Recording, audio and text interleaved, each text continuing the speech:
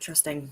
I'm live, but it says that this is not going to be stored, this video, because apparently I'm already out of storage. So let's see here. Should I keep going? Sure. Hello, everyone.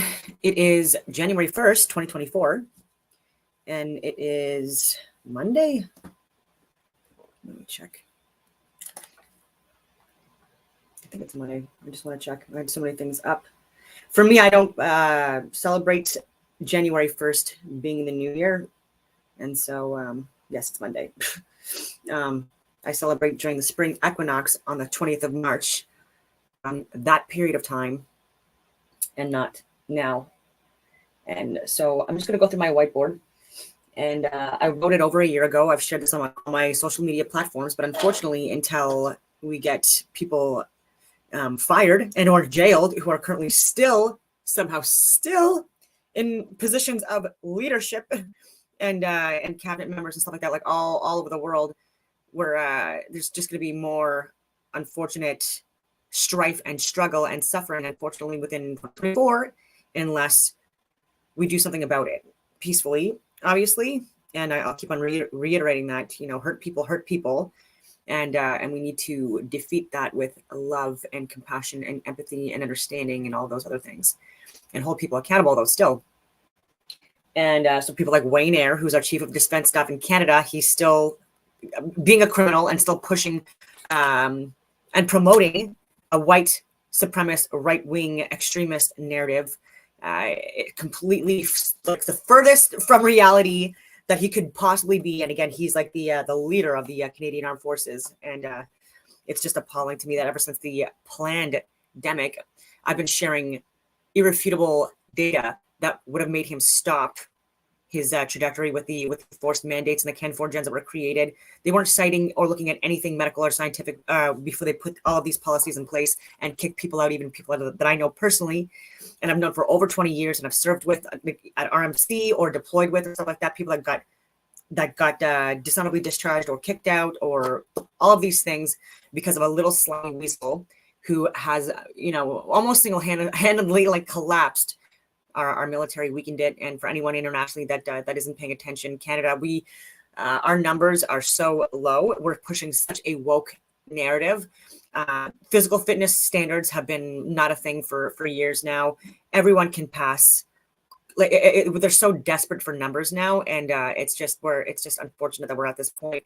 And it's specifically because people that are the alphas and or the overachievers or people that would be of service, they're people, generally speaking, that don't have the same views, ideologies, or ethics or values or morals as people right now that are in leadership, and they're seeing that and they don't want to be any part of it, and they're seeing the false flag operations and that we're getting lied to and stuff like that. So people don't want to be involved in a proxy war that's just going to further benefit and make already millionaire and billionaires even like more rich, right? And causing a lot of harm and suffering to people in the process. And I was going to talk about the full moons and the new moons because I get into that because every single year there are people that exploit not only religious holidays of all degrees and variations, but also new moon and full moon periods and eclipses and stuff like that. And it's just part of the game. And I was going to share. I don't even know if I shared it with people just because it's very controversial. I did share it with a few people. At least I hope I did.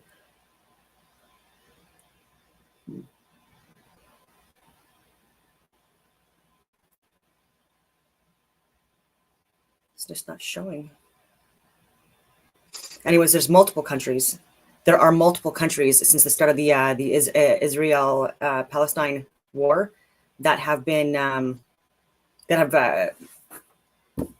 outwardly, condemned what Israel is doing. What specific, not even what Israel is doing. Specific people within Israel and other international people that are also assisting with this. And so they've removed their people that from like the Israeli embassies and stuff like that, and they've cut ties and they've condemned publicly multiple different countries, South America, countries in Europe and the Middle East, you name it. right? And we're not getting that in America or in Canada or we're considered first world countries because we are so heavily censored and people don't want people to see or hear this. And I thought I shared it, but maybe it got friggin' removed and flagged. Oh no, now things are finally going up. Okay, hold up, because things weren't loading before.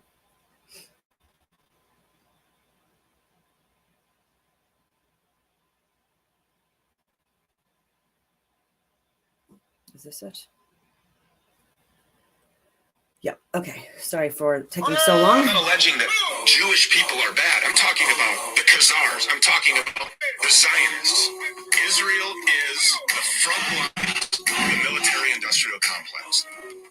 We need to stop helping them, assisting them in what appears to be an ethnic cleansing happening.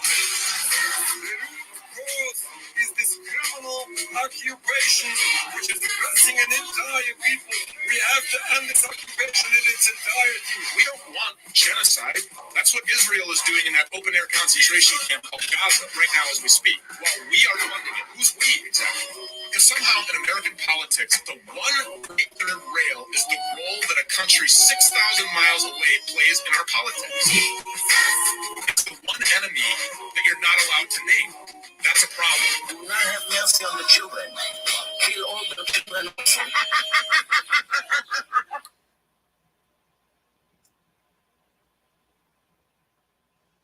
Okay, so, and here's another one. So South Africa orders all of its diplomats in Israel to return home, closes embassy in Tel Aviv. Chile orders its ambassador in Israel to come home.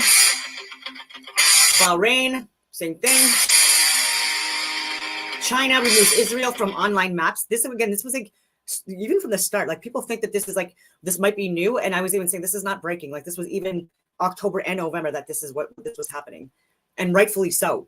And that's why I was saying Canada should have not just abstained from friggin' voting and stuff like that. We should have made it like oh my God. And we didn't because we have a coward.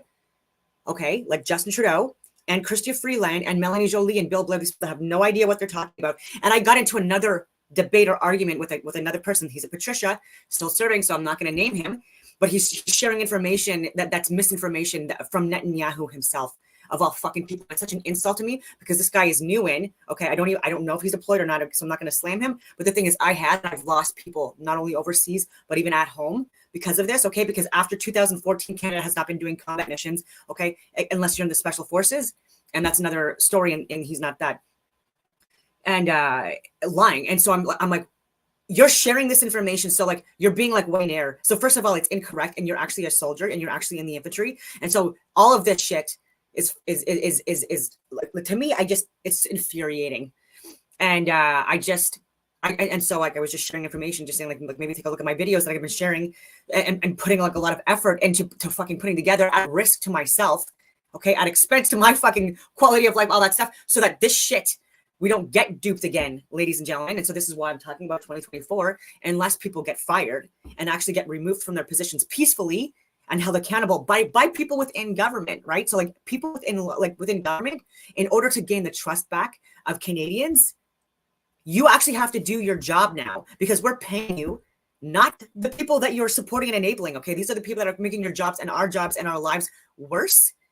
And they're just because they bought the propaganda machine using our money. So they didn't buy it. They're using our money and using our money to censor us with these bills like Pablo did, who was the heritage minister, who's not even Canadian or a patriot or has national pride in Canada, and caused destruction and shredded the most trees in recent history within Ontario. And on heritage sites, like I was saying, in churches and cemeteries and wildlife preservation areas and national parks. And Taggart Destruction Company and these other destruction companies are fully supporting and enabling this. But there's finally people that are waking up that are part of construction companies, destruction companies, and they're stopping stealing and scamming from us slowly. They're just, a few are starting to speak up and say like, maybe we shouldn't shred trees when there's still people in the courts trying to stop this from happening because it doesn't impact anyone here in a beneficial way at all. And it's just for foreign nationals, okay, to like rent our friggin' like I can't. So like, stop doing that, right? Like stop building the prison that we're getting, like anyway, and stop assisting the colonizers. And so many other things, but like people have not been held accountable, or they resigned, and not disgracefully or anything like that, but like just were able to resign in full pensions. And or people are riding their time in cabinet, doing their 4 years, knowing that like they're going to have a pension for life and that their kids are going to be set up for life, all this other stuff, even though they've done nothing meaningful in their job. And in fact, voted, okay, to actually further oppress Canadians. I'm going on all these tangents, but the people within cabinet right now, they're not new positions. These people have been cycling through the different departments, like Patty Hajdu and Vera Etches and these friggin' idiots. And Omar Al, like these guys are not experts in any of these departments, and they're just cycling through. And until they get fired, unfortunately, there's going to be more false flags that we're going to be involved in, which sucks, right? Because it's going to further collapse our economy. It's going to further increase crime rates. It's going to further create like addictions, and there's going to be even more MAID and excess deaths, and long medical wait times, and it's just and so much more. But and man-made and natural disasters are going to be also like further incentivized unless we get these woke people out, because there are also people that are profiting off of the response to these disasters, and including with bottled water and like these supply, all of this stuff, guys. It's all the friggin' Hegelian dialect, right? Create the problem, create the solution, then create the problem that you can implement the solution for, and make yourself look like a hero. Because it's going to be further power outages, especially in places that are getting more and more overdeveloped and have no idea how to do an actual community design. They're not looking at the advanced civilizations from the past to copy from. They're looking at models that don't last long in any societies and overexhaust the grids, and anyways, and very short-lived, like I was saying. EMPs, electrical magnetic pulses, being blamed on solar flares and other things like that. Absolutely not. It's going to be by organizations like HARP and DARPA and these organizations, and also like lasers and DE and DEWs. I know this sounds conspiratorial. I don't care. That are also going to be targeting places and stuff like that. And so we always saw a bit of that in 2023, but that because it didn't get, because people didn't get held accountable like they should have. And people are still lying about that. It's like it's going to continue to perpetuate, unfortunately. Food shortages. There's going to be like more farms being impacted and targeted in Canada too. This is by design, and people are talking about Holodomor a little bit more this week. Which is good. I've talked about that for like a previous video, so take a look at my videos on that as well. And you'll see that sometimes people within government, okay, it's by design that they're suffering and shortages created and economic collapse in order to usher in again like their desired outcomes. And this doesn't help anyone within Canada. Yeah, I've talked about like propaganda and stuff like that and controlled opposition. So even people that you think are on your side because you think your side is correct because you're always right and you're amazing and everyone else is stupid that doesn't follow your whatever. Like even Rebel News and like people get things wrong. Okay. And sometimes there is, unfortunately, not by fault of their own, but even people within Rebel News, for example, that the higher ups like Ezra Levant, who have more of an agenda and a push and a bias. Okay, I'm not necessarily saying like the other people that are working for Rebel News.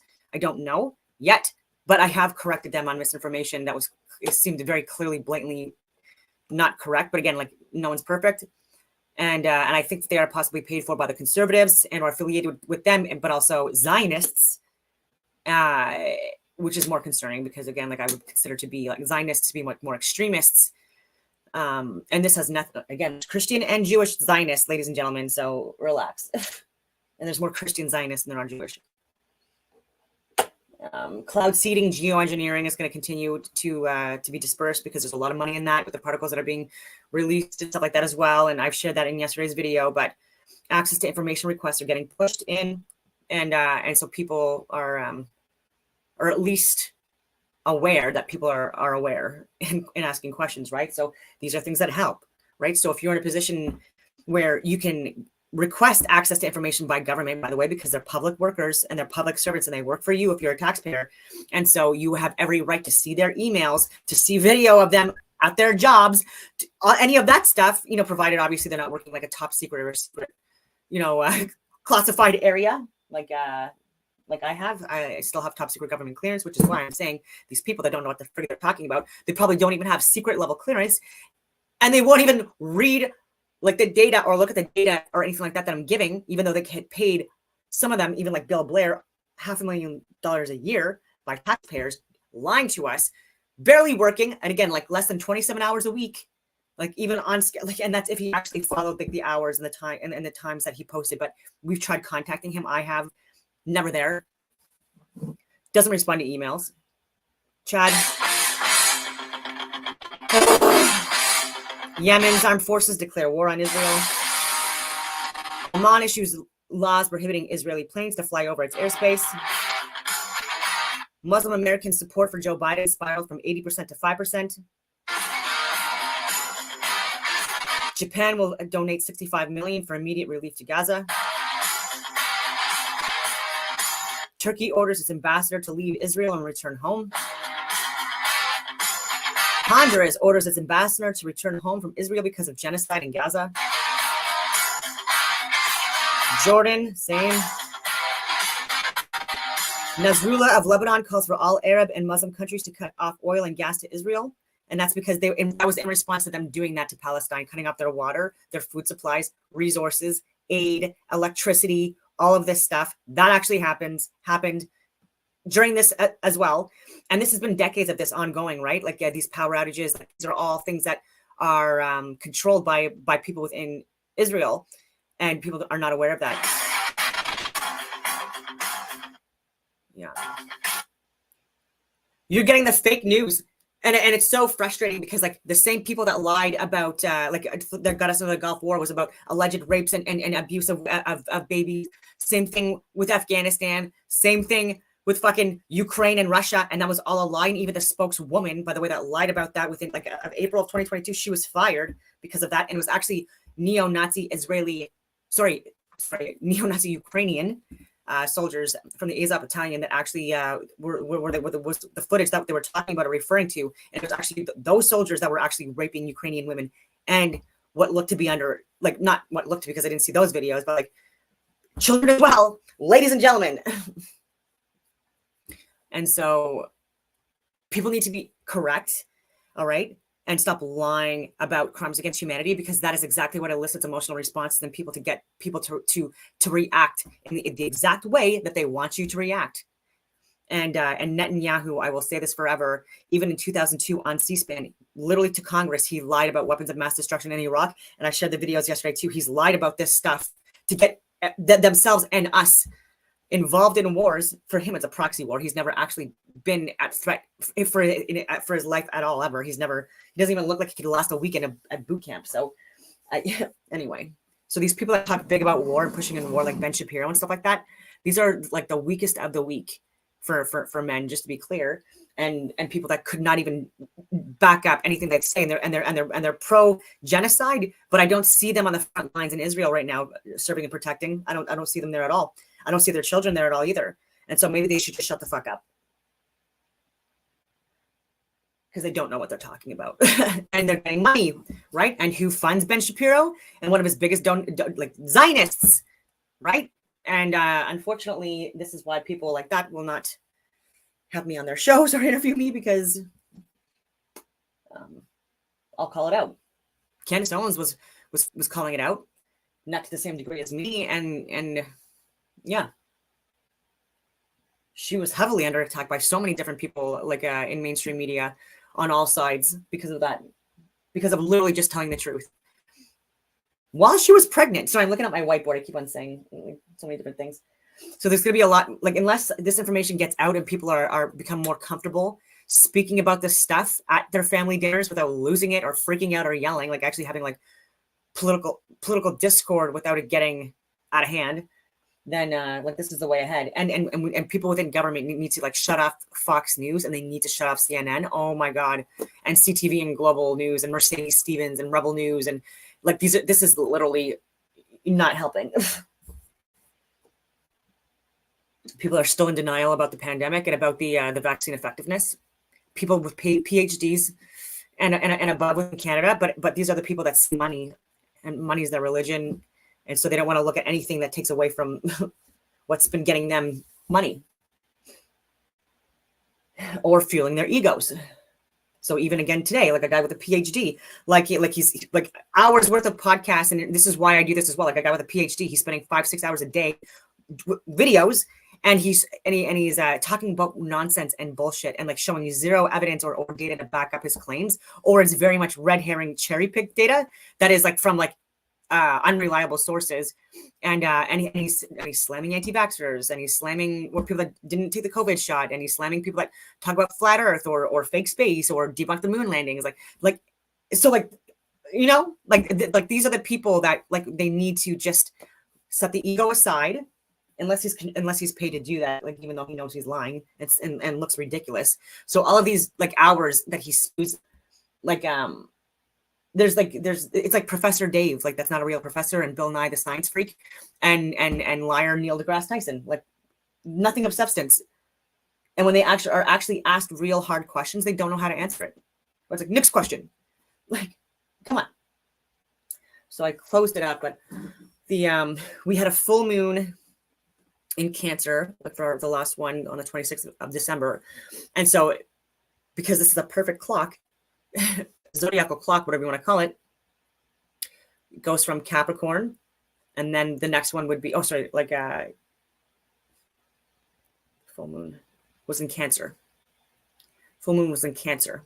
Sorry, in the season, like the sun sign was in Capricorn. So in January on the 25th, depending on where you are in the world, it'll be Leo. Okay, and then so February, like the full moon, it'll be Virgo, and then it'll be Libra, and then it'll be Scorpio, and then it'll be Sagittarius, and then so on and so on, right? So like every single time there's a full moon in a certain zodiac sign, the following one it's gonna be the next zodiac sign, right? So the same thing, new moons. The new moon is gonna be in Capricorn. That's what I wanted to say. So the new moon in Capricorn for the start of 2024 is on the 11th of January. Again, depending on where you are in the world, in North America, yes. And so the new moon in Capricorn, if you want to consider it that way, and then so. The next new moon would be in Aquarius in the following month, and then it would be Pisces, and then it would be Aries, and then it would be Taurus, and then Gemini and Cancer, and then on the list. And so 11 January, 25, 9 February. So you've got the 29, 92. So anyway, 24 February, full moon in Virgo. March 10th, new moon. That's interesting. That's a friend's birthday of mine. And he was born on a new moon. I've done his birth chart. That's why I remember this. And a few years ago, I have a friggin' insane memory. And yeah. Solar North Node eclipse at 19 degrees 23 Aries on April 8th, 2024 at 11:21 a.m. And so that's going to be where like the eclipse, like the solar path or whatever you want to call it, it's going to be going from the South Pacific through Mexico, America, and Canada. And they call it like a full American eclipse or whatever you want to call it. And total solar eclipse, whatever. And so interesting things might happen on or around the 8th of April. Again, not by any other reason or not for any other reason than people just wanting to incentivize or exploit that day, because but there might be people saying like, oh, it's a total solar eclipse, 8th of April, and like it's gematria and like end of the world, civil war. No, like unless you believe in that stuff.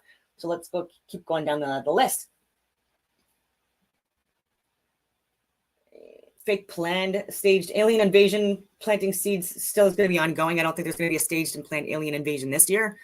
Who knows when? It could be never. I'm hoping, but we're getting more advanced with the AI and the holograms and stuff like that within this holographic reality. But and we're seeing in the sky and stuff like that as well, in places like Dubai and Times Square and places like that. And in the past, advanced civilizations have also made accounts of seeing holograms and things that looked real, but then disappeared, or they realized they weren't real after they came closer. Things just disappeared and dissipated in the air. And so I'm being led to believe, to me, that would be like a hologram or something like that, like a projection. But because I've debunked space as we know it and as we're being taught, and debunked the globe Earth model and stuff like that, I obviously know that there's no aliens or anything like that, demons, none of that stuff coming from other realms into this domed reality, cosmos. So yeah, there's going to be more censorship, especially within Canada, because people are getting away with it. And people like Jordan Peterson, like even in 2018, he was trying to push to, not have these censorship bills in Canada. And no matter how hard he tried and other people tried, people don't listen. People that are supposed to listen are being paid to listen are not listening. That's the issue.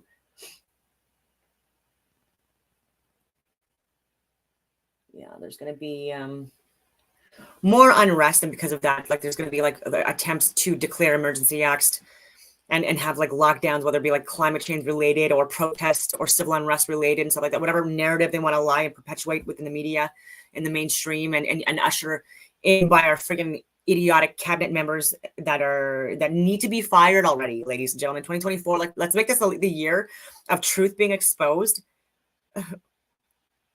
and people being held accountable in a way, that's meaningful and makes sense. Like jail would be nice. People getting like all of that stuff. People dishonorably discharged, uniforms removed, stuff like that. Like Wayne Eyre, like under like some kind of like a huge trial, Nuremberg 2.0.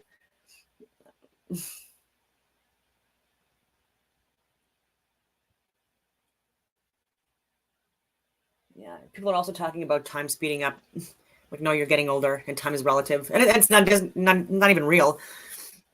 But when you're younger, time appears to be moving slower because you have lived such a small amount of life in relation to me. For example, like now, like in my 40s, early 40s, I just turned in the early 40s, so settle down here. And so when you're 4 years old, a year is like 25% of your life, basically, right? And so for someone like me, it would be like 10%. And so, yeah, it's just at a different scale. And so time, the older you get, and I've done volunteer work and worked at a nursing home when I was a kid and then a teenager. And then I obviously went to the military under a scholarship. But even there, people were saying like it just time flies. Like, and it's true. And people would say like, when you get older, just like even a year could go by like that. And, but when you're a kid, like that goes on forever, right? Like even like a school semester, like it just feels like it's forever.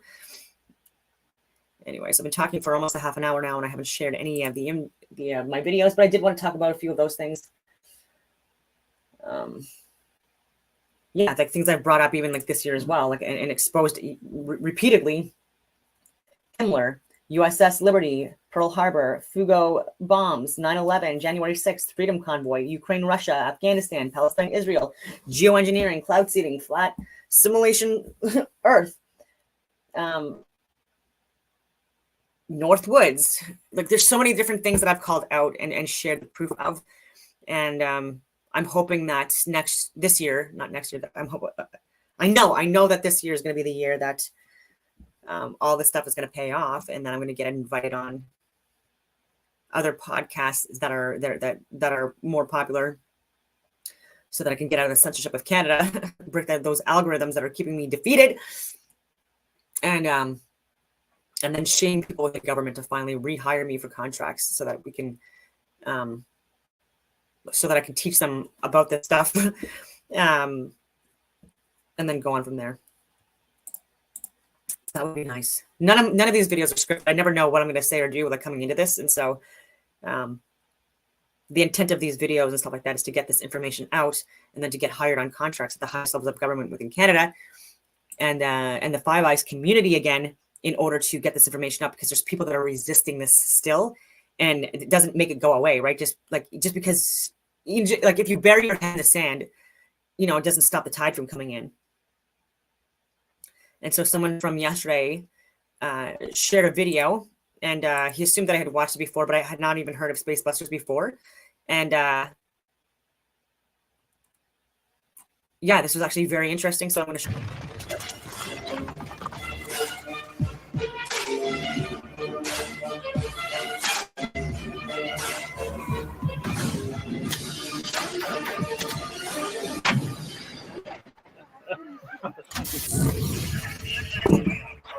Wow. We're chatting about NASA. Wow. Okay, the sun is actually out, like up, and it has not been out and up since the 25th of December. We have been like, there has been, I've heard a lot of planes and stuff like that. I don't care what people want to say about it. And dispersing trails in various locations in specific areas, right? So like not completely like all through the sky, right? It's like very set times. It looks controlled. And yeah, so like full moons and sun, like we have not gotten it in like over a week, and so there's still cloud coverage and stuff like that. It looks like a really fake sky, right? So like you see like it's light blue, but like you couldn't see any stars as they're rising or setting, or the sun or the moon, like a thin layer of dispersed particles and stuff like that. And again, like when I say chemicals and stuff like that, like aluminum oxide and things like that, like people are like, oh, well, these are not like dangerous. They are at high levels and high quantities, ladies and gentlemen, and you have no idea like how this impacts the soil, the trees, the environment, and again, like blocking the luminaries from giving us healing rays and energy and stuff like that. Like, like let's talk about this in 2024 as well. Sorry, I'm going on these tangents already. It's like my brain though is overloaded with information, and it's since I was a fucking kid. Yeah, absolutely. Really not even just NASA, because if you've been following, India just claimed to get involved, the Chinese. I've got some great footage of India's moon landing, which looks like it's straight out of the Ataris we used to play back in the early 80s. And I've got the Chinese spacewalks. And what we'll get into, it's a space business is what it is. A lot of people say, why would they be faking space? Why are they faking all this? Why aren't they really flying? And we'll get into that. I'll show you exactly how much cash they're making off this. And we're paying for it. Their money is coming from our government, and our government's money comes from our credit. So we're paying for these people to extort money from us and give it to all their buddies and their, the Raytheon and Skunk Labs, and all their little contractor buddies are just raping billions. And I'll show you. And when people see this, so the flat Earth people will say, because they're hiding the firmament and they're hiding God, and you're not a speck of dust. That's probably, I believe in that stuff too. But today, I don't care if you're a ball earther or a flat earther. I'm going to show you the cash incentive. Why either way, this is such a gravy train. This is one of the reasons they're doing it. Yeah. When you talk about business, what do you mean by that? Profit for all your rich buddies and your contractor buddies, just like war. A guy who rents a room in my flat, he's ex-Swedish Special Forces. He was saying, man, you think the war is big money? He said the contractors who supply the shoelaces for the boots, the food for all the soldiers in the base, the toilets, they're charging $10,000 for a toilet, which you could go out and buy at Home Depot for $200 or whatever. So, the real gravy trains are all these contracts. Same when they blow up Gaza right now. Someone's going to have to rebuild that after they put their Ben Gurion canal in there. And that will definitely go to the contractor buddies, and someone's going to rape billions and billions off the rebuilding. And the space industry is like that. Let's start with that. Actually, can I share my screen with you? This comes from my friend Jaron Campanella from Jaronism and Globebusters. On the left here, you see hundreds of billions of dollars, right? The first column on the left in the green is the entire music industry. That includes the videos, that includes the CDs, Spotify, Apple Music, all the online music, all the record sales, CDs, MP3s, that whole industry. And that also includes the music players, that's stereos and CD players. They bring in $19.3 billion a year. The next, you see movie and home entertainment. That includes all the Netflix, video rentals, downloads, streaming, everything, even the devices. That industry brings $136 billion a year. Next, you have the video games. Now, this also includes your apps. This is like your video apps, home video gaming, the devices, so all the Xboxes and PlayStations and all that crap, the phones that you play the games on, every device, they bring in 137 billion a year. Combined, those three industries. I'll be right back. I'm just going to, because we have not been getting a lot of sun, I'm literally going to take this time and let this roll through and just take a bit of time to do some sun gazing and meditation while this is playing. Bring in $292 billion a year. And to the right is the space industry, which brings in $410 billion a year, which is almost double of all of those other three industries combined. Right. Movie includes Hollywood, by the way. That's the entire Hollywood, profit and budget for all Hollywood and television movies as well. So when people say, well, why are they doing this? Why are they faking going to space? Well, wouldn't you say $410 billion a year is a pretty good reason, to fake that? I would. When we talk about space, just for clarity, what are we talking about? We're talking about space programs where they claim they're going to the moon, or they've got the ISS, International Space Station, floating around up there, or they're sending probes, out, Cassini out to the deep space and diving through Saturn's rings, which we'll talk about what a joke that is.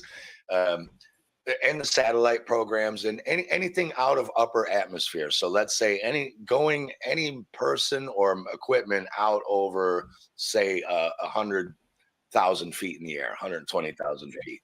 Okay, so when Elon launches a rocket, what's happening there? Well, you can see the arc and curve. The same thing that happens with a rainbow, or when you shoot a bottle rocket on the 4th of July or New Year's Eve. You see it go up, and then it starts curving, and then it comes down again. Now, Elon's are going much higher than NASA's, so you'll see when you see the SpaceX launches, and I'll show you that those are all digital. What you're seeing on Elon Musk's television screen is digital, but you will see them splash into, they almost look like a speedboat. You'll see them hit what looks like water, and they look like a speedboat. Now, this is where the flat earth people will say that's hitting the waters above under the firmament. And it really, really does look like that. We're not really going to get into that, but I'm going to, I can show you. Remember Elon Musk said he sent a Tesla up into space? Yeah. You remember that red car he launched, right? And this is a screenshot I took from the video, and people should go look at this video. Now, one thing I would point out, or a few things actually, you can see down here the yellow arrow on the car, right? That is a localized light spot. Yet he is not lit up, just a little thing on his sleeve, and the entire Earth, allegedly, behind him is lit up. Now, if the sun is 93 million miles away, it cannot leave a tiny little hot spot on a car or his jacket while illuminating the entire Earth behind it, right? So you have to say, okay, what is that light source down there on the car under the yellow arrow? If it's not lighting him up, how is he in the car not completely lit up from either the front or the side if the entire Earth is lit up from a sun 93 million miles away? And as you start to watch the video, there comes a point really quickly in the video. Can you see this? Yeah. Where the Earth behind him disappears. The hot spot changes and these white lines appear. Can you see my cursor as well? Yes. Now, not only does that happen, and this is in the middle of his live alleged quote unquote video, right? This suddenly glitches in. Now, see that black pole where my cursor is? Yes. That comes in behind the car, and you say, well, what the hell is that? Now he's front lit, and I'm going to show you what that is. That is this. Do you see the black pole where the yellow arrow is? Yes. This is what you're looking at when Elon Musk tells you he launched a Tesla into space. You are looking at a camera pointed at this fake car in a green screen studio With that black thing is the thing I just showed you behind the car when it glitched out. There is no Tesla floating around in space. That explains why there was a hot spot in the front left of the car and only his jacket, because that was clearly a studio camera light. Clearly. And they put the earth in behind. I took this still out of a live video and you can go watch it. This is in his official SpaceX footage. That car is flying through space, and for a quick second, this appears. This isn't a still. I took this from his video off his website, and that black pole right there behind that car is the one I just showed you. And here you go. Here it is. Why would they have this set up?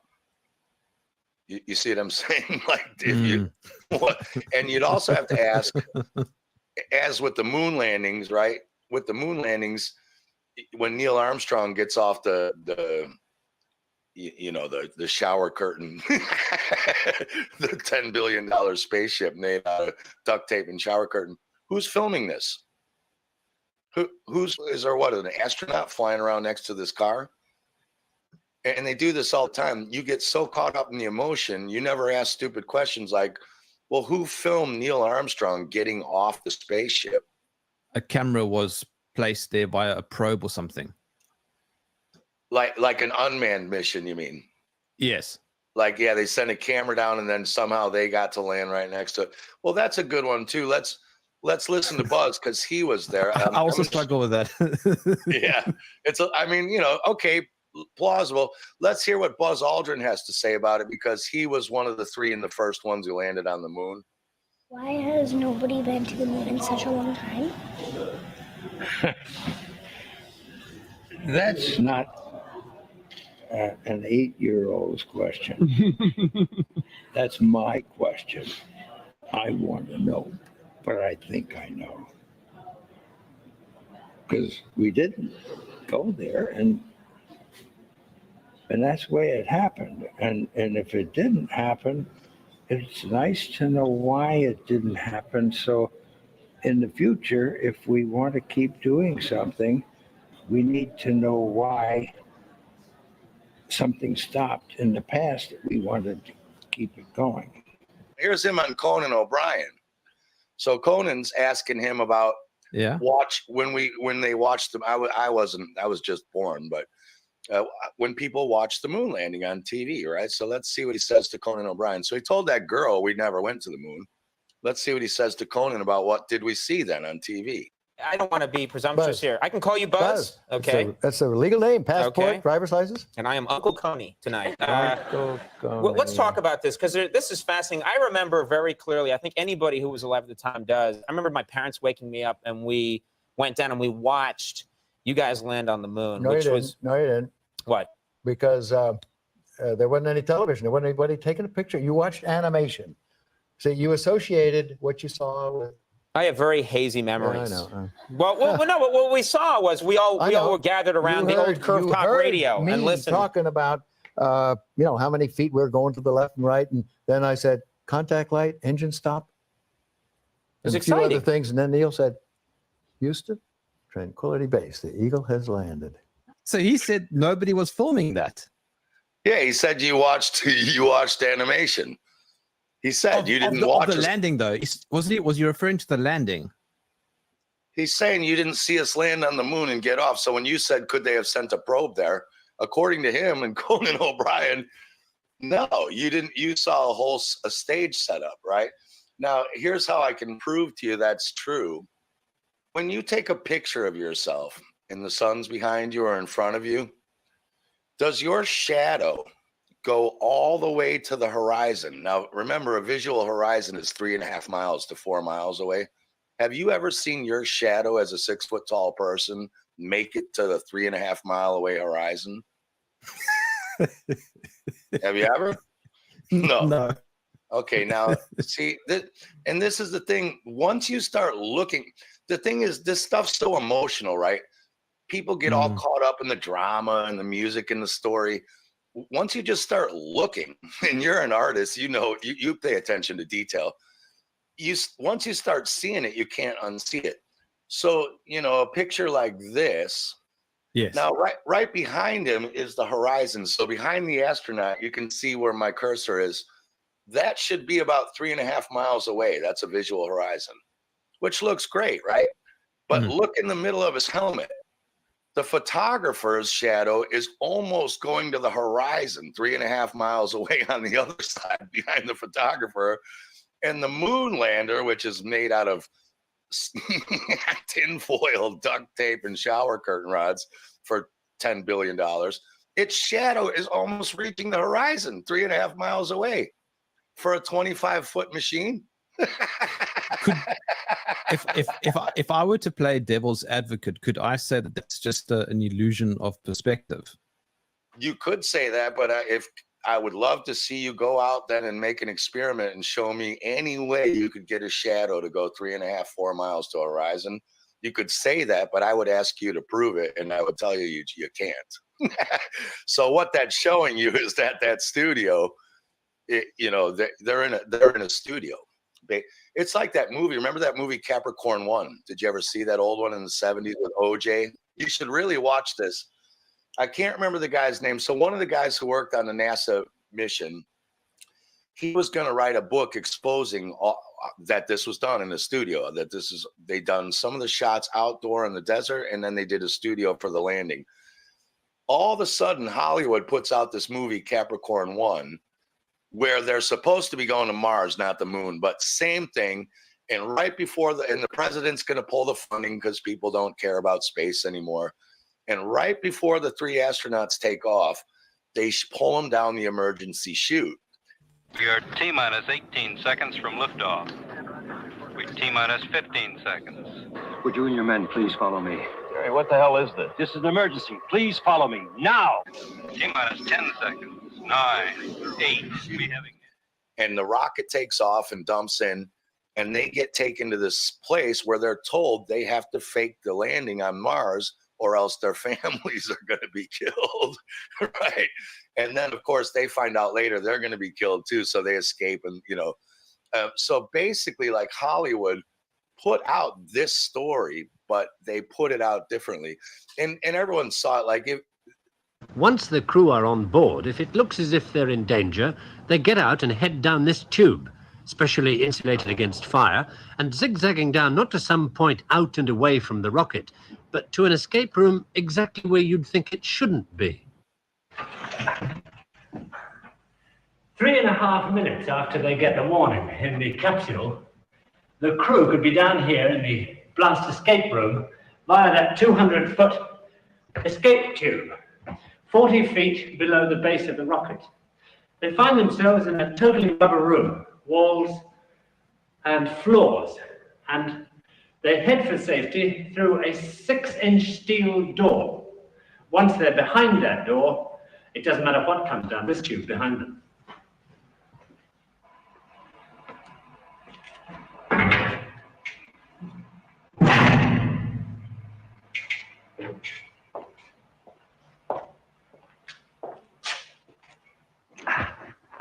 On this side of that door, the rarely seen blast escape room itself. It's totally isolated from everything around it by a series of 24 giant springs underneath the floor and shells all around it of steel, concrete, and sand. Like the Earthrise pictures, when you look up at, I'll share again here. When we look up at the moon, allegedly, and again, I don't want to get into flat Earth stuff or anything here, but allegedly, the Earth is 4 times bigger than the moon. I thought I had a picture of the moon, but when you go on the NASA website, and this is on their website, when you take a look at the size of the moon, the Earth above the guy, it's smaller than we see the moon.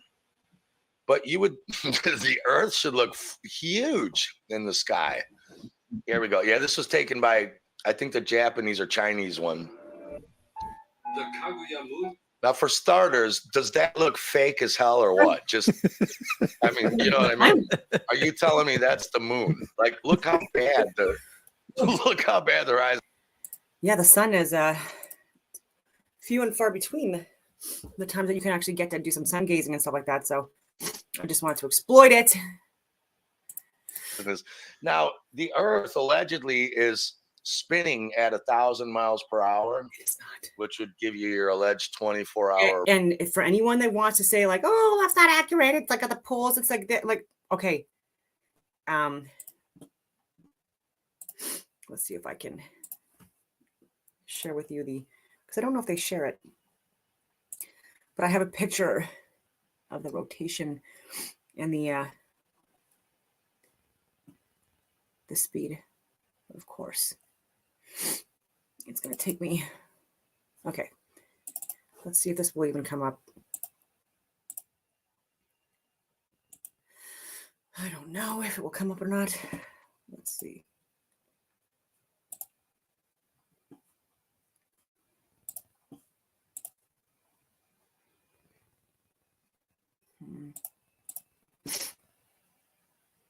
Yellow. Okay, so now it's up.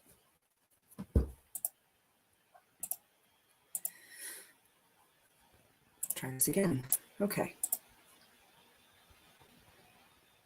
So this is what NASA, RASA, ISS scientists that are paid propagandists, this is what they share. And so it's actually even higher than that for kilometers per hour, like at the equator. Slightly slower. They're saying like the further north and south you get. Again, like if you believe this, I don't know. I don't know. This was a good video.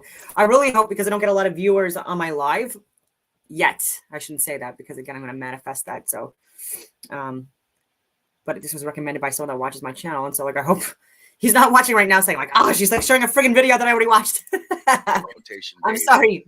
Therefore, you think the clouds would move a little bit over a 15-minute Earthrise, right? Over a time lapse. So pay attention. On the far side of the moon.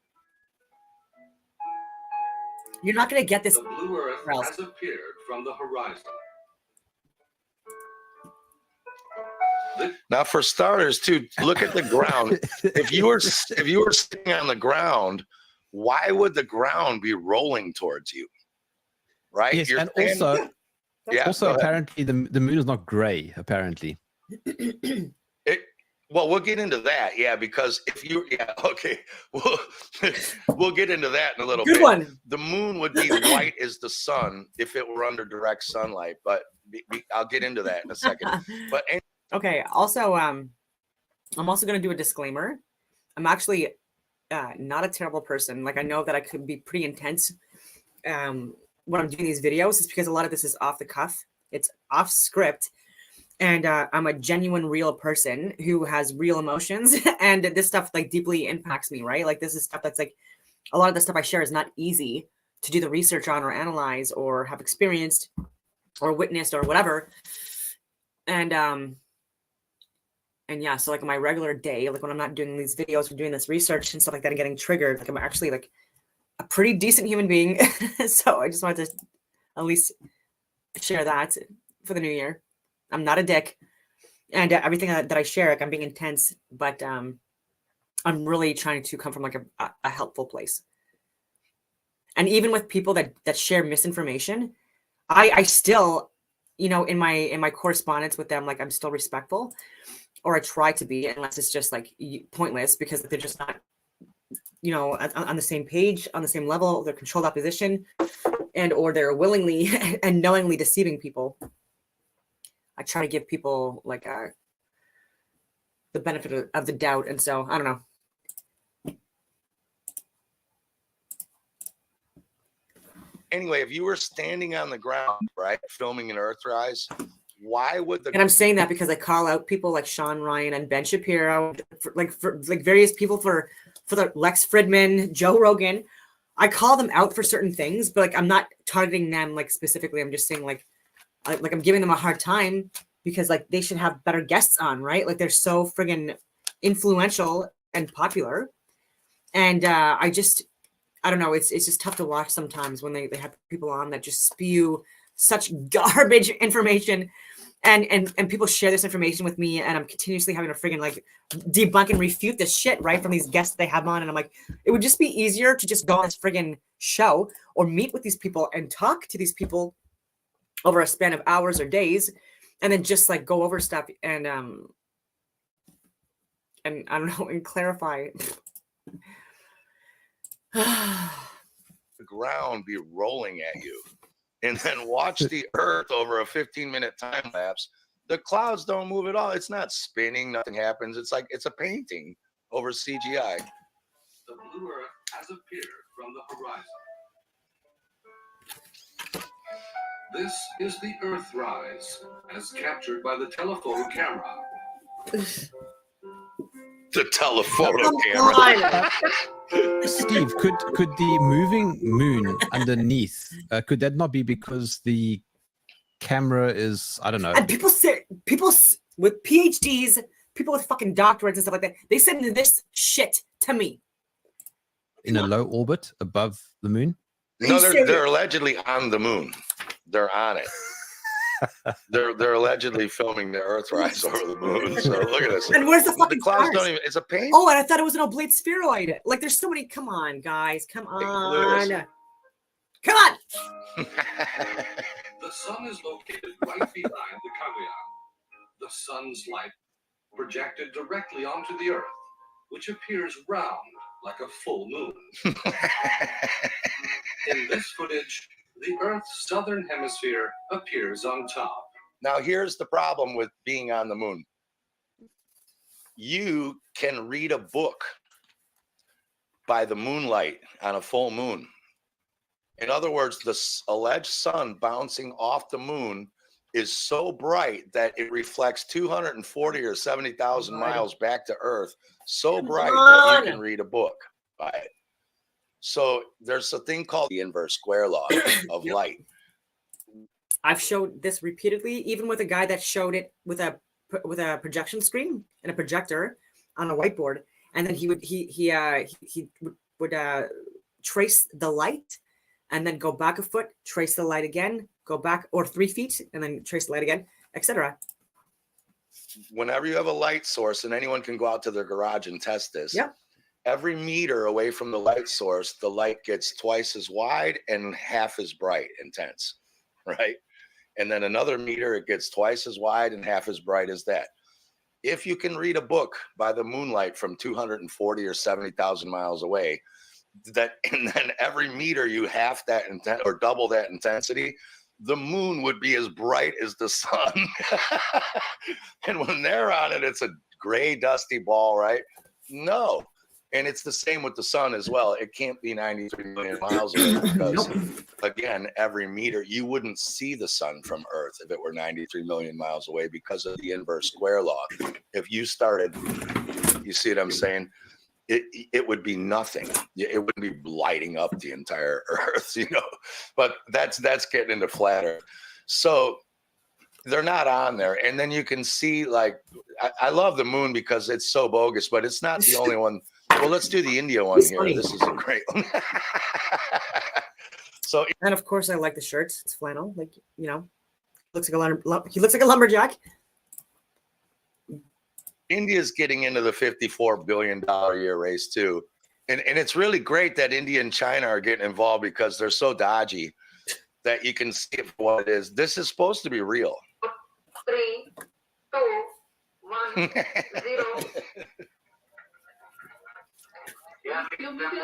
Excuse me.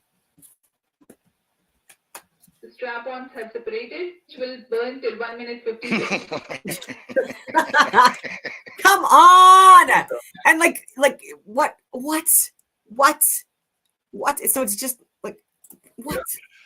PS1 stage को पता किया जाएगा तथा PS2 stage का प्रज्वलन. And I've shared this and the other fake images from India's fake moon landing, and people are like, they're calling me a conspiracy theorist. You're gonna believe this shit, and you're calling me a conspiracy theorist? This is what I mean. I hope it, like, not hope. I'm wishing and manifesting 2024 is gonna be truth year. I'm so glad this was shared. Me? Oh my God, this is so amazing. Look at this. The second stage has been confirmed. Here we go. Second stage has begun.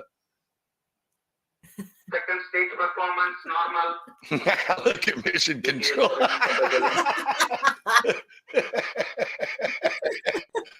Hold on. Did they claim that was meant to be real footage though? I mean, it's obviously an animation. Yeah, exactly. I had the other one too. Let me see if I can find it. Show it. The fucking the one where it lands on the screen. Like, oh my god, thing that's literally is taken out of like.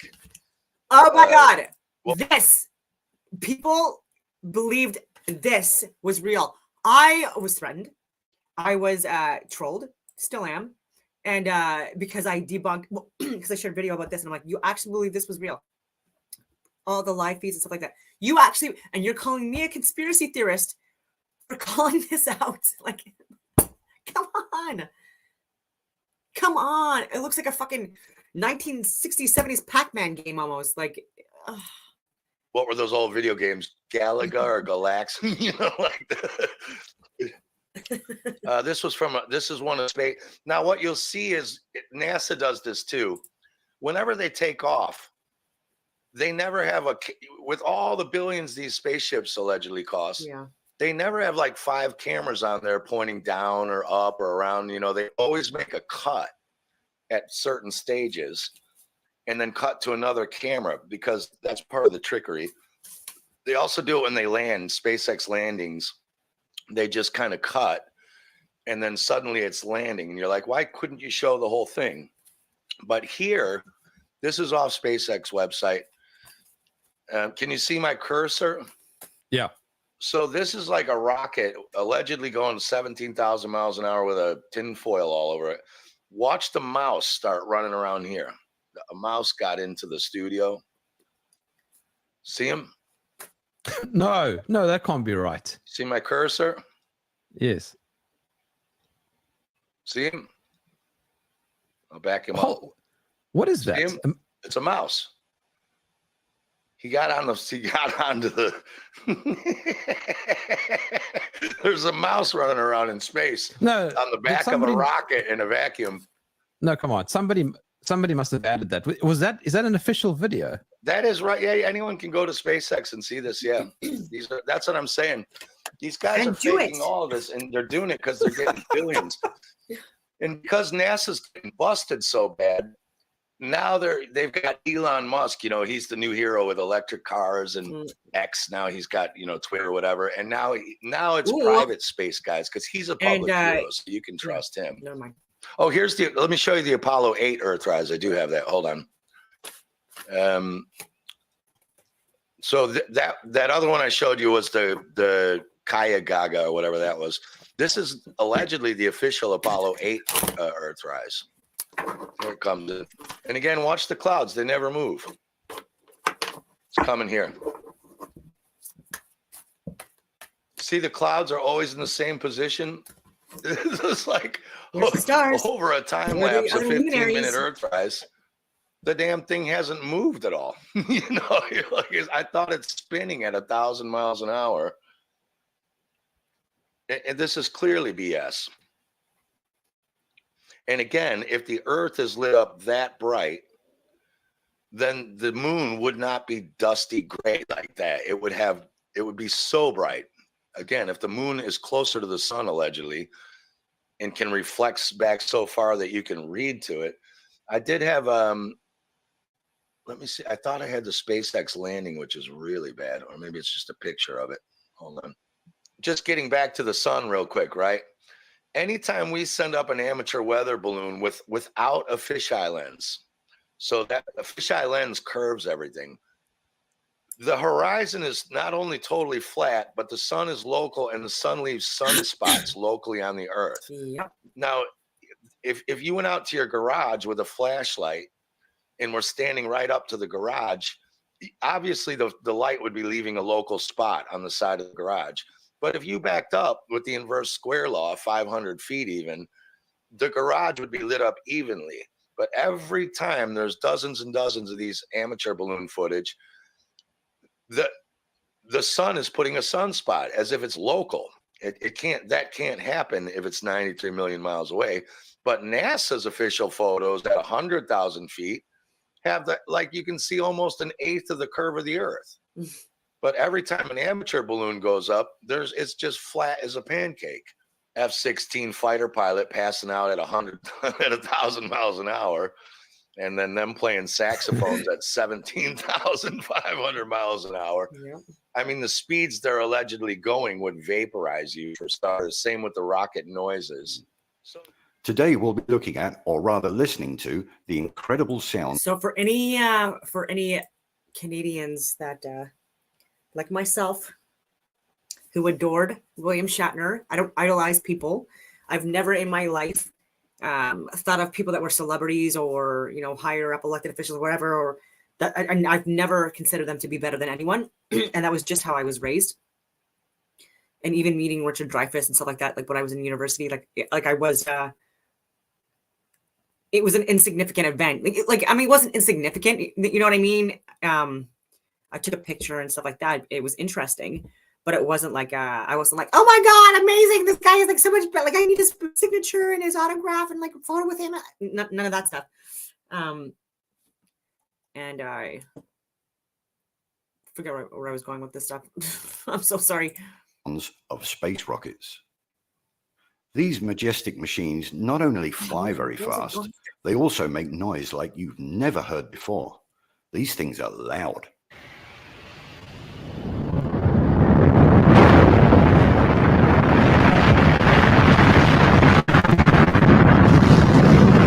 Oh, yeah. Oh my goodness. I'm so sorry. William Shatner. I did smoke a little pot. And I meditated and stuff like that. So he lied. Like he allegedly went into space or whatever you want to call it, in Earth or orbit. But there's no way at his age, with his level of fitness and stuff like that, because even in a Cessna, and I've been in all different types of aircrafts. I've been in helicopters. I've been in Chinooks. I've been in commercial aircrafts. I've been in all of these Cessnas. And like you feel the G-force. And I know people that are pilots or that were pilots and now even astronauts and incredibly fit human beings, like friggin' incredibly fit elite level athletes, right? And these are people that I also did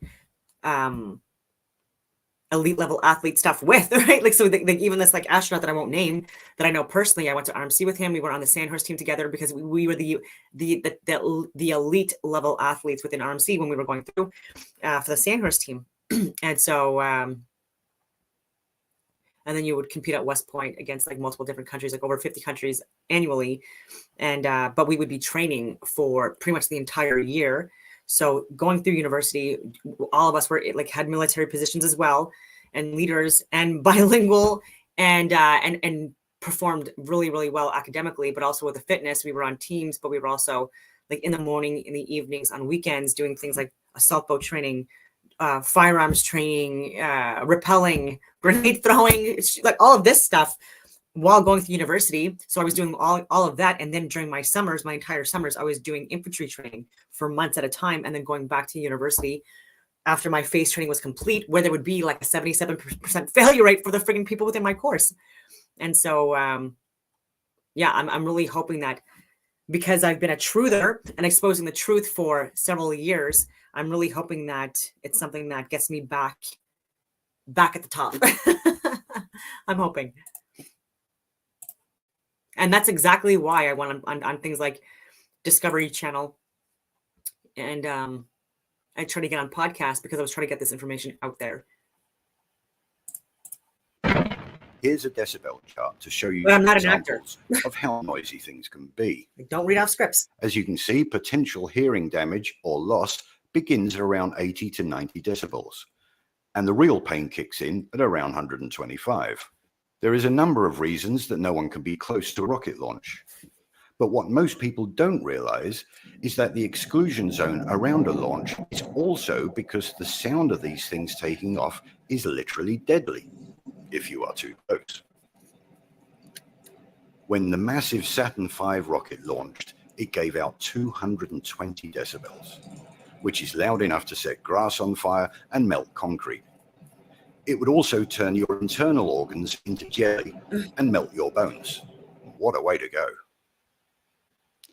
The exclusion zone is usually around 3 to 4 miles. If you've ever witnessed a launch at this distance, then you will know that even at 4 miles, it's bloody loud. Yeah. Now let's see Especially how this close the before. astronauts are to the noise. 363 feet. These astronauts are sitting in an aluminium box less than 363 feet away from a noise that should kill them instantly. Let's take a look at how these brave men and women handled this life-threatening situation. They don't seem too bothered. Looks like one guy's reading the instruction manual. Where's their ear protection? How can they talk to mission control over all that noise? How are you moving so freely? Simple answer, they're not sitting on top of that rocket. They're in a studio. Yeah. So the G-force, I've shared this before. I'm so sorry for freaking being redundant, but like with your body weight and stuff like that, like even with with 3G and stuff like that, like you like double, triple your weight, 5G. Like these are all things that like we need to start realizing that we wouldn't be surviving as humans if we were spinning at the speed that they're alleging. And I don't know. I don't know anymore. But George Bush, this one, he's going on a tour through the mission control. So see how they're pushing him through mission control. Can you see my mouse here? Yes. That's that astronaut. It's not Chris Hadfield. I can't remember his name. He's back there on a blue screen, a green screen, while they're CGIing him throwing stuff around. He's on the main board of mission control. See that? Yes. See them making stuff fly around that green ball behind them? They don't care. They don't. They're showing you. They know it's CGI right there. They're showing you they're doing that. And here's him actually doing it again. Like, fuck this That's guy, the man. scene. So they Get a real job. caught him. Fuck you. That's him making that little bubble fly around. See on the right. See how he's got a bubble on the right there floating? And on the left is the green screen where they overlay the bubble later. This happened at like the end of one of their live feeds. They were all talking, and then this happened. And for the most part, Oh yeah. 14 and a half. I didn't watch the whole thing, so I'm watching half this with you. That is in that Watch experience. this. And so I'll play you that clip here and watch what happens at the very end. Very much again. Thank you for your time. Have a good Like- flight and many more exciting experiments on the orbit. Thanks a lot.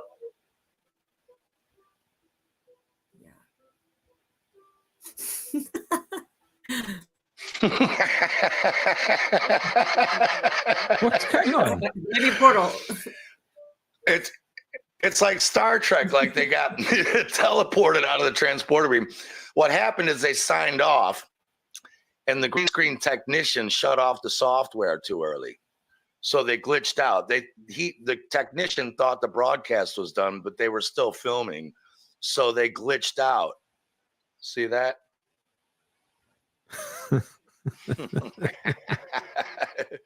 It's just a green screen film with the overlay software. See that? Because they're not really there. Now you can see on the right, you see this window floating around where my mouse is on the right. There's like a big metal square window. All the stuff that's supposed to be floating with them is overlay. So this camera on the left will be floating. See, this thing's floating. See, this window on the right is moving around. That's because it's CGI. So everything that is not a backdrop, same with on the top right. Look at this box up here on the top right. That's moving, this window's moving, and they're moving. So those four things are CGI overlay. They're moving, and all four of those will glitch out. Watch. Yep. Da-da-da. See you later. And now they're all going to glitch. See that? See that? Even the window in the box. See that? All four of the things that were the only things moving in the clip are the only four things that glitched out. So no, that's not a camera mistake. That's like just to be clear though, those launches are real. I mean, people can go and watch them. Chips go up, yeah, and that's the interesting thing in Yeah. Capricorn Oh my God. 1. And Capricorn 1 too. I'm a Capricorn. I know people that have literally fucking watched these rocket launches and stuff like that. Like people like that were Patricias and stuff like that deployed with me. fucking did malicious stuff like afterwards. And this is illegal stuff. I'm not promoting that at all.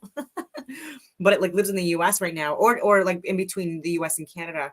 And he has seen rocket launches. And I'm like, did you look to see like it going up and then going down? Did you record all this stuff? Like how far away were you all like, and so think about it, right? And like he's like, oh, like, there's no way. And so like people like that, people that that have done stuff like that, like it's the hardest to get them to like understand or realize that they were possibly duped because they were part of it, or they assume they were. You know what I mean? Like I've watched rocket launches, like good for you, but what did you actually see, right? And you're a fucking Patricia, man, of all fucking regiments, of all battalions in the infantry, right? Like I might be biased, but the PPCLI is the most superior infantry regiment in the world, which is why it took so long. It took tell me, you know, for a woman, you know, to finally be qualified and certified to, you know, to be an officer in it, right? Just because it's like the most fucking badass. And it was the last regiment in Canada to accept women. And I don't disagree with that. And I don't think that by lowering standards or any of that shit, I don't think that helps anything.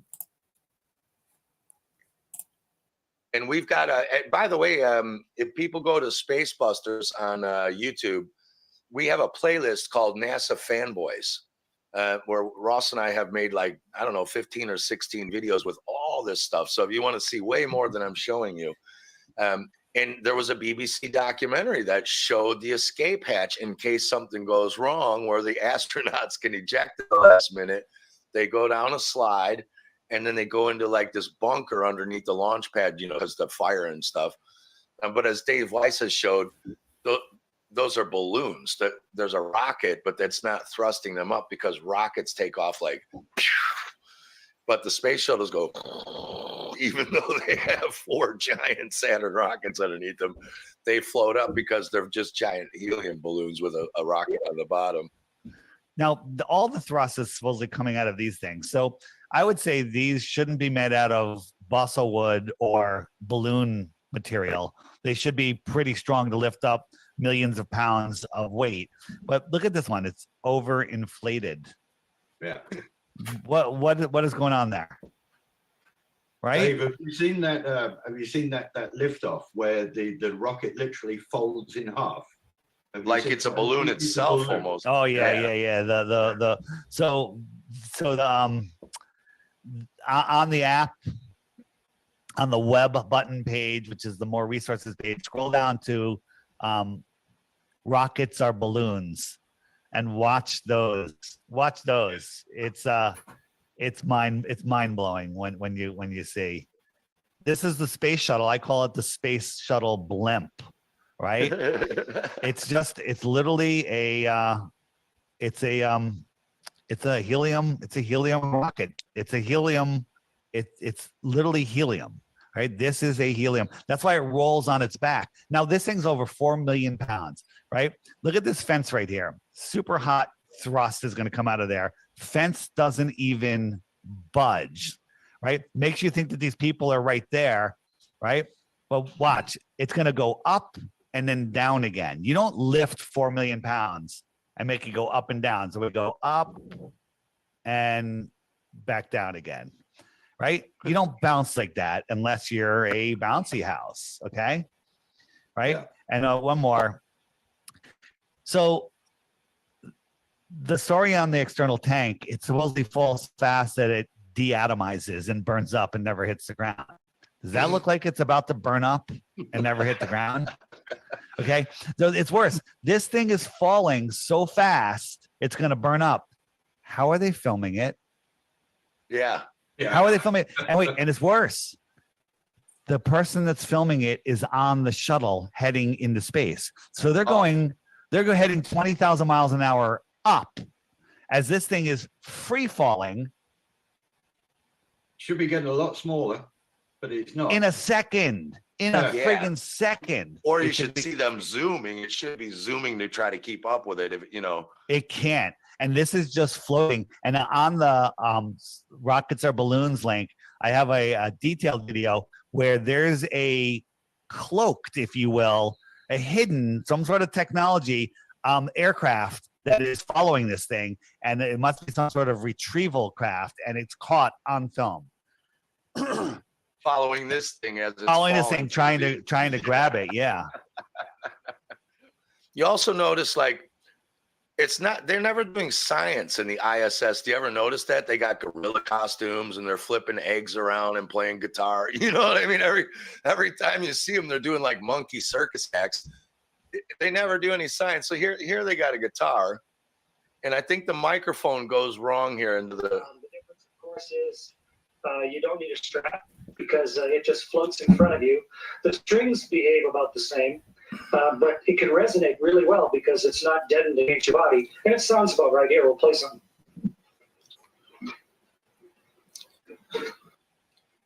Now here, this will get nerdy because I'm in the music business, right? So I work in sound studios and stuff. Engineers, can you hear the audio on him okay too? It's important. Engineers take like an hour to get the microphone set up perfectly in the right spot on the guitar. And then if you move as a session player in between takes, they get really angry. You have to go back and sit exactly where you were, an inch from the mic, you know, and where his mic is facing now, the guitar would be very bassy. If he had it way at the back on where his elbow is, it would be very trebly. This microphone goes flying off like 3 feet facing the wrong way, and the guitar doesn't change sounds, if you can hear this.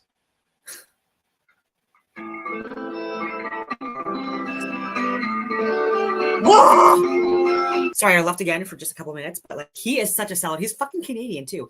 And again, I'm not gonna name my like someone who I consider a friend. I obviously haven't talked to him in years, but we even deployed together. Fuck man. But again, he wasn't deployed on the ground or anything like that. He was working in ops in headquarters and still important, obviously. So I'm not slamming that at all. But it would just be nice if people stopped lying.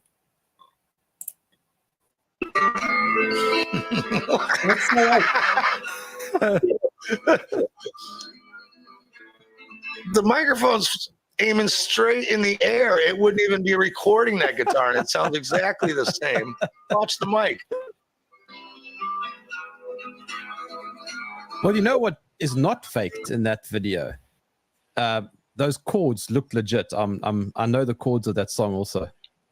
That's right. Well, Yeah, and it was pretty clever. Obviously. By now he's holding a guitar. And it's pretty good how they did this. You know, I don't know if they used wires for this one to get them in, because sometimes they CGI them. Sometimes they bring in wires. And they can also edit live feeds now. I've showed that as well. Interesting. Which is why you have to but even when I watch live, like I've debunked a lot of the like the live feed stuff that they stream. That's ridiculous. But again, even with that nowadays, it's so fucking much more difficult. Deadened against your body. And it sounds about right here. We'll play some. And you can also see on their shoulders, right? You ever notice they always have these, like, you can see where the wires are attached on their back shirt. See how his shoulders always come up way too high? Like your collar doesn't go up to your ears. I've never seen a man whose collar goes up to their ears. So both of them, if you just watch their shoulders, you'll see the wires on their backs. See this?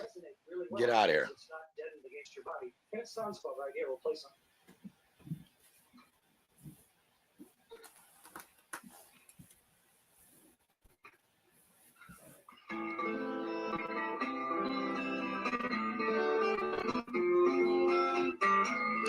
Now, again, you say his hands look right, right? They do look right. But do they? Look at how white the hand is playing guitar. Look at his skin. He's white, but he's not like white as a ghost. But look at his left hand that's doing chords. It's like totally white. See, like he's got a glove. Look how white his hand is. What's that? Also, he said that he doesn't need a strap, but now watch when he plays. He lifts up his leg to hold the guitar in position. Good. I didn't even catch that. Good one, Germ. Yeah. Yeah. Why would you do that? It was anti-gravity. But look how pale his left hand is making the chords. That could be CGI as well. But anyway, so this Cassini thing, right? Allegedly, It's going out to the outer edges of our solar system, taking photos and videos and checking out planets and all that. So they said that this thing was going to make a dive through the ice particles of Saturn's rings. And the Captain America shield on the front was going to protect it. Now, I don't know if you've ever seen those videos of like crash tests, you know, where a car hits a wall at 30 miles an hour, then 70, then 100, and then 200. But when a car hits a wall at 200 miles an hour, it almost disintegrates. The car decelerates from 120 miles an hour to 0 in 68 milliseconds, with its occupants experiencing peaks of 400 G. The front end hits the wall with such force that the back end rises up 90 degrees and the car is slam dunked down onto its nose. Yet Cassini allegedly dove through a big ring of ice balls at 17,000 miles an hour. And that little Captain America garbage lid on the front protected it. I mean, ridiculous. It would have been vaporized. Then they claimed that these are photos that it took. Hold on. Oh, here you go. Just so people know, that's an actual article from Astronomy, right? Right. Just so you can see, I'm not making up this story. That's an Astronomy magazine. Cassini dives through Saturn's rings. So it's not me saying they did that. That's them saying they did that. Now, then they claim these are pictures that it took. That's supposed to be a picture from Cassini. And I got that on an Astronomy Facebook page. Now, first of all, that's just fake as hell. Like anyone who thinks that's a photograph just needs their head. Surely they don't claim that's a photograph. Yes, they do. They do. And now what I've pointed out here is I'm looking at the shadows. See where I have the red bottom arrow, right? Yeah. Now, when you look at the lighting, you can see down here the shadow from the planet, quote unquote, is being cast on the rings back here, which would put the light source somewhere around up top in front, right? To make a shadow down here, the sun would have to be somewhere up here. Yet all the rings are lit from this side over here. How could the shadow be on the same side as the direct light source, for starters? Right? You can't have a shadow on the direct lighting side. The sun would be on the left if the whole thing were lit up like this. So the shadow can't be there. And even if it weren't, you can't have a round shadow if you have a light source that's 90,000 or even further away from Saturn. It's millions, because here's what happens when you shine a direct light source on a sphere. You get a giant elongated oval shadow. And so you cannot have a sun more than 90. I don't even know how far the sun's supposed to be allegedly from Saturn, but that shadow is impossible. So no, Cassini is not out there. It's not diving through ice rings with a garbage can lid on it. You know, and here's a good one from here's a which I can't remember which mission this was. Their CGI is getting better. This is one of the old school ones. Look at the Earth and then look at his spacesuit. I think it's like, I can't remember what this mission was.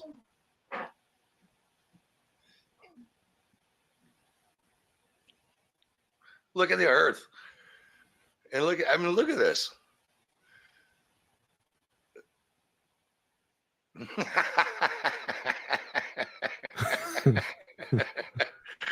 This is like, is that not perhaps from a movie or something? No. This is the real one. I can't remember. I might have the name of this walk, actually. We'll just keep walking. I mean, give me a break. Fill her up, Bob. 15 liters of unleaded. And the Earth, at least the Earth's spinning there. Like, they got that part right. But then, like, the Chinese ones are really fun. So this is some of the good stuff. This is a Chinese one now. He's playing ping pong in the space station.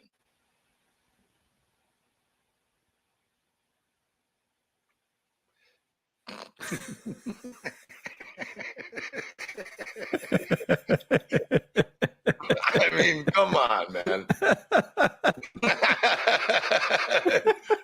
Really? You know what I mean? And like, how is the ball going down and up if there's no gravity? I mean, just look how bad it's moving. Wait, I've got a sound effect for that, Steve. Yeah, come. You want me to play again? Here we go. Hold on. Get ready. Here you go. Ready?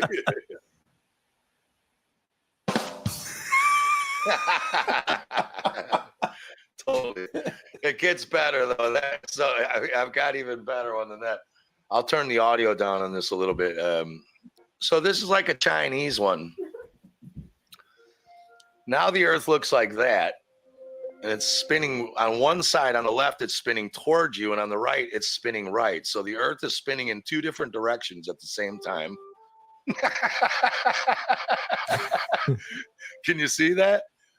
This bottom right is rotating to the right, and the clouds down here are coming straight at you on the bottom left. Look. Now this belt comes down. This black this belt here. So they're going to go down on that. Somehow he's going to go out that hole down that. I'll just turn it down a little bit. Oh, here, I can do it here.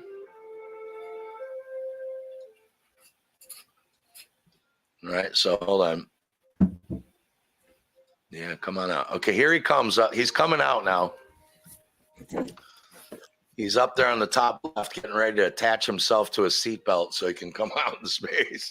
And then, now look at the belt down under where my plaything is. It just disappears.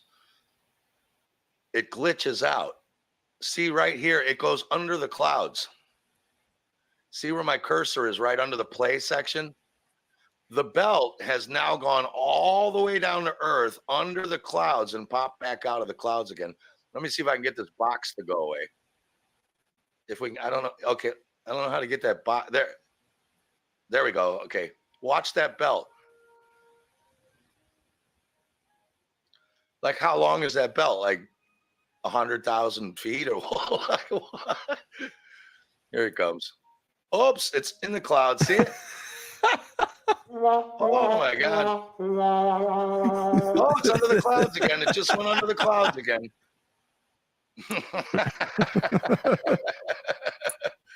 Come on out on your little seat. Oh yeah, you better hook that up in case you go down under the clouds. You don't want to. What the hell is that? Here we go. So some real fun ones. Then the same happens. It glitches out. His boot will start disappearing. Now the Earth looks like that. It doesn't even, it looks nothing like it did. Here he comes.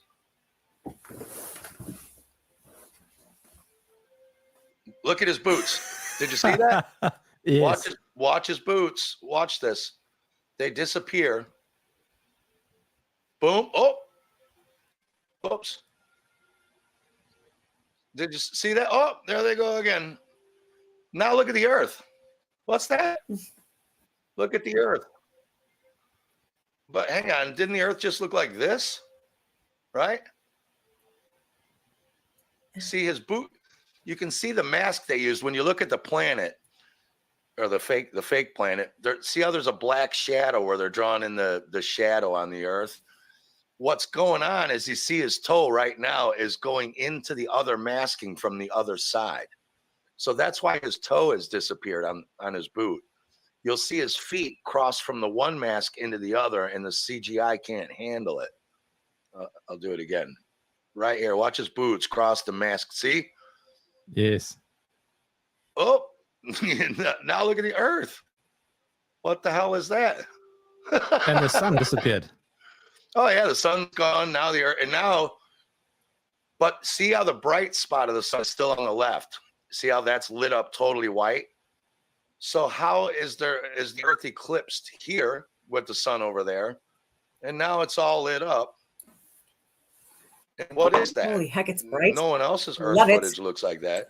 Not complaining about the brightness. Let me just see if I can freaking even see the tabs. But there are other luminaries that also have phases that are also blocked by other luminaries and cast different shadows during these solar and lunar eclipses. And so we have to look at, is it a solar lunar eclipse? Is there another object possibly causing these eclipses? Because there are also times throughout the year where the sun is eclipsed, or the moon is eclipsed by a luminary, and it's unrelated to the other one. And they are in fact in other areas of the world altogether during these events that I've shared. There's more Dodge stuff. I think his boots. Oh, here we go. Yeah. Now the sun is rising over there, way in the distance. His ship is all lit up from the back. Look at the ship. It's all white. How is the back of this arm white if the sun's that way? That should be black. Shadows don't wrap around objects and light them from the front. Do you see what I mean?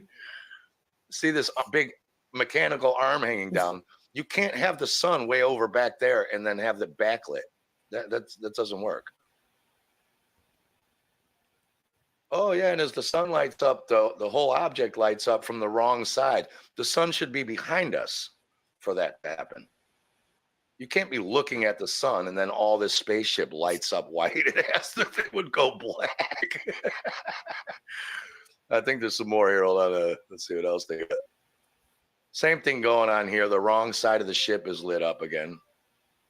I mean, this is ridiculous. Now the Earth looks like that again.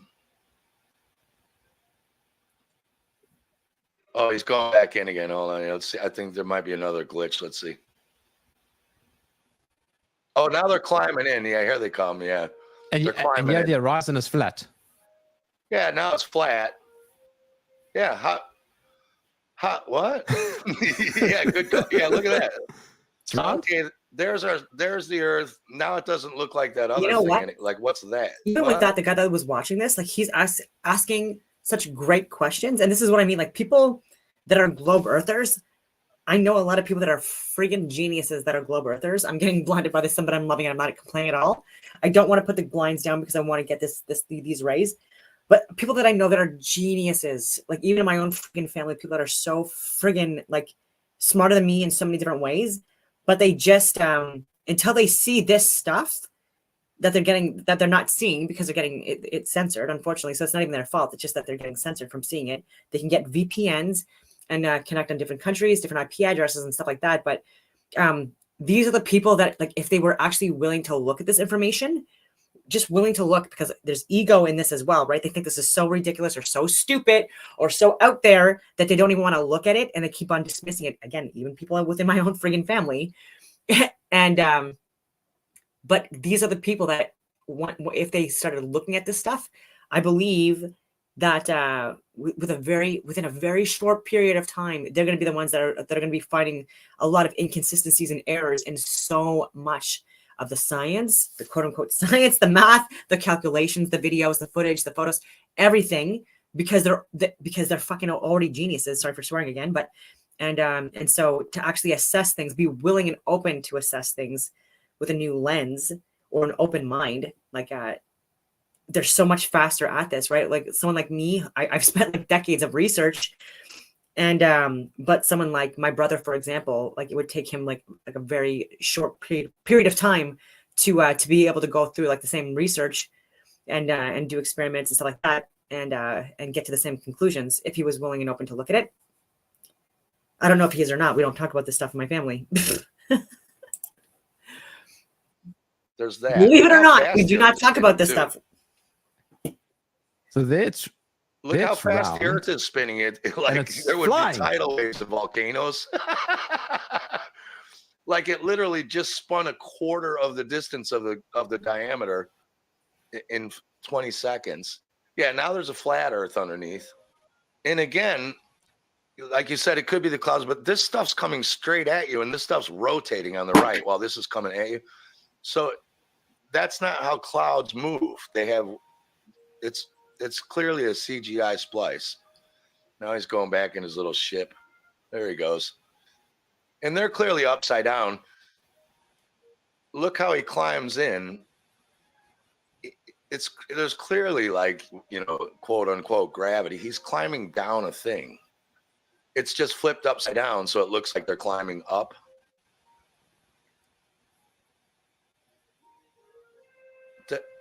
Now, if you were floating in anti-gravity, why wouldn't you just go in there head first? Right? Wouldn't you just put your head up in that hole and fly in there and then spin around once you got in there? Why does he have to? Why do they make a cut?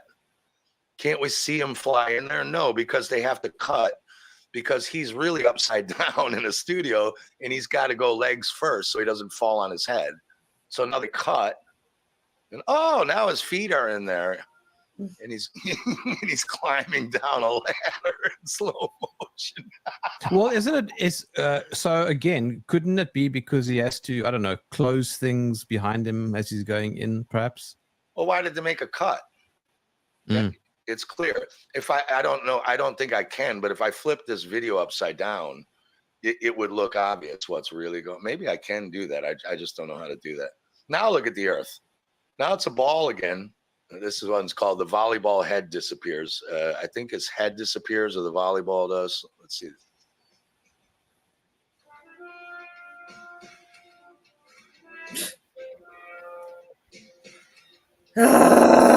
See his head disappears? One more time. You can get your drum roll ready for this one too. I'll pause it. Here he comes. Oh yeah. The great thing is here. Now, the great thing is too, for starters, is he flying? He's standing on the ground. And then he pushes off the ground like as if you got thrust off of gravity or something and goes flying through the air. But how is he standing on the ground if he's flying around in a spacesuit? You can't jump off the ground when you're in anti-gravity. Now he goes to hit the ball, and here comes his head. Oh, there it was. Where's his head? What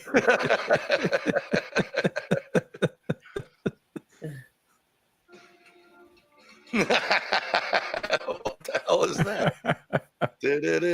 Look, moonhead. I mean, what the hell? But it's also funny. Look at that. Get out of here. So they're floating around in the ISS. To make monkeys believe in this nonsense. Yeah.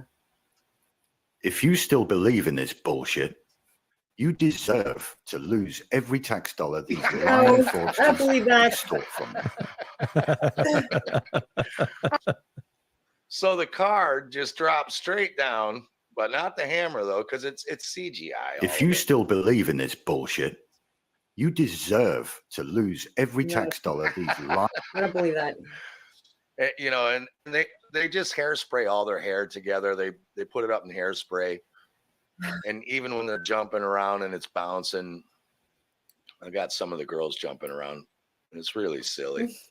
This girl, she's crazy. Fixed and indisputable laws of physics. You can see her hair falling down. The universe.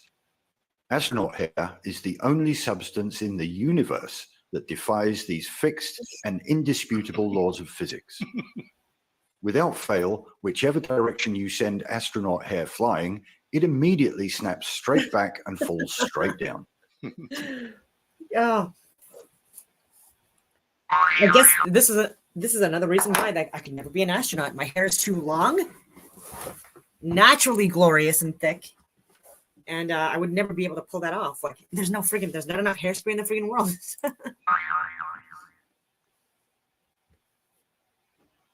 Even with short hair, once again, zero gravity. Yeah. Gravity. Short hair on women. Some space hair even defies the laws of inertia and gravity. Watch how this hair is always fixed in one position. There is only one explanation, and that is it has purposely been styled that way.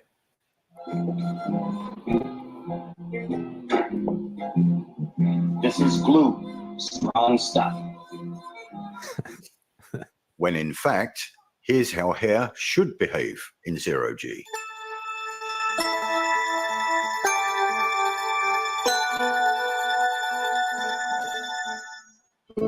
Back too, because I've been in all different types of aircrafts. I've also been in zero gravity.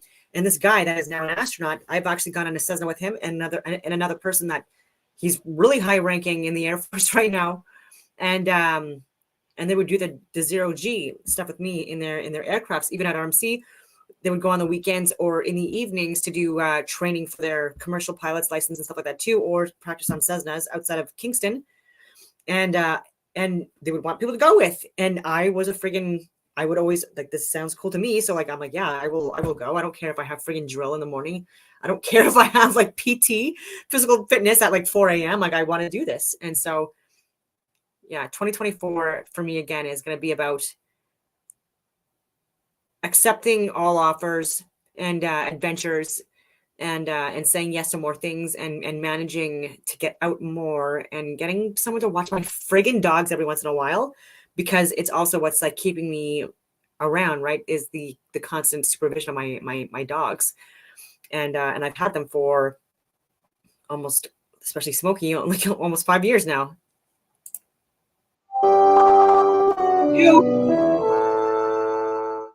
The freely moving necklace proves her hair has been fixed in place. Yeah. So why spend hours purposely spraying your hair with gum instead of tying it down? And none of these bitches, like, and I hate being so aggressive, but like, they didn't go through the same training, education, and any of that stuff that I had to go through.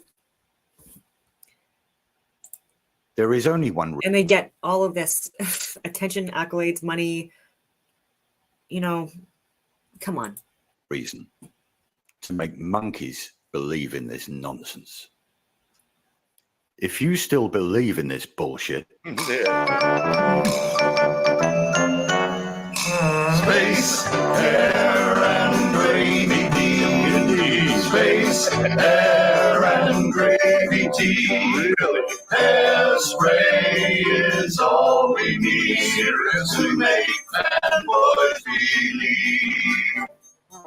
Oh, yes. And even with that, if you were in zero gravity, by the way, lady, then why would your head be angled and tilted upwards like that? And this is a lot of things too that like people get debunked on by people like me, is like when you angle your head in such a way where like, well, I know that this is a fake environment and that you are not in zero gravity at all. Because your brain, your head, it would not be in equilibrium, what do you want to call it? Like it would be in zero gravity. So like you wouldn't be pulled in one direction or another. Anyway. But anyway, so long. If people like that, you know, Ross and I, we got like we've got just a ton of that kind of stuff. Yeah, that we got video after video just exposing NASA for all this fraud, and they're making a killing. It's a lot of money. It's funny, but when you understand that your governments don't have money, but they give them the contracts, and it's you they're extorting for the money to do this, then it's not really cool, you know, especially the shape our countries are in. Yeah. I mean, look at the United States alone. There's whole cities going for miles and miles in every major city, you know, 10 cities.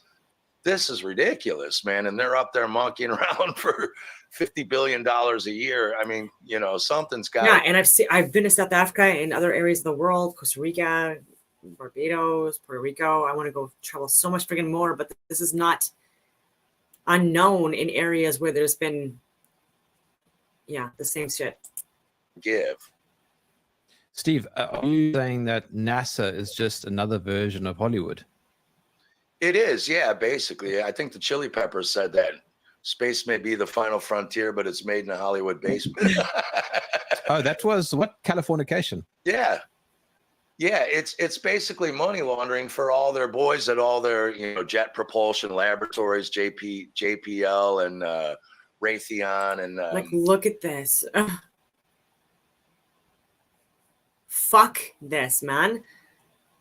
Like, and look at what's going on in California right now in the state. Like, the citizens are going through so much grief and pain and harm and suffering. Ugh. Space exploration, Boeing, Lockheed Martin, Northrop Grumman. I've mentioned all of these, Jacobs, KBR, science applications, Raytheon. Like, guys and gals, come on. what's the other one? Yeah, you know, all our main guys. And when you look at these Come spaceships, allegedly, I mean, the money that they're putting in there, what I think is happening, I think they're dumping shuttles into the water. Funny enough, like right after NASA starts, that when you go look at stories about the Bermuda Triangle, you can't find a single story about the Bermuda Triangle until the year NASA starts. The legends of disappearing ships and planes and all that. I think it's because that's exactly where they dump these shuttles when they take off. And the balloons, don't want you rockets, all that stuff. It's facts. out there seeing that they're out picking up their shuttles after they crash them into the water. I really don't think anyone's in there. But I would encourage people, don't take my word. Go look through our playlist of NASA fanboys and, you know, tell us what you think. Watch. We've got tons of this stuff. Tons. All right. Well, you know what? This was a really good video. I really appreciate the person that sent this to me.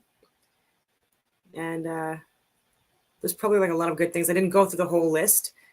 And just because there are good videos that are shared, it doesn't mean necessarily that all the videos that the subscriber or the person shares is accurate and legit.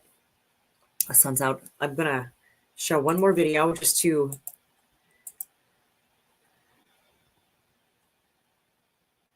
show you a different side of things. And so this is from Redacted, because I do share a lot of their stuff where I have, maybe not a lot, but relevant things. And it's a really good source of information. Not gonna fucking lie about that. That he's predicting for 20. But sometimes they also get it wrong, right? So these predictions have all come true. UFO expert warns what's next is terrifying, Redacted. And so I made a comment that this was fake news. And then I deleted it because I'm like, you know what? I don't want to be harsh because they share a lot of good information. And just because they share information and content from people that are bullshit, it doesn't mean that I should just like take the baby out with the bathwater again, right? So I do get some good stuff from them, stuff that I'm not shocked by, but that reinforces the stuff that I've looked at. And it's a more professional channel because they have a lot more money thrown at them. And so which makes me also question them, and are they controlled opposition? I don't know. But here is a controlled op video by people that are very well informed and provide really good sources of information, like I've said, and just within the past 17 hours. So literally just like a day ago, like not even a day ago, shared a video that goes against anything, everything that I share and refute and debunk. That's why I would also like to talk to them, Clayton Morris and his wife, and share information and do a fucking panel or whatever and discuss stuff. And I can share with them the information that I have. 2024 and beyond. We're going to look deeply at those. 2024 is going to be all about getting the major players, right? And so I really think that 2024 is going to be the year that I'm going to become mainstream. and others like me, and not the controlled op people. Like, I think this is the year. It's been 4 friggin' years where it's been the liars and the deceivers. And so 2024 is going to be, because 24, 42, you know, like that's even in Gematria, my name, like Dawn is 42 in Gematria. And yeah, so this is my year. Years, and we hope that humanity pays attention to these. Again, I asked you to watch this next interview here with an open mind. Joining me is Michael Horn. Michael is the United States English language representative for Billy Meyer. He knows Billy very well. And he's also a crazy liar. And he does an amazing job of trying to get Billy's message out to the world. And he writes about it on his website. You can read all of this. You can read all of the documentation, the copyrighted dates, the publication dates of everything that we're about to talk about. You can read it at his website, theyflyblog.com. We'll have it linked up below. And I want to welcome Michael back to the show. Michael and I have done a couple of deep dive interviews here that now have millions of views, and people around the world said they couldn't believe they never heard about Billy Meyer before. And I'm thankful to have you back on the show, Michael. We're going to do some really interesting stuff today. Hi, Clayton. Thank you very much for having me back. Quite an opportunity was extended to me a year ago. So this guy, why do all the guys that lie the best look like fucking Elf on a Shelf troll gnomes? Fauci, Bill Gates, Netanyahu, fucking this weirdo. Come on. Or so. Anderson Cooper. Shows that we did widely viewed, and yours is the only. Yuval Harari, Klaus Schwab, George Soros, Bill Gates. Like, they all look like they have not seen sunlight in 20 million years. Mind my calling. It looks like they have not even lifted a weight. It's like Mr. Burns and Smithers from freaking The Simpsons. Smithers like blows away in the wind. Like, do a push-up. The mainstream platform because of your viewership. Yours is the only platform that has allowed this material to go public, and certainly to this degree. So I thank you for that, and very, very glad to be back and lie. Well, it's my pleasure. Well, I mean, look, this is fascinating information. It's unbelievable. You've devoted your life to it. And so has Billy Myers devoted his life to it. And we're putting it out there for the world to go through the documents, read it themselves, understand what's being said and presented. And if you want to remain skeptical, please remain skeptical. If you want to dive more deeply into it, then dive more deeply into it. And I think you'll be stunned, and I think you'll be fascinated. The reason I wanted to do today's show is we're going to look back at past predictions from Billy Meyer that have come true. And you have, I mean, there's hundreds. We're just going to go through like 5 today, okay? And then I want to look forward. Mostly I want to look forward at predictions that haven't happened, predictions he's made but haven't happened yet, and what he's predicting for 2024 and beyond, because I think we can do something about it. That's the important stuff for us to make a change. What can we do about it? And so I want to spend quite a bit of time going through that today. So again, we'll pick about 5 or 6 things that have come to pass. We'll go into those things, fascinating stuff like the Kennedys and unbelievable stuff. And then we're also going to look to the future. But before we do, I would love for you just to give our audience a little bit of a deeper understanding of who Billy Meyer is and his contact story and why so many death threats against the guy. Can you go into who is Billy Meyer? Yes, I can. Billy Meyer is a now 86-year-old Swiss man. He speaks a little English, but he no longer does interviews, so that's what I volunteered to do. He began, according to him, his contacts with an extraterrestrial man, 1942, when he was 5 years old, actually. His is the most documented life I know of. We have photographs going back to the age of 5 and all the way along the way. Somebody knew at that time, in 1942 in Switzerland, that it was going to be important to get photographic and other documentation on this man, who is today and has been since then the only actual extraterrestrial contactee, the only person with actual evidence, independently authenticated, analyzed and authenticated, of extraterrestrial manufacture. None of the hearings, none of the people making claims today have that. Only fuzzy videos and this and that. This is the hard evidence. 1,200 plus photos in this period of time from about 1964 onward to 1981. Over 1,200 photos, 8 films, a video in which he appears while he is in broad daylight videotaping a UFO hovering at a tree, and he zooms in. It's just the most amazing documentation. People can't handle it. Say it's too good to be true. It had to be a fake. But as you know, the late astronaut Gordon Cooper says, in 35 seconds, these photos are authentic. They're fine, very fine. He's meeting with extraterrestrials, and I don't know why anybody calls this man a hoaxer. It's the real thing. And it goes on and on. So he's somebody who, going back quite a way, has had an extraordinary life. Probably what I never shared with you before is that in the late 50s, early 60s, he was known as the Phantom in the Middle East. He was hired by police departments in West Pakistan, Turkey, and India to bring in serial killers and mass murderers. As a teenage boy, he'd run away from some juvenile detention thing to join the French Foreign Legion. He learns how to do all sorts of things that they teach. He decides, I don't want to be a killer, but he comes away with great skills. He had nerves of steel. It's like Lawrence of Arabia meets Luke Skywalker meets Indiana Jones. And people think, some gray-bearded guy sitting in Switzerland. There have been 25 attempts on his life, as you say. There are 120 eyewitnesses. I am one of them. I've been within 20 feet. I've had 3 sightings of their craft. One was within 20 feet of them. Bullshit That I alert. consider still anecdotal. Bullshit alert. The hard evidence, the UFO photos, films, independently authenticated. Nobody has it.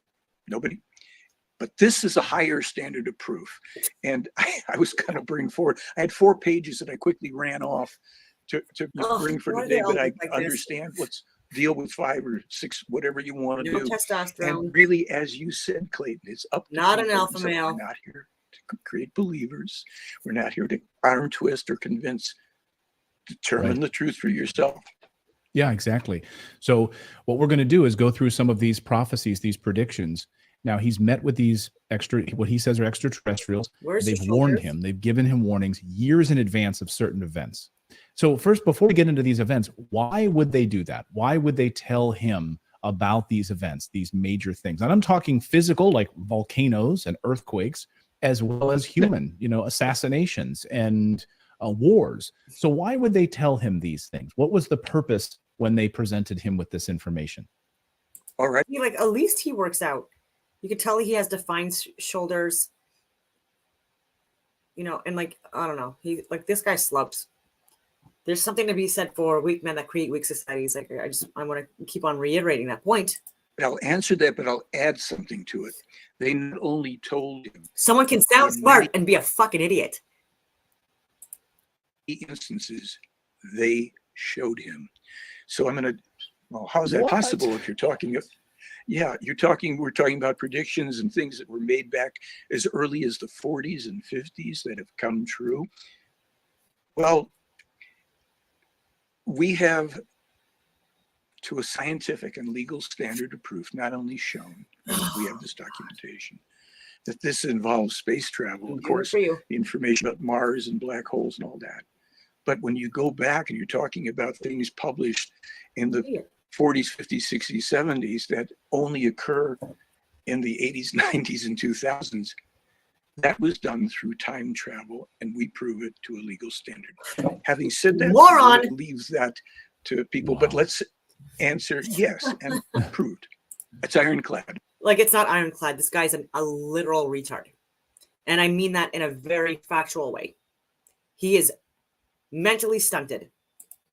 And this is why when we watched these hearings, a year ago, you had me on to talk about the hearings then that I turned over photographs to this committee from Representative Andre Carson. They censored the photos. The public never saw them. They should have. The same outcome is coming from these hearings. More chase your tail, because nice as they are, Representatives Luna and Tim Burchett, both of whom I've sent information to, never acknowledged. We can prove we sent it. They're not a match for the CIA. It's a government in and of itself, and you're not going to get the truth from an organization that admits they've been lying for 70 years. Right. And now they're telling you the truth. Yeah. Is he talking about the CIA? Because the CIA has been lying for over 70 years. So, yeah. Billy Meyer is shown, and in some cases just conversationally informed about things. He doesn't have to see everything for himself. He publishes it. And they do it because they have these alleged extraterrestrial human beings who are called the Plejaren. Oh my God. Otherwise known in the fake UFO circles as Pleiadians. Oh. No such people exist. Oh my God. They feel a self-obligated mission to try to help us assure our own future survival. That goes back eons to when, according to the information of the case, their forefathers were among those who messed around a little bit with primitive Earth peoples at different epochs and misled people, represented themselves, as did other ETs, as the gods of our religions, and set things in motion that have caused a great deal of confusion and pain to humankind. Not the people that he's meeting with today, and he's met with them as recently as last week, but their forefathers, their ancestors. He's already published over 870 transcripts of these meetings with them, and there's others that have yet to be published, full of information, full of the warnings about what's coming, what can be avoided, and what probably can't. We're not here to scare people, but that's what the story is. All right, so let's get into some of these details. I know people have been waiting for this. So let's talk about some of the verified events that have happened in the past that he's written about. And these are published in books. Many of them were published in copywritten books before the event happened. Again, we'll have links. We'll put up on the screen book covers and links. And we'll also have links on your website if people want to go and look at the original documentation, they can. So all of this was published beforehand and written down and copywritten beforehand. So there's a lot of them. So it just depends on where they were printed. Some of them were printed in German beforehand, in German language and things like that. But we'll have the links. And if so you could, yeah, go ahead. I just want to throw this in. Some things, I mean, we have enough in books that it's legal standard approved, but some things you'll actually be able to, and maybe have to in some cases, use the the Wayback Machine online and find where we first published something, and then it from Meyer, and then it occurs, because when this started to be published officially, there are things that they share.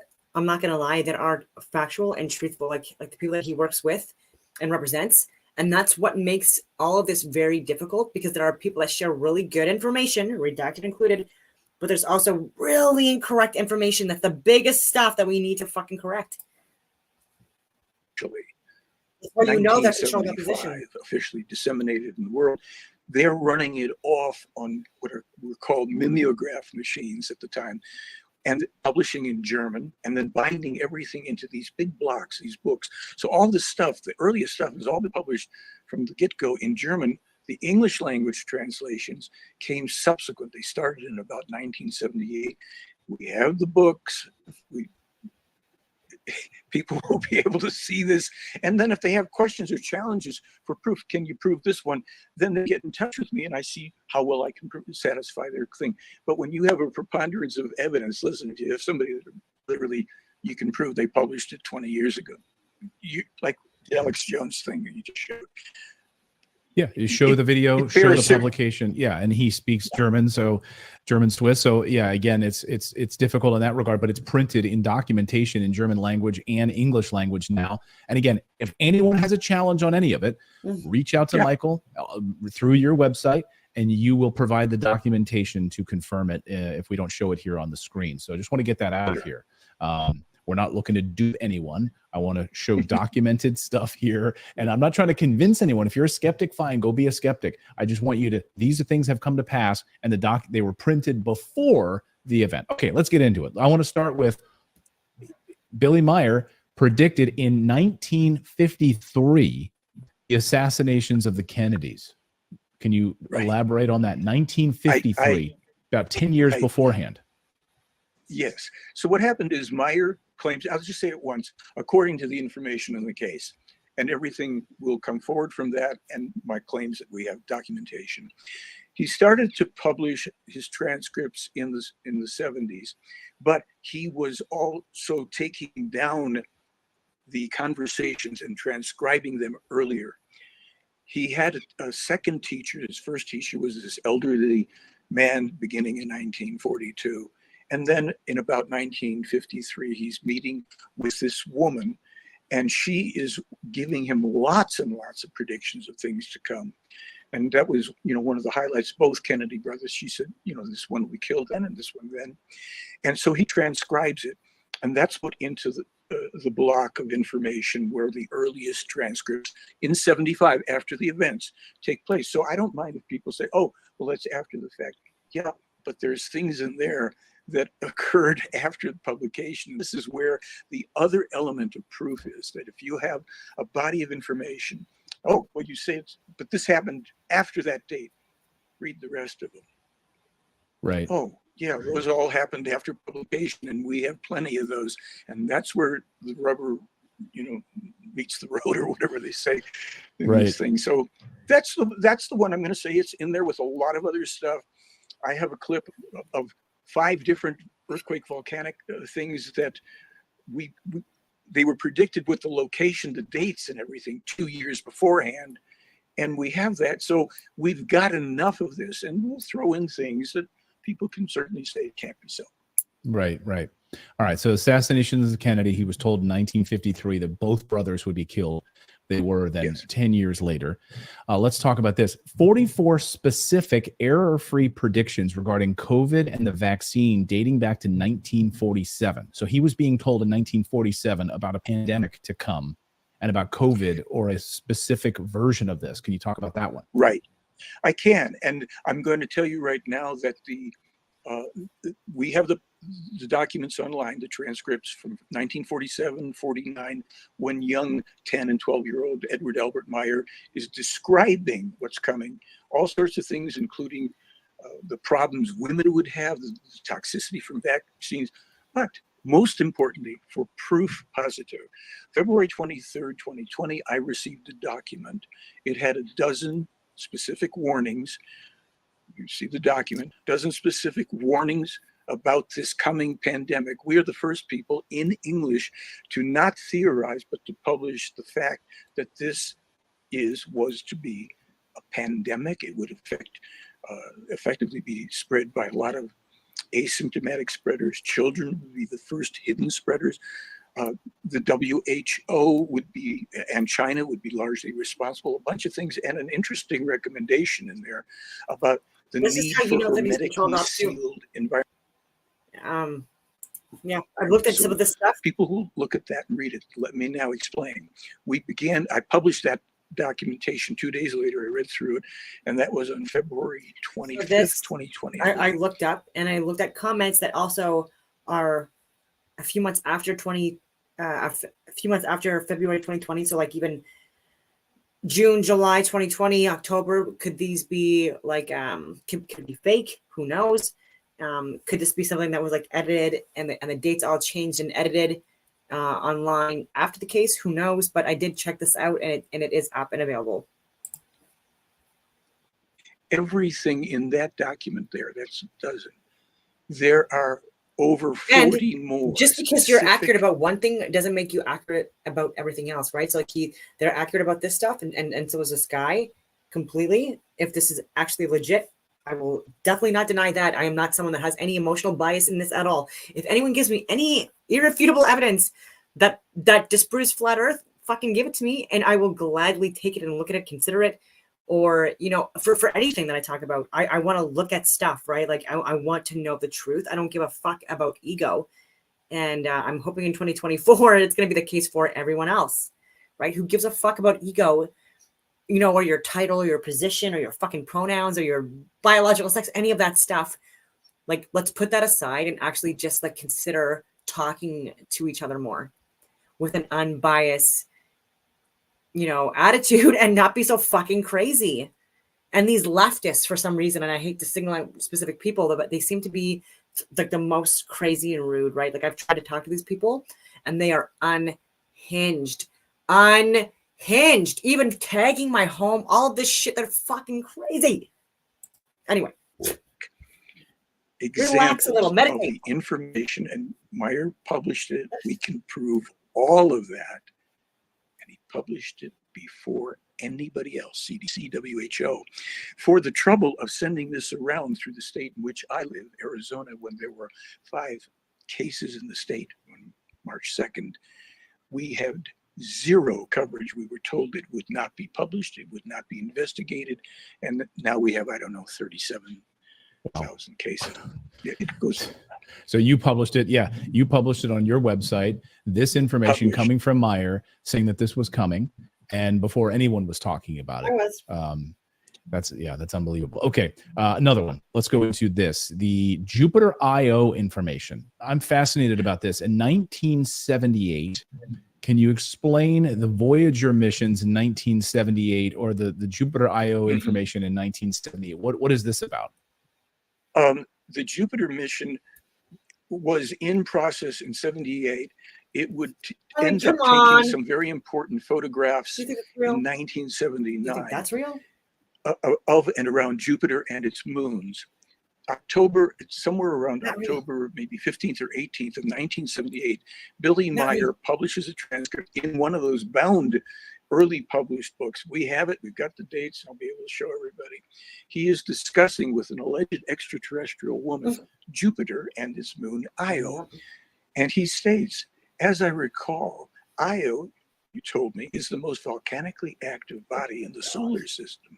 And the ejecta from its volcanoes, that part of the ejecta that escapes the gravitational pull of that moon is taken up into the torus around Jupiter. The rest of it falls down onto the moon, and it accounts for the unnaturally smooth surface of a moon and it goes on and on about this thing, and goes on to more information about Jupiter. Well, I believe, and I use that word because I want to make sure that, okay, I'm pretty sure March 12th, 1979, JPL NASA announces the single most important discovery of the Jupiter Voyager, the Voyager mission, and that is that Io is the most volcanically active body in the solar system.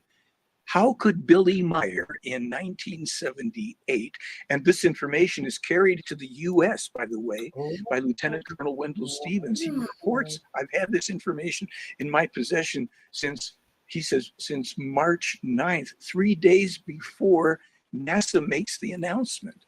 Wow. How could he know and describe a moon of a planet that he doesn't have nobody had a telescope to see that stuff. Right. It's just one. So how does he, and it turns out skeptics jumped on this to attack it, and they started posting articles about the Jupiter mission and all of this. And a year later, JPL NASA comes out with another finding which corroborates the 1978 information. The skeptics inadvertently support published Meyer information that corroborates it. This is this one thing alone. This is ironclad. We've got this. Right. And so I did get excited about that one. Yeah, that's as a space. I feel like Clayton is not buying any of this. Like, don't get me wrong. I feel like this is painful for him, like it is for me. I don't know. Monkey myself. I'm curious about that. He is a used car salesman. Used cars. What is on you? What are you being blackmailed with or bribed with? Talk about yeah. Well, you mentioned volcanoes a couple of times. Let's talk about this. The Icelandic volcano erupting. Of course, there's live streams right now over the past week that have been dedicated. They literally have cameras on the Icelandic volcanoes going off right now. But tell us about this. He predicted this. When did he predict this? The first time was in 1948, and then again more recently, I think it's 2012. So it's the 2012 one in which, it's right there. And along with that, what did he say? There's a lot of it. What did he say? What happened? He listed that it's another place where the volcanic activity is going to be highly destructive. And they listed in the earliest ones, they list different countries, like Japan and different places where Italy and what have you, where there's going to be severe volcanic activity. One that I didn't list, I sent information in, there is something called the Eiffel Fields in Germany, which will turn into a sea of fire. There's no date. It's weird that they stop giving places that are heavily populated and dense right now in the world, very, very, very concentrated. So like landfills, like filled up with like different toxins and chemicals and products and stuff like that. But that they're experiencing these, what they're calling these molten lava events. Very interesting. Stuff about Italy, you're going to find that very fascinating. That's mind-boggling. So he said that there was going to be, this was going to happen in Iceland specifically? One of the places, it was listed as one of the places they were going to have these eruptions. And simply. Yeah. So we saw that. Okay, here's another one. Details about Mars, the black holes, 1976 through 1988. Can you talk about Mars and black holes? And when did he predict this, and when was it discovered?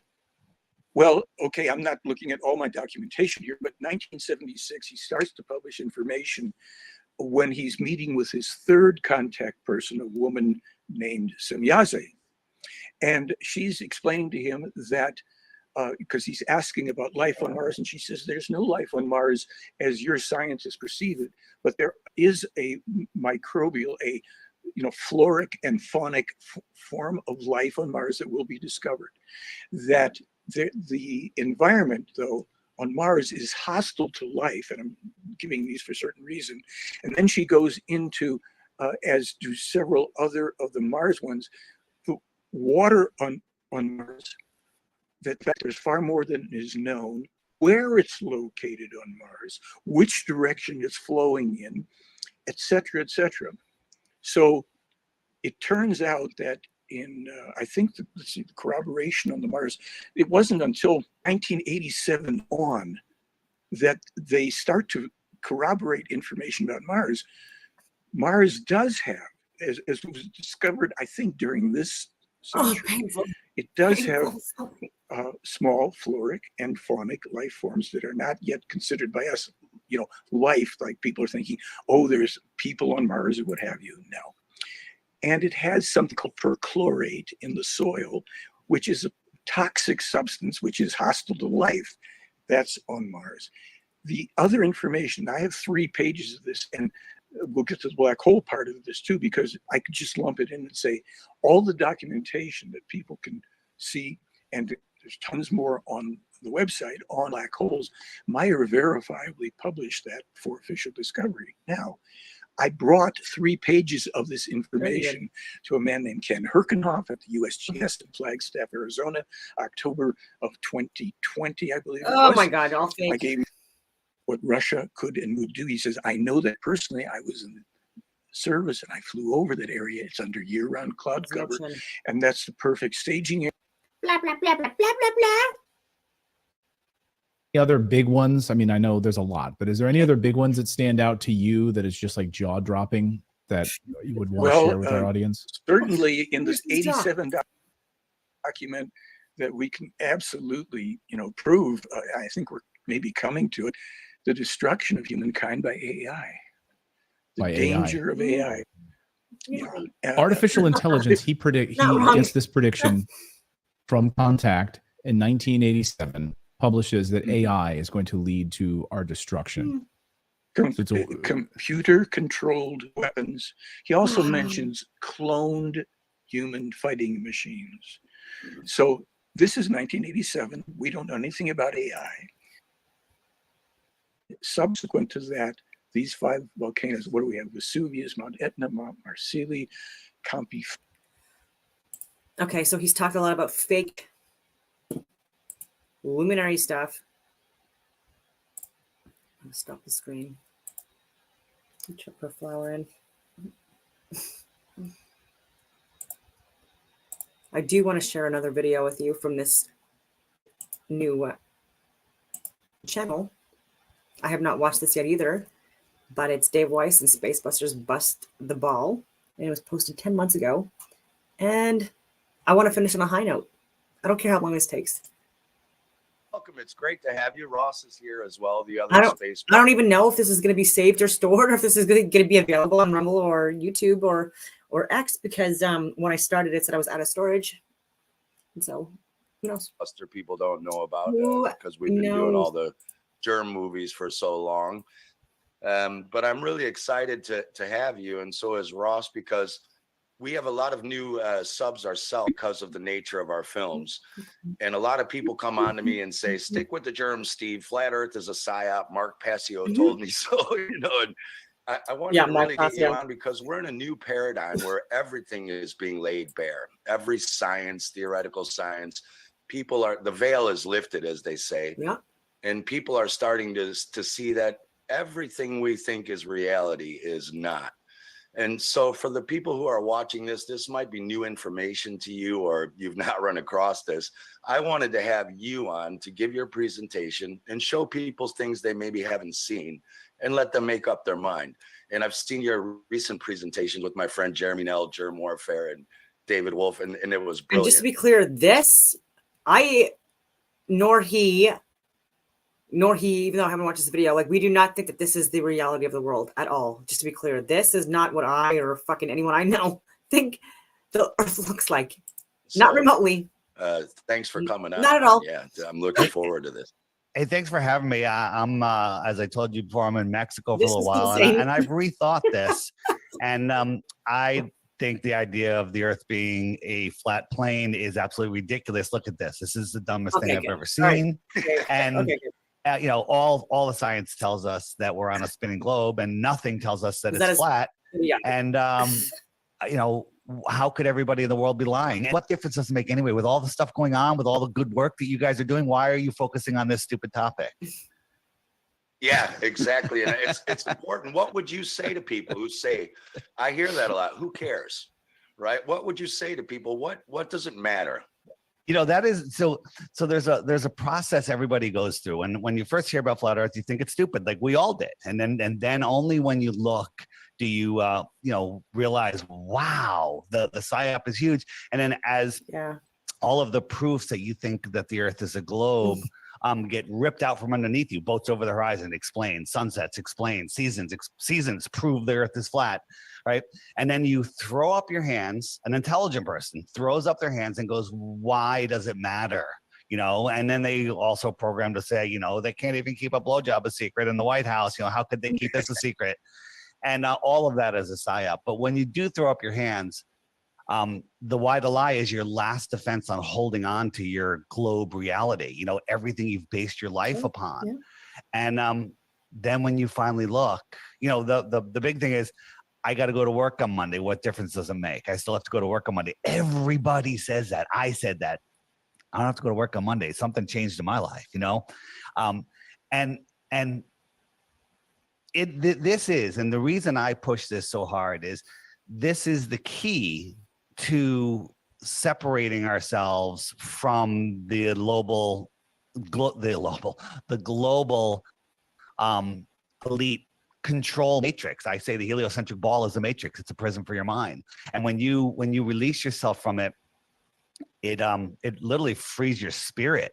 It opens you up to creation and to your true potential.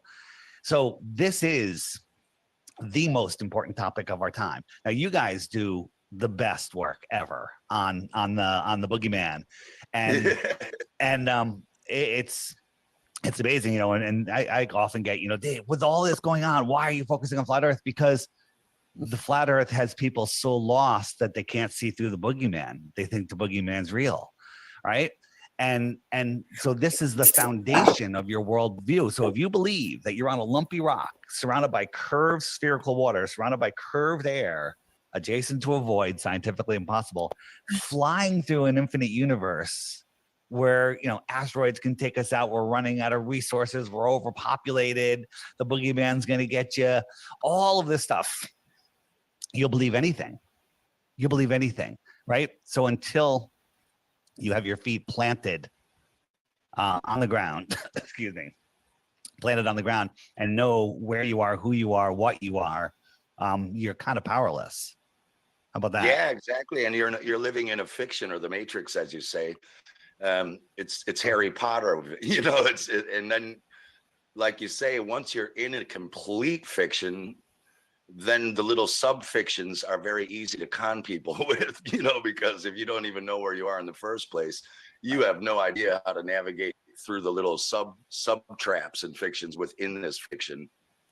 What you find is the people that fight against you the hardest, other than the anti-flat earth, you know, paid or possessed people, are people that have no idea about their own model and a wrong idea of the flat earth model. They think this is flat earth because this is what Google fed them.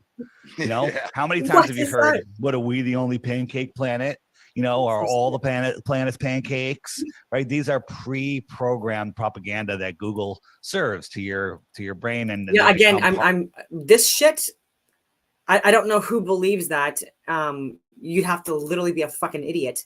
And so anyone that thinks that any flat earthers believe this, I hate to break it to you, but even the Flat Earth Society is controlled op, and like that's not anything that people that are part of like the actual flat Earth community actually believe. They intentionally are the first search engine link you're gonna find when you search flat Earth, and they're gonna share shit like this. Like we don't think at all. Like this is so ridiculous to me.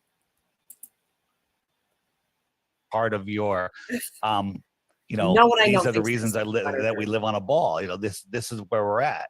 So no flat earther. This is stupid. This is that only people that think flat earthers, you think we're a pancake, think this. Does that make sense? Yeah. Well, it's like when you Google flat Earth and you get the Flat Earth Society and it says we have members all around the globe.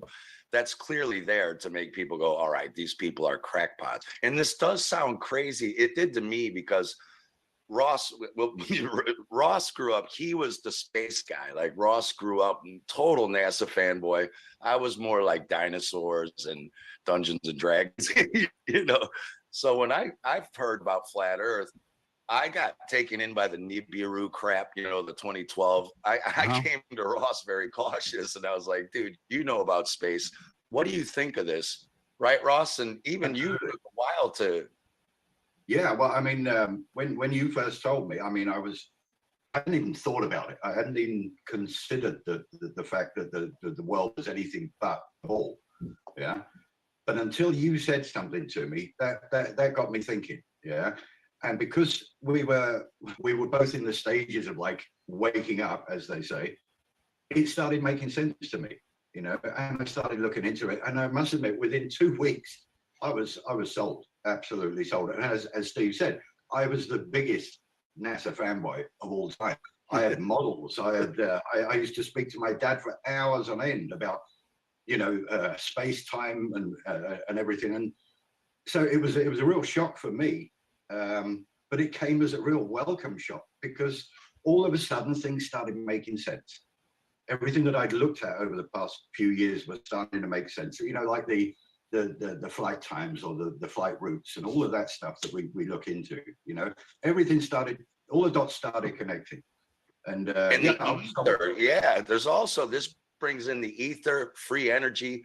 I mean, that came afterwards. Yeah, it branches out into many different things.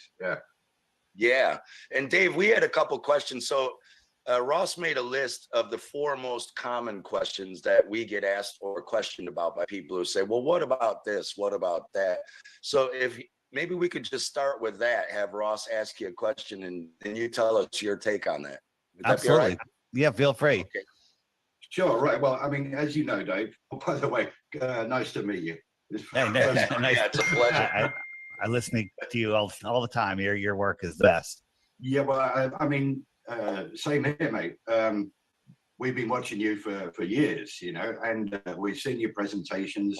And I know that you know the answers to this. So do we. So do most of our listeners as well. But as Steve said, we got a whole bunch of new listeners now. So I think it would be a good idea to go back on some of these things. 100%. One thing that flat earthers know for sure is that we don't know some things. Exactly. Globers think they know everything, but they have no idea why.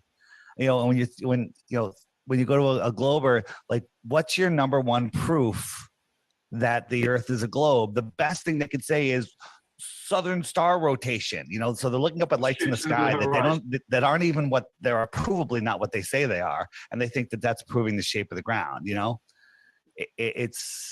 They've got nothing, but they think they have everything. It's amazing. And by the way, I was that person. I ban people. I've heard it a million times, right? For even suggesting flat Earth. You're too stupid to listen to my podcast. You can no longer comment. So, all right, hit me. Right. Well, I mean, I went through the comment section in a few of our videos as well. I'm trying to come up with the ones that we get mostly. And I think number one is either the Southern Cross or the tides and the moon. So, I mean, whatever. Yeah, start with the tides. Yeah. So, I mean, as you said, I've done a one on the tides as well.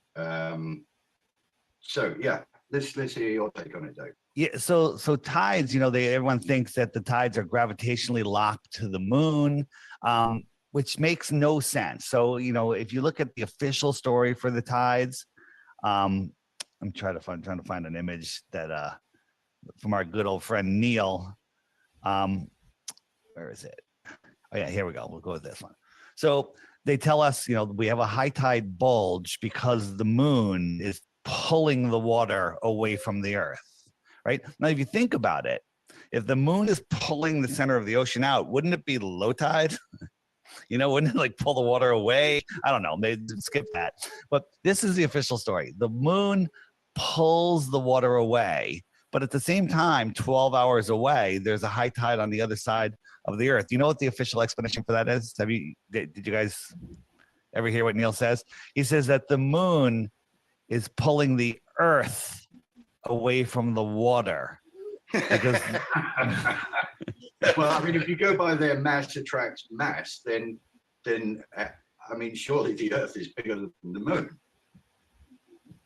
Yeah, I mean, they talk about wanting your cake and eat it too, or whatever the hell that means. They just say nonsense, and people are like, well, I can't. It's beyond what I can think because I wasn't taught to think. I was taught to memorize. Therefore, it'll be easier for me to memorize what they just said than actually explain it.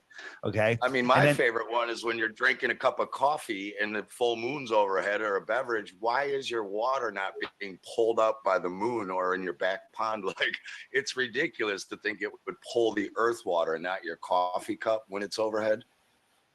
Yeah. Why wouldn't it affect a smaller mass of water? And why wouldn't it pull the air up away from the earth? Right? If it can pull water up, why doesn't it pull the air up? People say, well, gravity, well, how do clouds float in the sky with trillions of tons of water, billions of tons of water?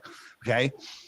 And the global argument is, well, the water molecules are all separate and they're very small. Well, I don't care how small a water molecule is. It's heavier than an air molecule, right? It's heavier. Yes, so it could actually pull the air up as well. Yeah. Yeah. So that whole gravity tide thing. So I'm trying to find my little tide chart here. There are tidal nodes all over the world, and these tidal nodes are where there's no tide at all, right? And then the high tides and low tides circle around these tidal nodes, and there's zero correlation to the moon, right? Yeah, when there's a full moon, there's some higher tides. Well, I think that's because the moon is powered up when it's full, right? And it has something to do with the electromagnetic forces on Earth. But if you think about it, why would there be a bigger high tide when there's a full moon than when there's a new moon? The moon's still there, right? On a new moon, it's there. It just doesn't have sunlight on it. So why would there be any difference in the tide at a full moon, right? I mean, in the heliocentric model, that's the story. I think it's exactly, all, yeah. So when you lay when you actually lay the tidal nodes over the quadrupole magnetic map of the Earth, they kind of line up there. So there's a lot there. I'm on the app, the Flat Earth Sun, Moon, and Zodiac Clock app, which I assume you guys have. There's a tides button which has a bunch of videos on tides that help you make up your mind for yourself. Great, yeah. I mean, as you know, I come from England, and there's places in England where, in the space of 5 or 6 miles, there is harbours that have no tide, and then 5 miles down the coast, there's one that has an 18-foot tide, which makes no sense whatsoever.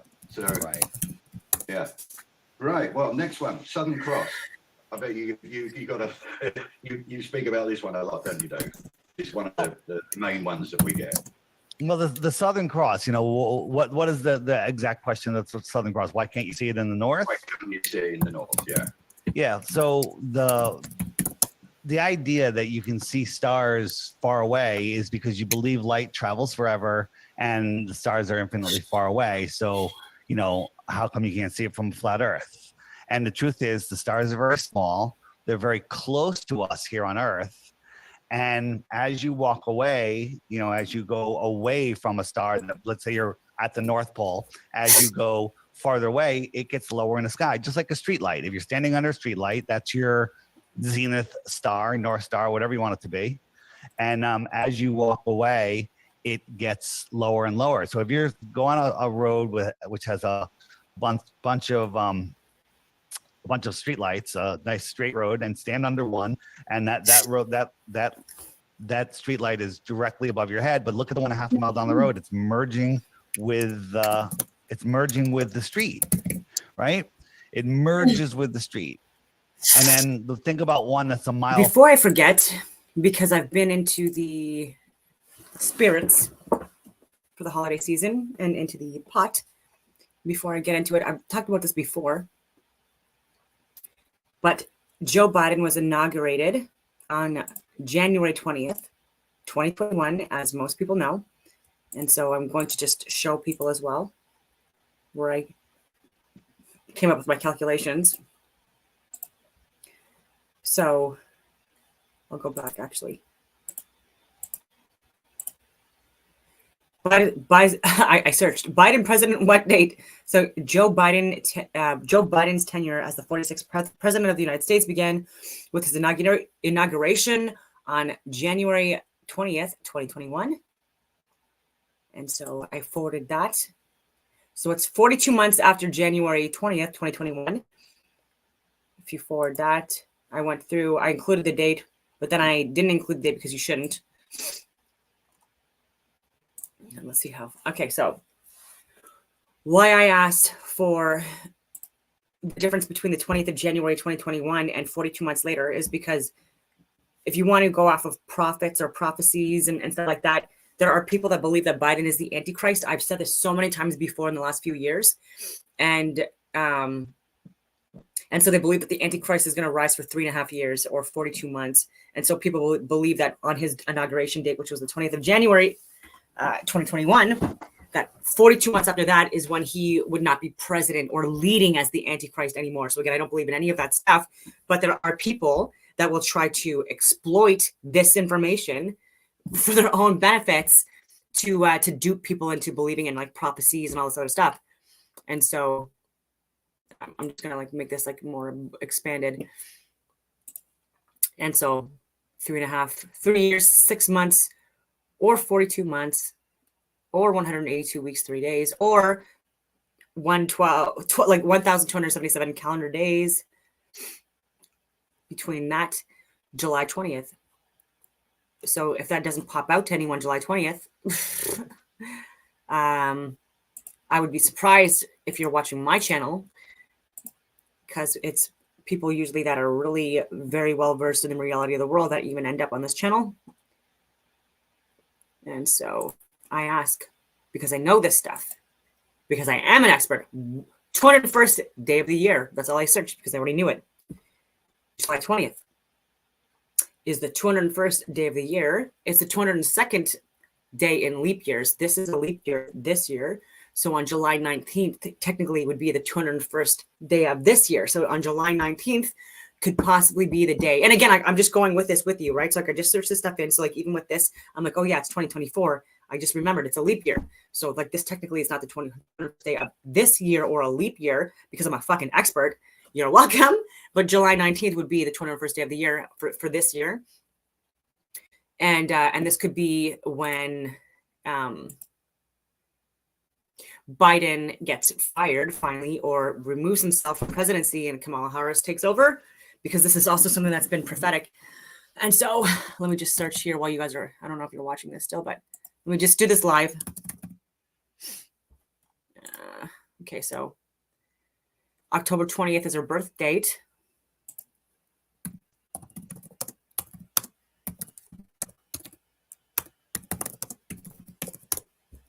Oh, I meant to say death.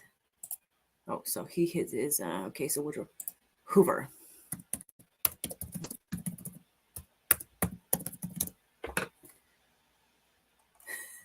Oh, death there. Could be Hoover. I'm trying to remember. Oh, Wilson. Did I already check Wilson? I don't know.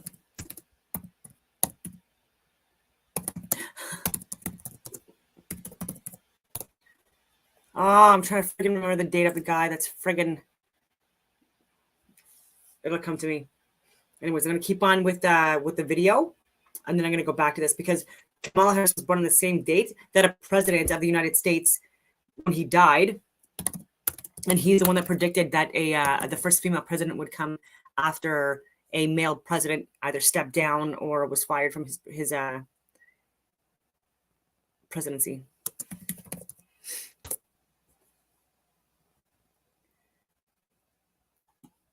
But I will stop sharing that, and then I will keep on with the video. Get the freaking date for you because like I've already verified this before in other videos, which is frustrating because anyone watching this is gonna be like, oh, she doesn't know what she's talking about. But I'm like, look at my other videos. I've shared this. Farther, you can't see it. Okay, but this is just a terrestrial, and I'll call this light a terrestrial light because it's pretty darn close to the Earth. A celestial light is above the atmosphere or the atmos. Okay, and that atmos, the air, you know, when you look, let's say you look up, let's say the air is, you know, the air column, we'll call it, I don't know, 15 miles, whatever, you know, 5 miles high, whatever it is, it's okay. And then you look at it 20 miles away, that entire air column is compressed into where the sky meets the land. And that is opaque. People have a hard time dealing with that. That becomes opaque. And anything that's terrestrial, like a street light or a boat or a plane or a mountain or city skyline, is compressed in there. But you can zoom in and see it again by increasing its angular size. Anything above that light, okay, anything above the atmos plane is going beyond it and disappears beyond it, and you just can't see it. Even if you had the Hubble telescope, which isn't real, but if you had a telescope super powerful, you can't zoom in through opaqueness. You with me? Yeah, completely. So, yeah.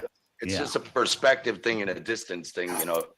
Even if a blimp flew over you, which is huge, there would come a point fairly close where you would. Okay, it took me a few minutes. Dave Weiss and these guys are great, but I gotta show you. God, it took me, like, it's so much harder to get information now. Okay, so Herbert Hoover, he died October 20th. 1964. I thought I friggin' said Hoover. Like I'm all over the place. I'm so sorry for that. But I have a lot of information to like in my brain right now that I really just need to like. Anyway, so this is when he died, and so.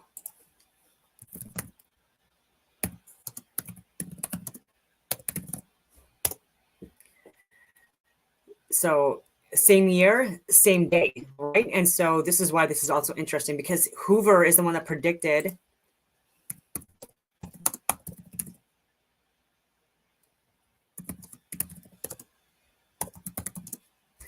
let's see if it says anything about this. I haven't seen this yet, but let's just see. This is Ford interview. Let's go. But Ford also predicted that actually. So who will be our first woman president? Okay, so Ford. So I was right with Ford.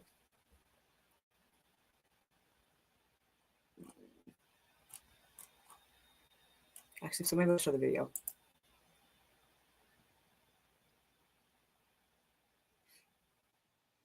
Oh, that's what it was. Oh my goodness. It was at the Hoover Institute. Oh my friggin' goodness. It was at the Hoover friggin' Institute that that Ford made the prediction. I'm so sorry. That's what I like. Again, I've been going so much off of like flat earth, simulation earth, electromagnetic fields, the reality of the world, all of this stuff. And so like I just gotta like get more focused. That's what it was. And so he made this prediction in the Hoover Institute. Very friggin' interesting. And Hoover died on the same day and same year that Kamala Harris was born. So this is not a coincidence. They're doing this to exploit our what we know about the past. No, it's not going to load. I'm sorry. Yella. Oh no, it's not even showing. So it's not showing in here. So I have to go back. Let's see. Okay, so.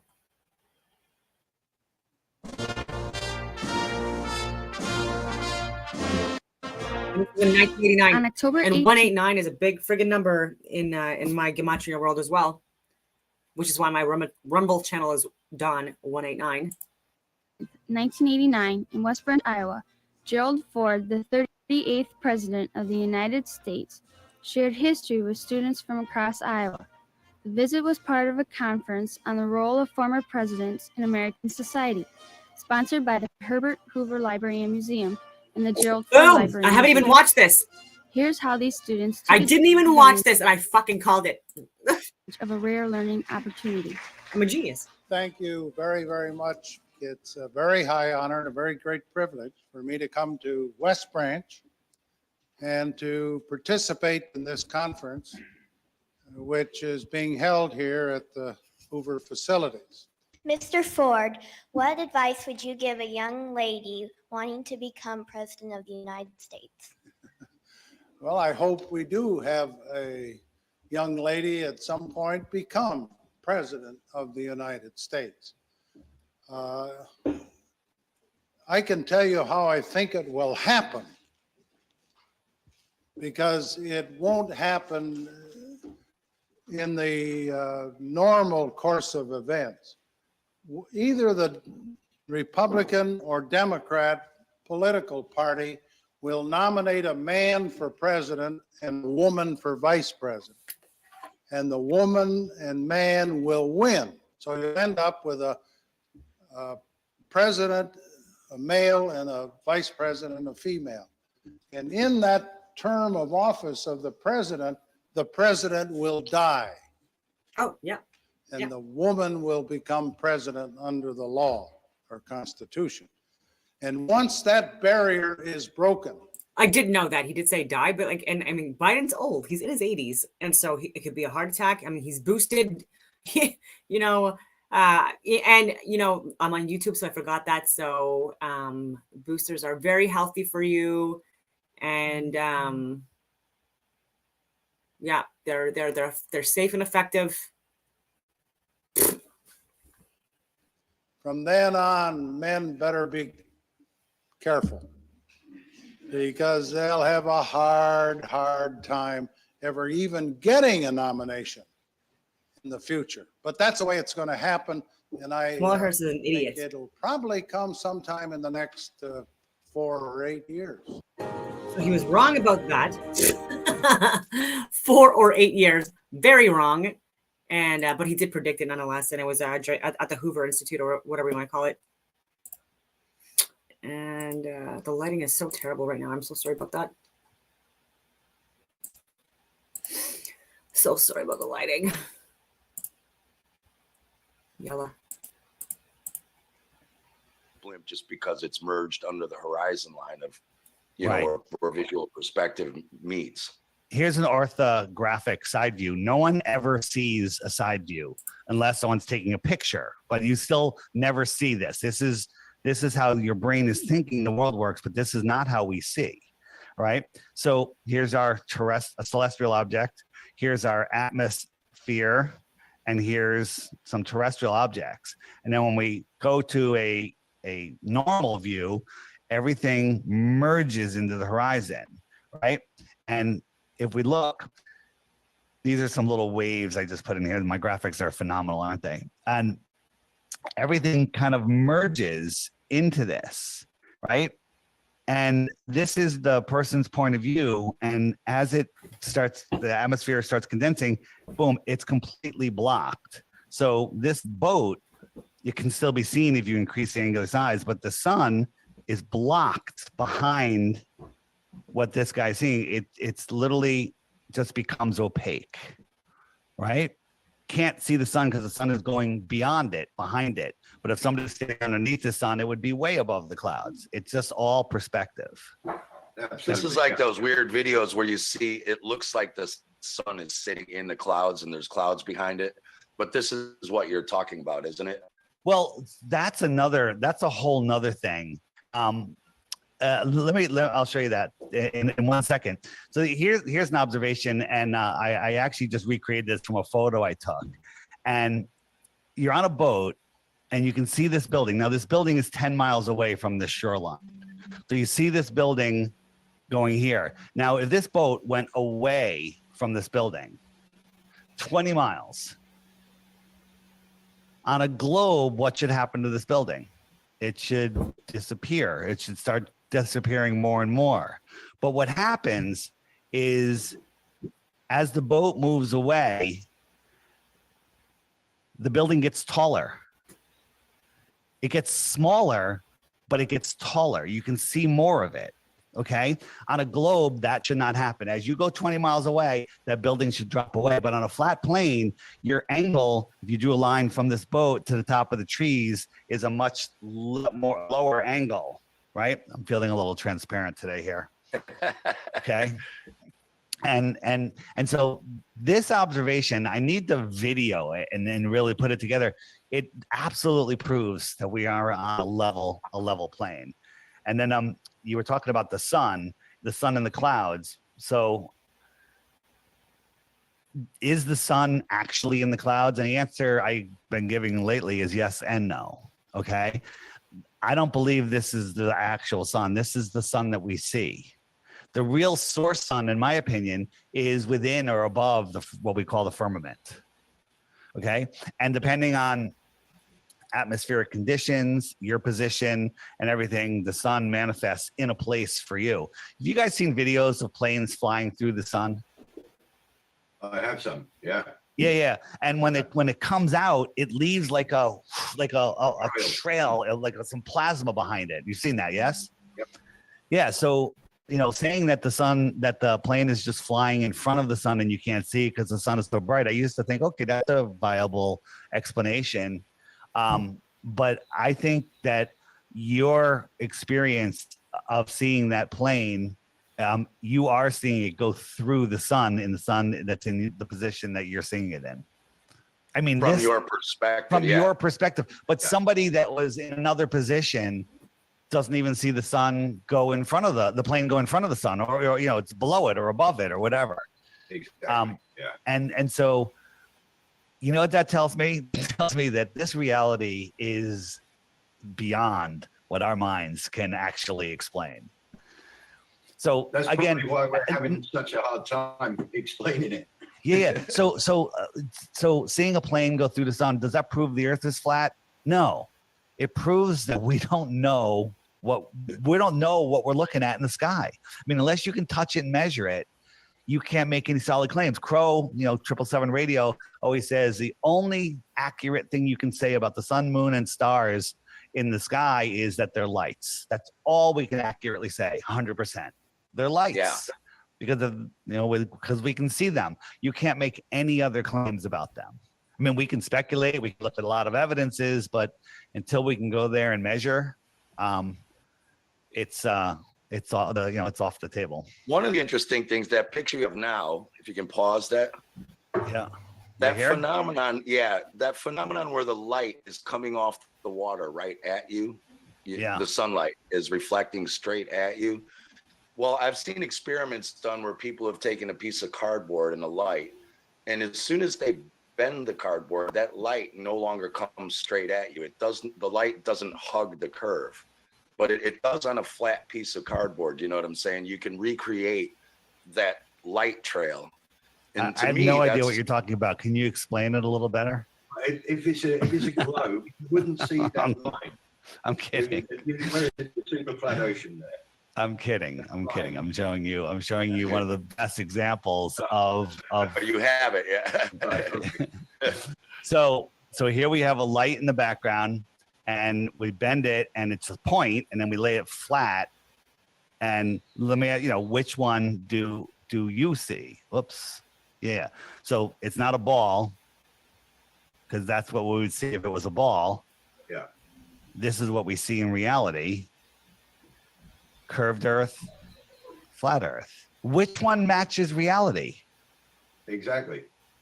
Another thing, actually, if you've got two people standing on the seashore and they're both looking at the setting sun, they will both see that reflection, but you won't see the other person's reflection. It's a personal thing.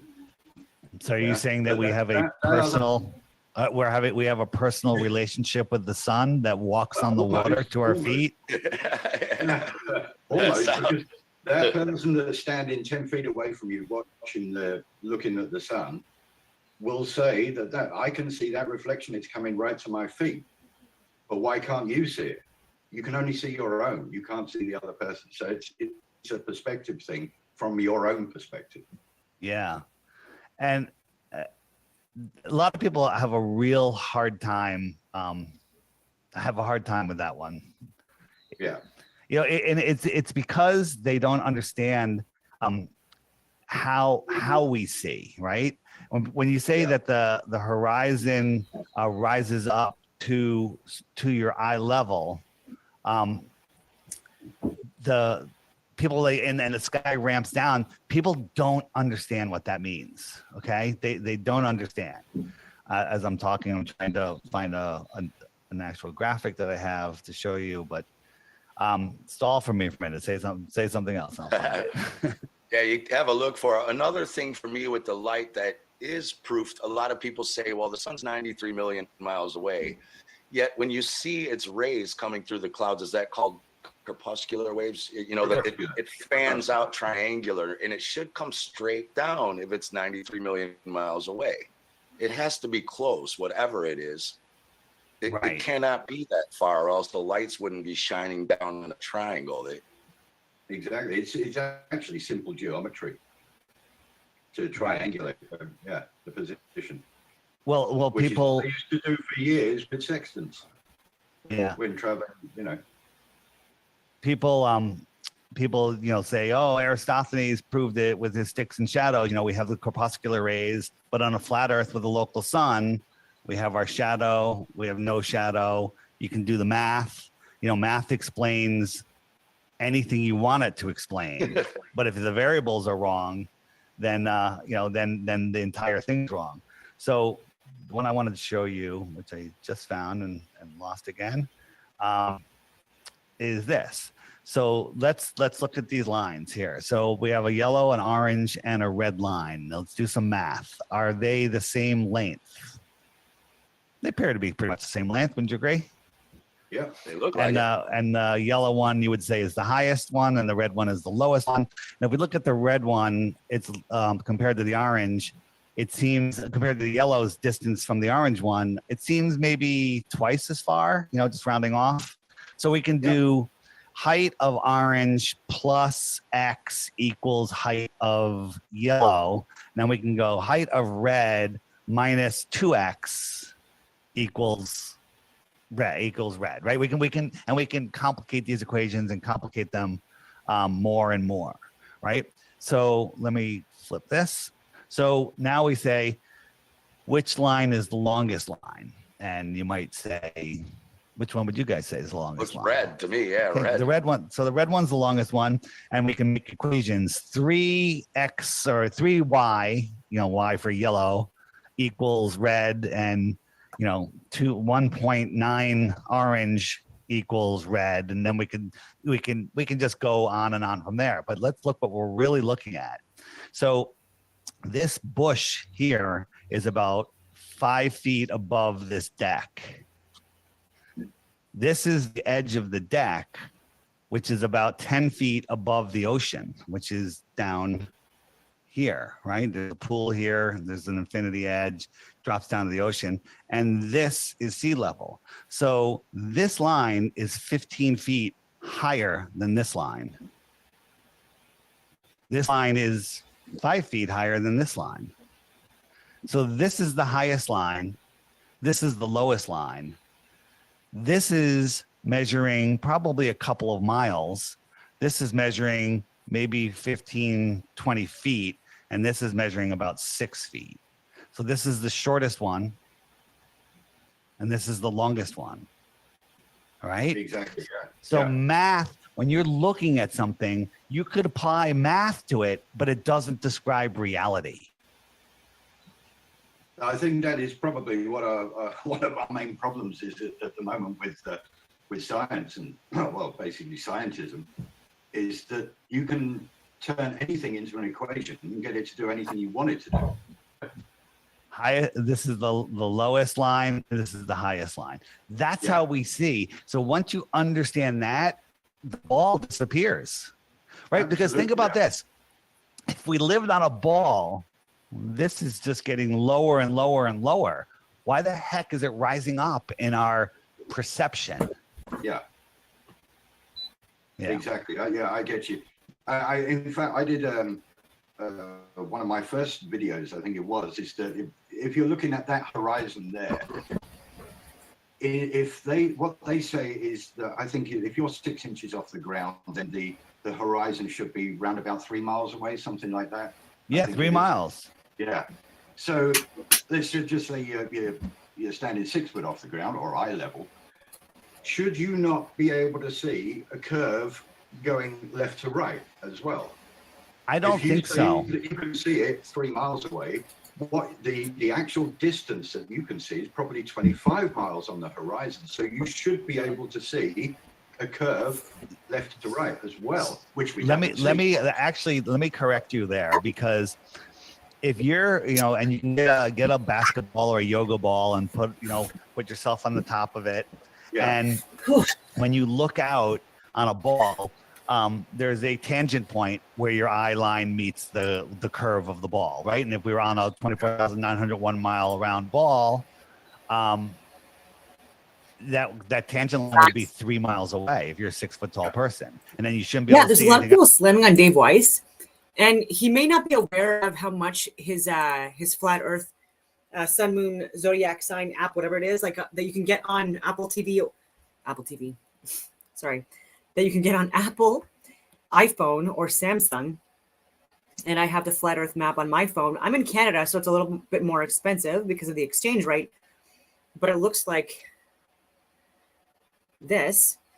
Oh, sorry about that. And there's questions and answers and videos, and it gives you a breakdown of the most common questions. Just has to load. And you can see it for yourself. And so for me this year, I just did my annual subscription because it expired last week. It's an annual subscription. And it was $14.99 Canadian. And so like he says a lot of times, even recently, that it's $3.99, it's $3.99. And that's why people are getting pissed off, right? Like they're like, Dave, it's not fucking $3.99. It could be in America, like I'm not sure, but like, and who cares? Because even for me, like it's $14.99 Canadian a year. And I'm on that app all the friggin' time, because even on YouTube, even when I look at my own history, it's like things are hidden from me from view. And so like this is a really good app to make sure that you can circumvent the censorship as well. And so even if I shouldn't say this, but even if I pay close to $200 a year for Proton for a secure VPN, and I spend like way more than that too to make sure that I'm secure with my business and stuff like that, and with my applications and communications and stuff like that on my phone and my laptop and stuff like that. And so to me, it's well worth it. And so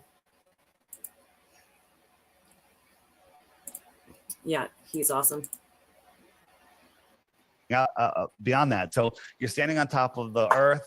Your tangent line from your eye, where you see the horizon at 12 o'clock in front of you, is 3 miles away, which we know it's not. It's much farther than that, but let's just pretend, right? And then at 1 o'clock, where is that tangent line? It's still 3 miles from you. At 2 o'clock, at 3 o'clock, 4 o'clock, it's still 3 miles from you. It's still at the exact same height in front of you, to the left, to the right, behind you. I see what you're saying. Yeah, you wouldn't see a curve. You wouldn't see a curve, right? You would see a circle, like you had your head in the middle of a hula hoop that you're holding up at eye level, right? So yeah, I see what you're saying, which is also there's some people that say if you're standing on the top of the ball, you are actually standing in the middle of a donut, because you would see this pump of water in front of you. Yeah, but you don't actually see it because you're always on top of the ball. You're always right at that top point. Yeah. Right. Well, you wouldn't see a hump. You would see a dropping off. Exactly. You know, I don't believe you would ever see a hump, because then you're leaning back and then your up is not up anymore. But this is the way we see. It's the limit of our vision. So when we're looking out, 1 o'clock, 2 o'clock, 3 o'clock, it's the same, right? So if you think you would see a hump, you have to follow that hump all the way around. And by the time you turned around behind you, you'd be pointing at the floor when the horizon's still at your eye level. So you would not see a hump. Now, if you saw a ship going at 12 o'clock in front of you, going perpendicular to your vision at that point, it is getting farther and farther away, and it should go over a curve. But you have to separate that from actually being out saying that you would see a curve, because where the sky meets the ground, at where you can't see any farther, that's the limit of your vision. We'll call it the limit, the zone of your eyes. So we'll call it the horizontal eye zone, right? The horizon. Yeah. Dave, you got me there. I mean, I've been looking into this stuff for years now, and literally you've just opened my eyes to this one now. Anyway, let's move on to the next one, which is a huge one, which is gravity. That's the one that we always get attacked with in the comment section. I know we could talk for hours about this one, but let's hear your take on gravity. Yeah, so gravity, you know, we down is down, up is up, right? That they say we're crazy for thinking that. But let's talk about what gravity is. So gravity is a scientific, big quotation marks, laughing emoji, theory that mass attracts mass. And when you put it to the test, 96% of it is missing, right? So what do you do when you have a theory that 96% of it doesn't work? You throw the theory in the garbage, and you take the garbage out, okay? So you have gravity as a theory, but then they say, well, there's dark matter and dark energy. No one's ever seen it. No one's ever measured it. But for gravity to work, it has to exist. Therefore, it exists. Now, that's called pseudoscience and absolute nonsense. So they also tell us that gravity is a very weak force, right? So, you know, gravity is a weak force. But the electrostatic force, and I know you guys have seen this, but let's show your listeners real quick. The electrostatic force is a scientifically testably measurable force, right? And you know, the first argument before I get to that is, why doesn't the air get sucked off into space? They look, gravity's holding the air down, right? Gravity's holding the air down. So I have this balloon here. It's got a little bit of air in it, but it's sagging down because of allegedly gravity, right? The air pressure in the balloon is the same as the air around it. Now, if we remove the air from around the balloon, what happens to that balloon? We blow up the balloon, right? We put some air in the balloon or just put it in a vacuum chamber, it blows up. What is that air trying to do? It's trying to escape in every direction, including up, away from gravity, where gravity is the strongest, right here at the surface. It's trying to get out in every way, because that's what gases do. They fill the available space, all right? So gravity holding onto the air is nonsense, absolute and total nonsense. So let's where is my you guys have me all right. So the theory of electrostatics, well, it's not a theory, is that, you know, the earth is a giant battery, the sun and the moon are the anode and the cathode, the salt water carries the current. That makes sense to me. The land is a salt bridge, and that creates a living electromagnetic system. So how can we test that? Here's one that Zach, Good Times for All, did. He had some leftover party balloons, tied them to there's just a metal button here, and it's neutrally buoyant at, you know, a couple inches off the floor. Now this cord goes to a Van de Graaff generator, and we're going to add a positive charge. And when we add a positive charge, what's happening? It goes down, right? Because when we discharge it, it goes right back up, right? So the theory is that, well, not a theory again, the earth has a testable, measurable, neutral or negative charge, okay? The earth is not moving. Anything in the air is surrounded by a positive charge. So when you have something surrounded by a positive charge with a negative charge that's not moving next to it, it's like, hey, down is this way, right? And it pulls it down. It says down is this way, and then buoyancy and density sort everything else out. You know, handful of rocks, ping pong balls, and a balloon over a pool. Open my hand, the helium balloon goes up, the rocks and ping pong balls go down, the rocks go to the bottom of the pool, the ping pong balls stay on the top of the pool. That's buoyancy and density, right? So we know that buoyancy and density is a thing. We know that we can make things change their weight, go down by adding a positive charge. And, if you look at the periodic table, every heavier element than the next one has a stronger positive charge than the one before it. Okay. So the higher the positive charge, the heavier it appears to be. Can we do the opposite? We add a negative charge into this, it goes up. Okay. Are we defying gravity or are we defying electromagnetism? So let's pretend that gravity is real. Well, science, the gravitationalists, the globalists, they tell us that the electrostatic force, which is scientifically provable, testable, repeatable, is 10 to the 36 power stronger than gravity. Do you guys know how big of a number 10 to the 36 power is? I don't think our human minds can comprehend a number that huge, right? Because a trillion is 15 zeros. Okay. 10 to the 36 has 36 zeros. Every time you add a zero to a number, it just exponentially bigger. It's absolutely insanity. But they say that it's stronger.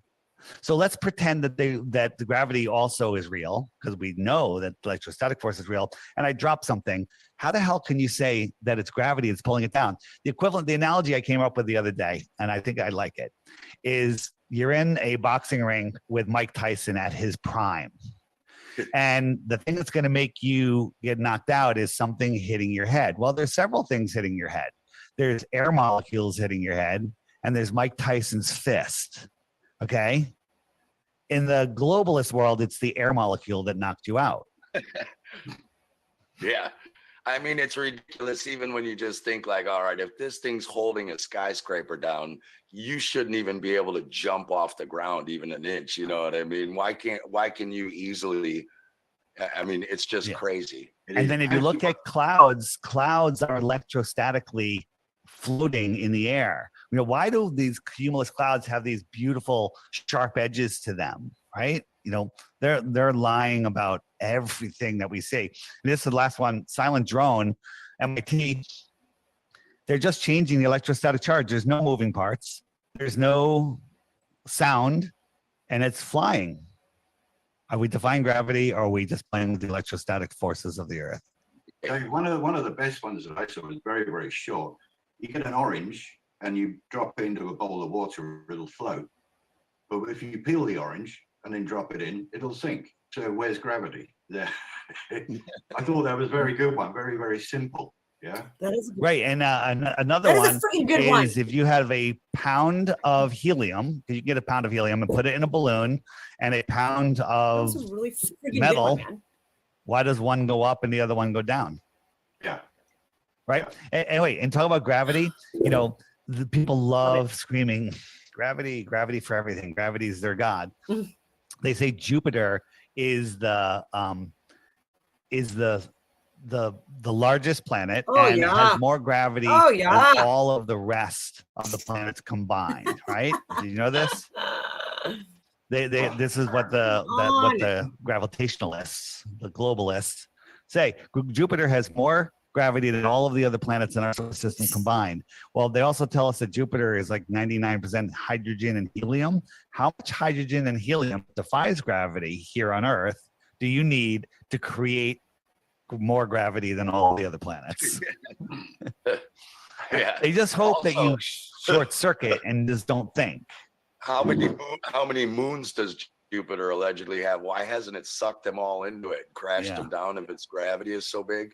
Right. So here's a test for all of your listeners. What planet is this? Do you guys know what planet that is? I know what this is. Right. So you can argue with them and they'll be like, I'm like, that's Saturn. No, it's Jupiter. And I'm like, well, maybe it's Saturn, or maybe it's just a meadow with ducks in it. Okay. Okay. I've seen that too. Your mind sees what your mind wants to see. Your mind sees. And so the calculations were, if this was Jupiter, then the ducks would have to be, I believe it was 8,000 kilometers high by 16,000 kilometers wide. So like bigger than Canada, basically, like not exactly, but like with the lengthwise, especially. How friggin' insane is that? Can you imagine a duck that big? 8,000 kilometers high by 16,000 kilometers approximately wide.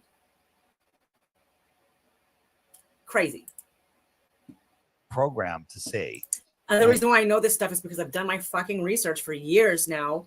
And so this stuff is not surprising to me when people share this stuff with me, because I've also done my own research.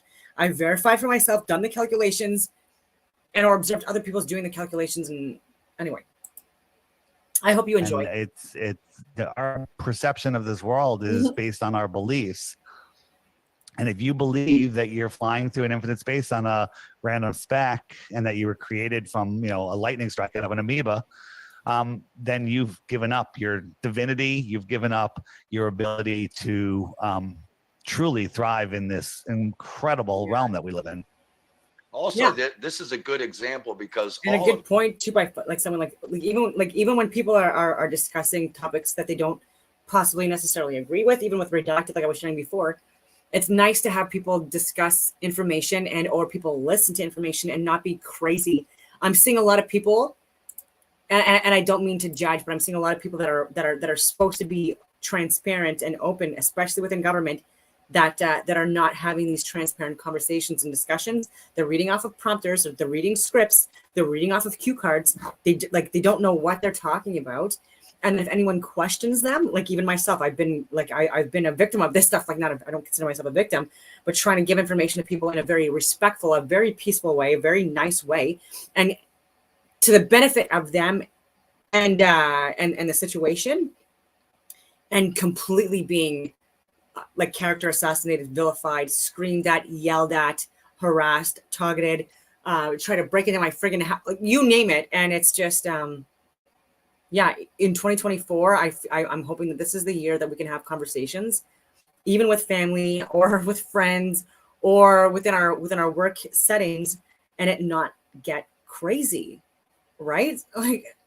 And don't embellish and exaggerate things either. NASA's pictures of everything, even the Earth, are fake. There's no need. And we've got a P900 as you do. When we look at the planets, it doesn't look anything like this. They look like cymatic. They're changing colors and shapes constantly. Nothing you look at looks anything like this through Right, a P900. Right. When we look at Earth, which one do you like? I like the blue marble, right? Because that's just my favorite. Yeah. It's the excuses that people make is, it's just ridiculous. Being a glober is easy because you don't have to study. You just make up stuff. You don't have to do anything. Being a flat earther really takes a lot of time. And it sucks.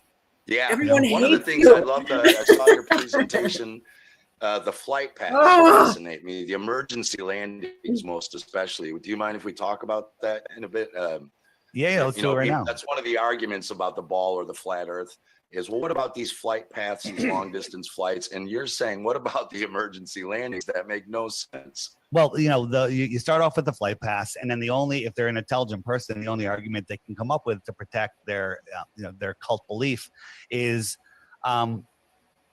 that they have to make stops at hubs, or they have to change pilots. They make excuses for ridiculous flight paths. But you have to know that there's these counter rotating winds at different altitudes. These winds up here, I think, are like 300 miles an hour. Okay. And so here's a question. Let's say you and I both have a car. We're going to drive from New York. I'm going to go drive from New York to, I don't know, middle of the country somewhere, Kansas, whatever. And you're going to drive to California. Okay. But you get to California before me. Okay. What does that mean? We were driving faster than you. You were driving faster than me. Yeah. Okay. That's all it means, is that you were driving faster than me. Right. And so let's look at a couple emergency landings. Here's one, New York to Hawaii. There was an emergency and they went, over 1,000 miles out of the way to Seattle. And they got there amazingly fast. Like, how did they get there in 15 minutes? Right. And if you look at it, Seattle is right on their flight path. So let's look at another one. This is, excuse my transparency.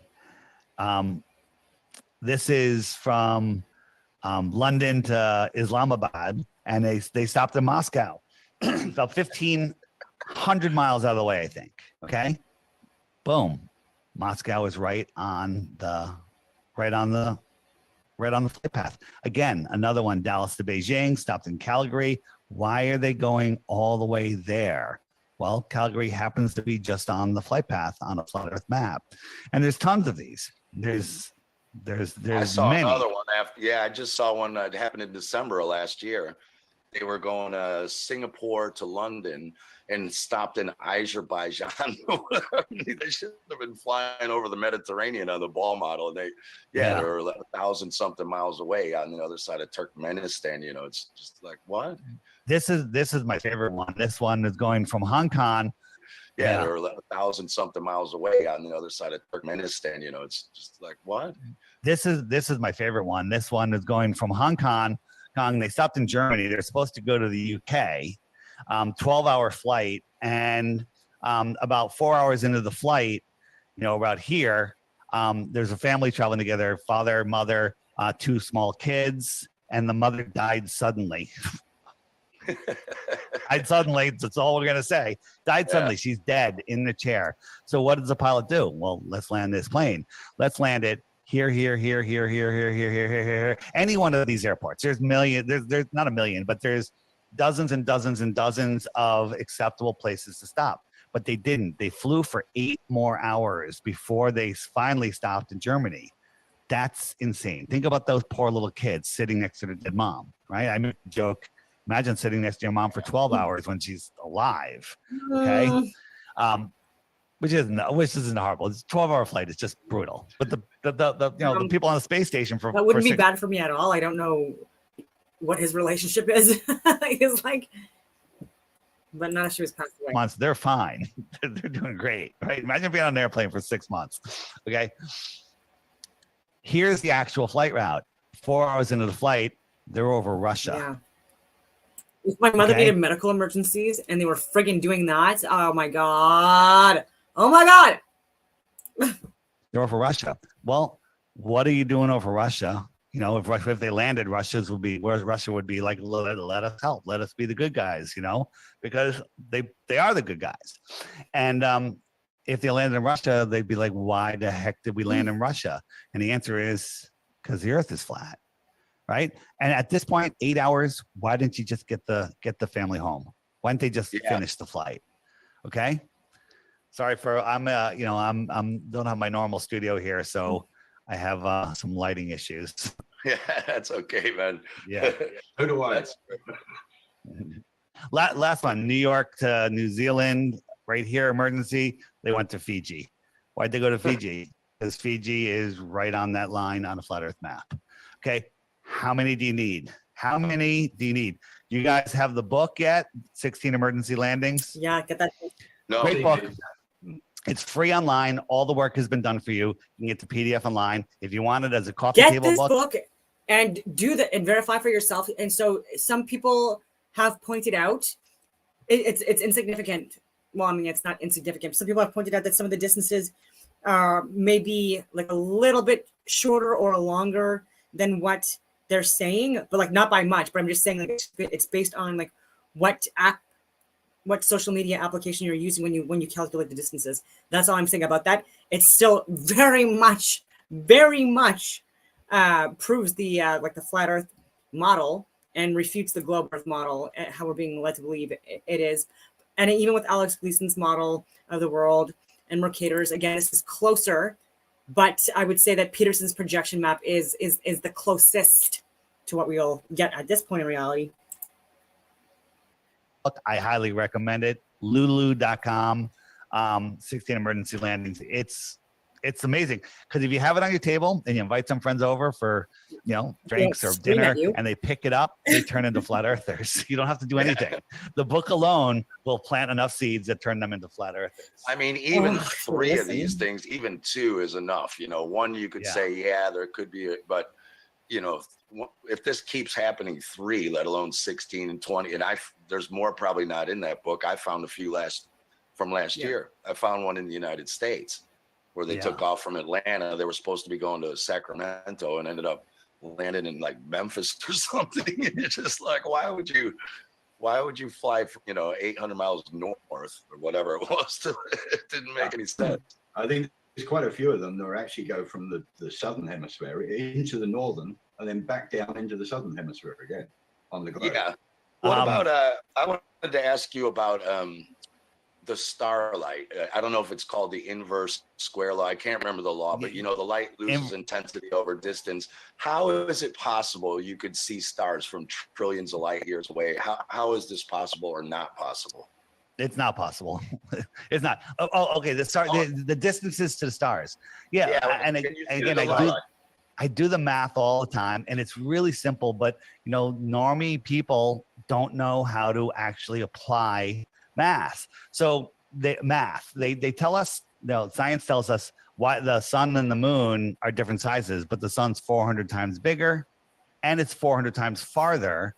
Therefore, they're the same size, or perhaps they're just the same size. But let's pretend the distance and scaling work, right? If you do the inverse square law on the size of the sun, move it 400 times farther, it'll become the same size as the moon, according to their math. And as we showed you a little while ago with the lines, can you explain? Math can describe anything. Sorry. Can you explain to people what the inverse square law is, just in case they don't know? I've already showed this on the when you have an object, the brightness of an object or the size of an object, and double the distance to it, it is now 1/4 of its brightness or size. So, and then if you double that distance again, it's 1/4 of that size or brightness. Okay. So if we look at the moon, let's look at the moon on a full moon night. You could read by it. It's so bright, it's casting your shadow on the ground, right? It's sending light. Let's pretend it's only 1 lumen, right? And we travel halfway to the moon. It's now 4 lumens. Halfway again, 16. Halfway again, 64. Keep going until we're 100 miles from the moon, and the moon would have to be magnitudes brighter than the sun from that point of view for us to see it at 1 lumen from Earth. When I say magnitudes, it's like 60 times brighter than we see the sun. You can't imagine what the sun is at twice its brightness. You've never seen anything like that, right? Yeah. So that debunks the moon landing right there, because when they're showing their moon landing footage, they're not standing on the sun. It's like dark, right? Even though they're in the daylight, so they're clearly not there. A dusty, dirty ball reflecting light that far where it casts your shadow on the ground and you can read. Nonsense, right? Yeah. And Jupiter is worse. Go out and look at Jupiter in the night sky. It's literally, it's a star. It's brighter than any other star, right? It's so bright. You have to believe that dusty, dirty ball is reflecting sunlight all the way back to Earth, and you see it as brighter than any star. Think about it. If you were on Jupiter, the sun is much farther away than it is from Earth, so it's a smaller sun. It's not even a sun the size that we see it. It's a tiny sun reflecting off of a gassy, non-reflective surface, traveling all the way back to Earth where we can see it with our naked eye, bright as can be. I'm sorry, you're being lied to about what that light in the sky is. It's not a helium and hydrogen supergravity ball. Yeah. One of the things Ross and I were talking about too is they say space is a vacuum, but then they say there's particles in it. Like Ross said, well, what are all these Oort clouds? In fact, they tell us the Big Bang happened and all the particles gathered with gravity into planets and all this stuff.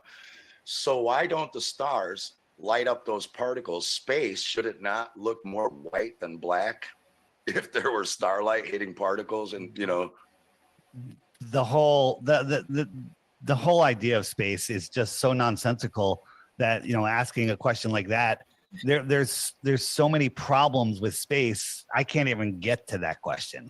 Okay? I can't even get to that question. How are we able to zoom in on this? So this is 211 trillion miles away. Okay, 211 trillion miles. Yeah. Your brain can't comprehend what that is. We shouldn't be able to see that at all. You shouldn't be able to see it at a light hour away. Okay. Yeah. And the brightest issue for one, but they tell us that that Polaris is 433 light years away. 433 light years away, and each light year is 25. Is like not 25. It's like 7 trillion miles. Whatever it is. Number is ridiculous. You couldn't see if we so we have the sun. It's 93 million miles away. If we doubled the distance to the sun, it would be a quarter of its size. Double it again, it's a quarter of that size. So it's a 16th. Double it again, it's a 64th, right? And now it's 8 times the distance. It's so small, it's the tiniest star. You can barely see it. So that is actually 1 light hour. The sun's 8 light minutes away. 8 times as far is 64. We'll call it a light hour, right? So Yeah. So the argument is, could you see it at that distance? And we can go back and forth. Well, you know, maybe you could, maybe you can't. You probably can't. Let's double it. Make it 2 light hours. You know what? Let's just give the ball everything it wants. Make it a light day, 24 times farther. Okay. Then it's scientifically provable beyond any question that you couldn't see it. All right. So remember the scaling and distances with the sun and the moon. Well, let's do it with the sun and Polaris. Polaris is 48 times bigger than the sun, they tell us. So we'll make it 48 times farther. So if we had the sun of the light day away, which is ridiculous, couldn't possibly see it. So we'll put Polaris at 48 light days away. Let's round it up. 2 light months. At 2 light months away, it is scientifically beyond even questioning that you could not see it due to its angular size, let alone the brightness issue. Right? The brightness issue would be so dim that I don't even know if you could see it if you were next to it at that brightness. Yeah. All right. That's 2 light months away. They're telling us it's 433 light years away. Everyone's brain just short circuits. I don't know. A guy in a bow tie told me, and therefore it must be true. Okay. Yeah. So again, when you actually apply your God-given common sense, you realize that these things are impossible. Now, what are stars? The Globers will come out. Well, what are they? Well, I don't know. You ask me, I think they have to do with souls. I think they're souls, you know, and the wandering stars, which we now call planets, are all named after gods. Okay. I don't know what they are. So I don't. Not these burning balls of gas. And so in this space is where I don't agree with everything that everyone says. And so I do believe that these luminaries are electromagnetic in nature and that they do influence our avatars. We are also electrical magnetic beings. This is a light in motion reality, hyperboloids and toroidal fields being projected on a flat plane of inertia via electromagnetism, like I've said, and the luminary is heavily influencing that. And so that's where we can sort of agree to disagree on that. But I do believe again that this is a flat Earth plane and that space is fake as to what we're being taught. Vacuum, right? You know, you think about you know, where do stars come from? You know where stars are made? They're made in the nebula. Remember, you know, this nebula, right? This is a star manufacturing. What's a nebula? A nebula is dust and gas in space that's collapsing upon itself, creating stars. Right, in a vacuum. That have gravity. that and when they're done, when enough dust and gas combines and turns into a nuclear furnace, it pops it out like a ping pong ball machine, and the star rolls and stops in a perfect spot in the galaxy. Okay, I mean, what the hell are they talking about here? Okay. What is that picture anyway? That's clearly that's art. It's digital art. That's CGI. That's all it is. It's all it is. Yeah. It's all it is. I mean, you made a good point with you made a great point, and I tell people that too. I say, like, we flat earthers don't claim to know what everything is. We know what we're not on and what isn't, you know. And I tell people, if you're coming over to flat earth, don't expect all the answers are there for you. You know, you're not going to replace one belief system with another. It's a community asking questions. And, you know, as everyone says, they won't let us go up there. They won't let us go to the North Pole. They won't let us go see if there's an ice wall. Everywhere you try to go, you're blocked or there's a treaty. So, you know, people have to be careful. We don't, there might be a firmament, there might not. We don't know what stars are. The moon could be holographic. Nobody really knows what's going on, but we know what's not happening. And that's the story we've all been sold.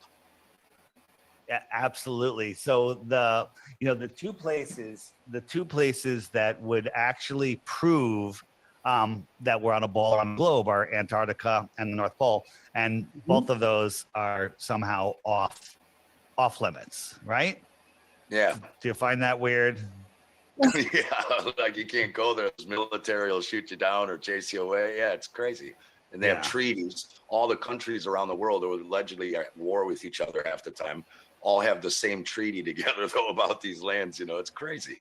Yeah, absolutely. And it's the only treaty that's never been broken.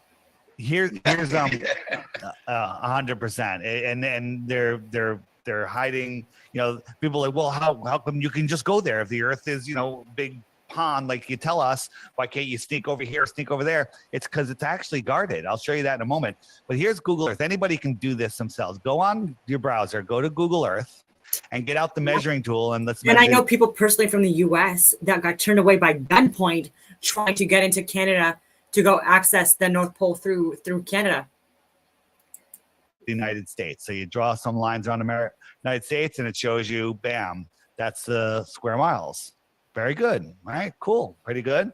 Let's try something in the south. We'll go to Australia, draw a line around Australia, and it'll give us the. His name is Ryan Zem, if you want to know his name. Zhem. Ryan, I mean, it's self-explanatory, and he's from the US, and he has a lot of different friggin' like amazing videos out there, including his attempts and his continued efforts to go to the North Pole. Square miles of Australia. If we believe it or not the issue. And now let's go to Antarctica. Have you guys seen this? No, I haven't seen this done. Yeah, and you can do this on, and you have to go to the web version of Google Earth. Google Earth, right? Not and maps. You click it, and what's that? Whoops. Okay. What is that? Yeah, exactly. I also saw someone was checking shipping routes or something and found a ship sitting in the middle of Antarctica. Do you know? Yeah. So, well, a bunch of people found it, and then I went and looked, and I found it, and this is, you've seen this map, which was found in a Buddhist temple and published in 1910, I think, in a Hawaiian magazine or newspaper. And it's showing all these other continents. So how we always talk about the ice wall. I'm kind of, I don't know if there's an ice wall that goes all the way around, right? Maybe everything outside of this line is frozen at times, okay? Yeah. But maybe it opens up sometimes, right? And the ice wall is actually way, way farther than what we call Antarctica. But if you were, check this out. So you want to go to Antarctica, you go from Santiago, right here, and you go south. And let's say they took you right to the center point on this shoreline, okay, of this continent. Now look at this continent. Is that an island? It's bigger than the United States, Canada, and Mexico. It's twice as big as all three of those combined. So we land you right here, and we go, welcome to Antarctica, and it's frozen. Welcome to Antarctica. And you get to go visit right? Deception Bay. And or Rothschild Island. Would you know if you were in Antarctica or not? Would you know? Your brain program tells you that you're upside down, standing on the bottom of a ball at the edge of an island continent called Antarctica. How would you ever know where you are? Right? Yeah. So we'll go. Then here's the one of the shipping tracking websites, and I've actually tried to find it again since then, and it looks like they've corrected this anomaly, but there are ships inside, hundreds of miles inside of Antarctica.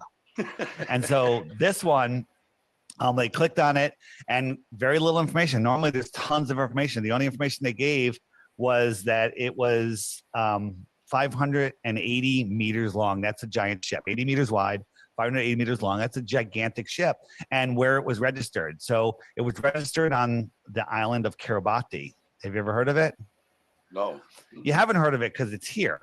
It's in the middle of nowhere. I got a pin on it because you can't even see it, right? And we zoom in, and this is an island that the United States and China are very, very interested in, right? Okay. This is like a sandbar. Sand people live here, okay? It's got a ship so big that if it was carrying supplies for this island, it could supply them for decades with one shipment. Okay. And what is that ship doing heading south and end up in the middle of Antarctica? Right. I contend that it's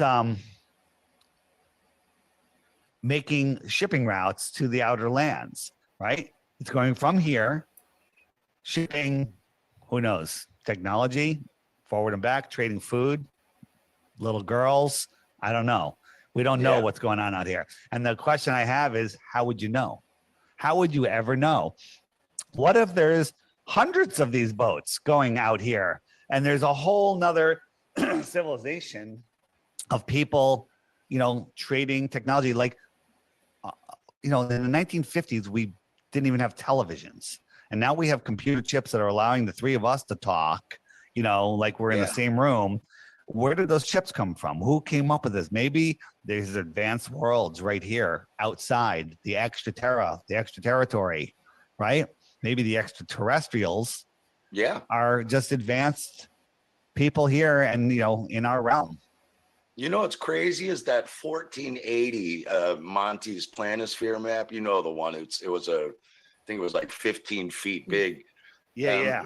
It shows lands mapped out, not ice, but mapped out all around the realm we live in. And it even has like town names and like shows where mountains and rivers are, you know, and you have to say like, oh yeah, strange. What this guy just, what he just made that up. Like he drew a perfect replica of the earth and then Including just decided Antarctica? to put all these massive lands. And they're way bigger than anything in here that we know of. They make Africa look tiny. So this is kind of like a depiction of that, and not right? with ice. So what's out here, right? And I love looking at this one and saying, you know, what if we lived here? You know, this ring is Antarctica. Here's more land. So this might be the edge of our pond, right? And then if you look at it, you guys have seen this map. What if this is, you know, where we live? What if that? And again, I am speculating. Anything beyond the shoreline of Antarctica, we don't know, but there's tons of evidence that say there is stuff going on out there. We want the right to go explore. So does this prove what I'm showing you here? Does this prove anything? No. I'm saying we want the right to go prove or disprove this. Okay. Yeah. So we live here, right? Here are other pieces of the plane, right? Ponds holding up, you know, occupying pieces of the plane or a planet, if you will. A piece of the plane. All of these extra worlds. Suns. They each have their own suns, kind of. Is that the idea? They all have their own suns. Maybe some of these ponds have more than one sun. You know, the outer ring has another sun going in the opposite direction. So this could just be how our world is. Again, we don't know. We want the right to explore, and you know, isn't Disney World set up like that? Actually, Disney World is set up like it's the map, and then they all have underground tunnels too. Think about that. Yeah, that's crazy. Well, there's your extraterrestrials right there. Yeah, the extra terra. Yeah, here on Earth. You know, scientifically provable. Yeah. Well, it makes more sense than coming from light years away that don't exist probably anyway. So, yeah. Ross, did you say you had some other questions too? In fact, the questions that I had from our comment section, we've basically touched on every one of them anyway. So. Yeah. let me put a challenge. Excuse me, I'm losing my voice here. Let me get a challenge out for everybody. I offer 3 Bitcoins for 1 globe proof. 3 Bitcoins, 1 globe proof. So if you're so sure that you live on a spinning, whirling, twirling ball going through infinite heliocentric space, all you got to do is on my app, the Flat Earth Sun, Moon, and Zodiac Clock app, every day there's a new video that'll teach you. So while you're having your coffee in the morning, click this right here and watch the video. Do it for 2 weeks. At the end of that 2 weeks, if you think you have a globe proof, you can send it to me. But before you do, hit the question mark button. And when you do, your question is probably answered here in these 28 questions, right? 28 sections. Gravity, why the lie? What about the ISS? What about southern star rotation? Seasons. They're all there. The 24-hour sun in Antarctica. That's a good one. If I click it, up comes a list of videos that Google doesn't want you seeing. They don't want you seeing these videos. They'll hide them from you. But the app bypasses their algorithms and will answer all your questions. And then you too can be ostracized like we are from our friends and family because we're flat earthers. But that's changing. There's tons of people. Can I just ask Dave, how many people you got now on so worldwide? everyone that has the app, not everyone is on the friend finder, but if they go on the friend finder, it creates a blue dot. And look, this is people in the UK, right? Yeah, that's pretty impressive. These are people, you know, look at the United States. It's incredible. Where are you guys? Denmark. You're in Denmark. So let's go here. I'll click the flag and I'll put in Denmark. Denmark. Let's see how Denmark's looking.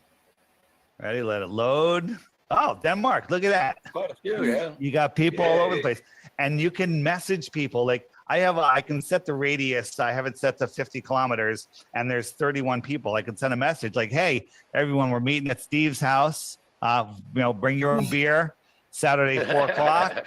And then everyone shows up. And I've never met a blue dot I don't like, right? Every one of these people are not afraid of the boogeyman.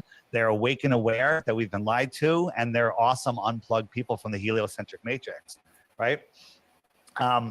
So the app is an amazing way to get people together to collaborate because, when you're working on this alone, the biggest complaint a few years ago was, flat earther, I can't talk to anybody. I'm going crazy. Then they look on the map, they go, oh, look, that person's right near me. And they click on the dot and they say, hey, let me send a message to that person. They'll look at their profile. Let's meet for coffee at Joe's coffee shop. And now you have a new best friend. Okay. Yeah. So we're using their technology to, bring us together. It's amazing. And, the app has so many other features to help educate yourself, right? I made the app for myself, right? I wasn't even going to publish it, but then I published it and they're like, hey, can you add this? Can you add that? And add this, add that. I'm adding all sorts of stuff. There's a new trivia game that's going to be on it really soon. That's going to be a blast. Like you play it with your Globey friends and it's game over. One Or thing you play I it with find your flat earth friends. incredible. Yeah, it's incredible how large the flat earth movement has gotten since, I don't know when you started. We started looking, 4 or 5 years ago, but it's little ahead. I say to people, do you really think that millions and millions of people would suddenly just start claiming the earth was flat for no reason if there wasn't some proof? It's not just something everyone decides to start saying. It's nobody wakes up in the morning and says, hey, I want to be a flat earther and, really, have everybody come down on me. But now, you mentioned flat earth to somebody, they're like, really? Tell me more, right? And having the app in your hands to pull up the images, to pull up videos, answer questions, it's an awesome tool. And the question you had is the number of people on the friend finder are 91,200 right now. Wow. All right. And it's growing, by hundreds and hundreds. It's like 100 a day or more right now. So If it was like the Globies claim that it was just rubbish and whatever, you wouldn't get 91,000 people joining. And in the comments, you watch a flat earth video and you're like, oh, that's really good information. Let me look at the comments. And then the comments steer you away from what the video said because you got someone in there, you go, flat earth is a psyop, flat earth is stupid. The cats would have pushed everything off the edge by now. Just a whole bunch of nonsense. Robots too. But they never offer globe proof. And if you click on their channel, you go to their channel, there's no content on their channel and they have 0 subs. So what does that tell you? I say they're either paid or possessed. There's bots out there. There's people that defend the globe and don't know their model. And what I say is flat earthers know so much about the globe model. That's how we became flat earthers. If a globe person knew 1/10 of what a flat earther knows about the globe model, they would be a flat earther. There's no way you can look at the globe model and say, oh, yeah, it's a globe. Because when you actually look at it, everyone believes it, but they don't know why. They don't know why, right? They don't know why they believe in the globe, right? And they say, where's your map? Well, our map is the Gleason's map, okay? Our map is the Gleason's map. That's the best one that we have. Let's say that it's used for navigation. It was in all encyclopedias. It was in all schools, libraries until the 1950s, and then it was all of a sudden removed. Why was it removed? Why do all of the UN and all the big agencies of the world use it as their logo, right? But when you say they say we don't have a map, this is the globe. Okay, the dark is the actual size, and the blue is the size that they show you on the globe. You don't have a map. Yeah. You don't have a map. What do you say when people say, what about the blue marble? I've seen that taken off NASA's website, and then you start changing the gamma, and there's like a clear cutout box around it that thing was pasted in there. No. The blue marble is the one made by Robert Simmons, and he is a NASA visual artist who said that he made it all from data. He painted it in Photoshop. There's a famous interview with him saying, it's Photoshop because it has to be. And Yeah. then there's other ones where, if you look at, Rob Skiba actually took the image from the NASA's website, the photo of the Earth from the moon, and then cranked up the levels, and you could see the box around it. And I'm going to show you something else right here, live right here on the air. Okay, Apollo 17. This is NASA.gov, their website. It has all the different NASA missions. Now, this picture right here, Earth in full view, is from Apollo 17. It's the most famous of all the pictures of the Earth. This one right here, Apollo 17. They always have to show you Antarctica too, by the way. It's interesting. Most of the pictures of the Earth will try to get you to see Antarctica. Okay, scientists on the moon. Click on this picture right here. Supposedly the same mission, same guys that took the picture of the most famous picture of our Earth. I'm going to do save image as, and let's see, Apollo Moon. Let's call it Apollo Moon 17. And I'm going to open that in Photoshop. And do you guys still see it? Okay. All right. Do you see Photoshop? Yes. Yeah. Okay. And if those of you think this technical difficulty was planned and think I'm scamming you, go do it for yourself. Because you're going to find the exact same thing. I got nothing to hide here. This is live on the air, okay? I'm going to zoom in on the Earth in Photoshop. You see the Earth? Yep. Okay, I'm going to go to Image, Adjust, Levels, and I'm going to bring the levels over here. And I'm going to bring the levels up. Uh-oh. What is that? Oh, wow. Yeah, wow. Why is there a square box around the Earth allegedly taken from the scientists on the moon in Apollo 17? And people wonder why I don't trust NASA. That's why I don't trust NASA. I mean, they're always out there saying, Rob, everybody's trying to show you stuff from space, and you keep rejecting it. This is why I reject it. These guys are liars.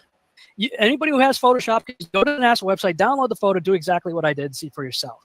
That's the one I'm talking about. Yeah, that's the Earthrise, and the clouds didn't move.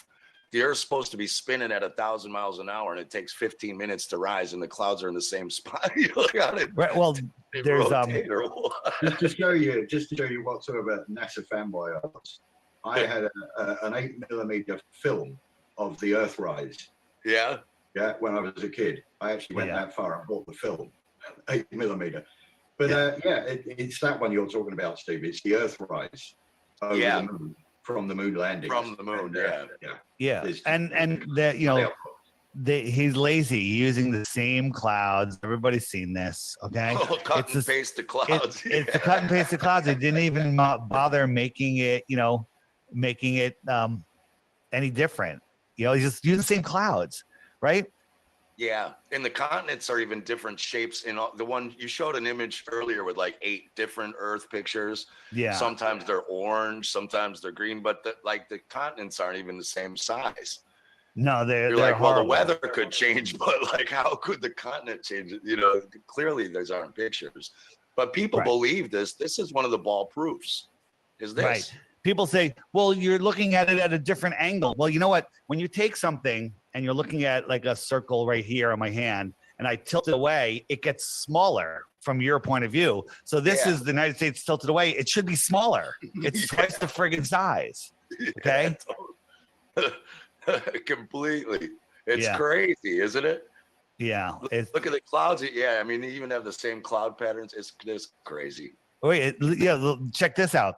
1978 and 2017, same exact clouds, right? This was a picture NASA showed saying pollution is dimming the world, and they show us, oh my God, it's so scary. Look out that we're losing our bright colors because of pollution.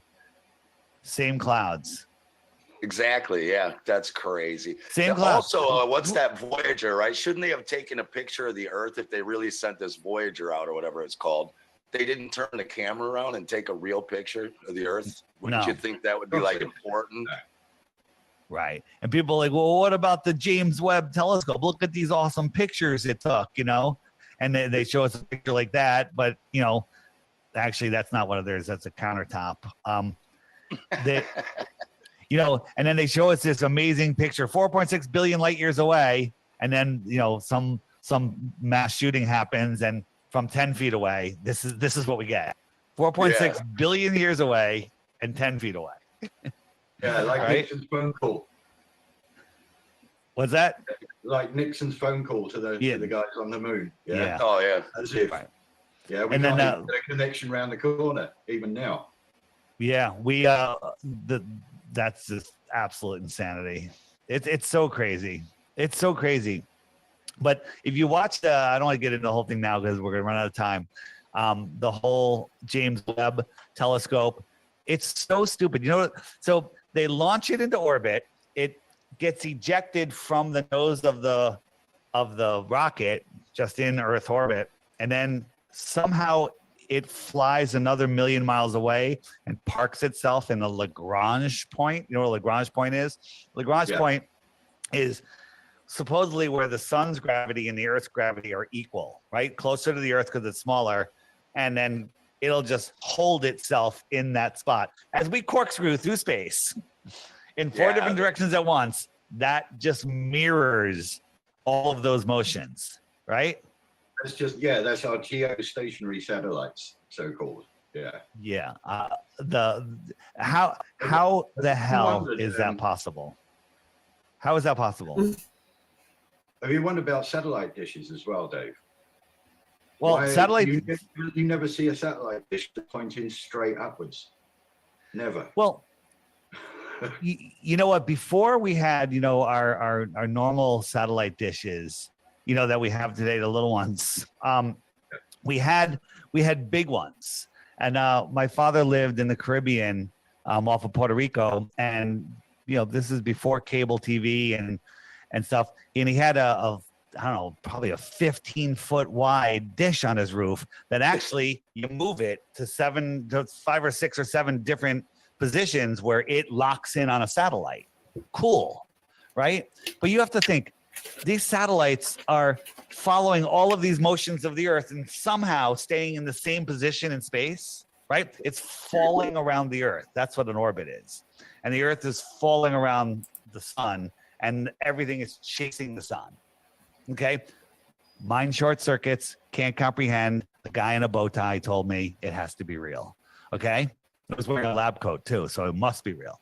So he had the thing, and we would move it, and then it would pick up a whole bunch of feeds and stuff. And boy, I wish I knew what was going on, because some of the feeds were the network sending raw footage to the other networks, you know, to the other stations, and you got all of the raw footage, you know, on camera, off camera stuff. There's probably gold mine of stuff in there. But what I think that was doing is they're just transmitting up to the firmament, and it bounces off the firmament and goes in all directions. All you have to do is point your dish towards that point on the firmament, and that's how you get the signal, right? If you have a signal and you beam it up, straight up, it's going to hit the firmament, if it's, you know, as they say, and it's going to bounce back in all directions. All you got to do is point your dish at that spot to get the signal. And I think that's what was going on back then. But now, Dish TV even admits they're using towers. Your camera, your dish is pointing towards a tower. It's sideways, dead sideways. It's crazy. Yeah. Yep. I mean, Polaris, that model you have spinning in the background right now, Polaris disproves that. You know, you've got the North Star. And look at your satellite, and if you're in an area where you're in the suburbs or in the city, take a look at not only where your satellite is facing and the direction and the elevation and stuff like that and the angle, but look at the other satellites too, with the people that are beside you or above you and things like that. And you'll notice that they are mostly, if not all, pointing the exact same direction. It's ground towers. sitting dead still with all the stars spinning around. Polaris would not be sitting still if we were doing that. Right. And we're It's talking about awesome. Polaris and not being the Southern Cross. You can't see the Polaris on a globe past the equator, but there's been many studies as far as 30 degrees south when the weather conditions are clear enough that you can see Polaris. That's impossible. Impossible. Right, because you'd be underneath the yeah. ball. You'd be under a curve, so you couldn't Yeah. see through the Earth to the star. Yeah. Yeah, absolutely. Let's do another one where rockets. Where's my rockets?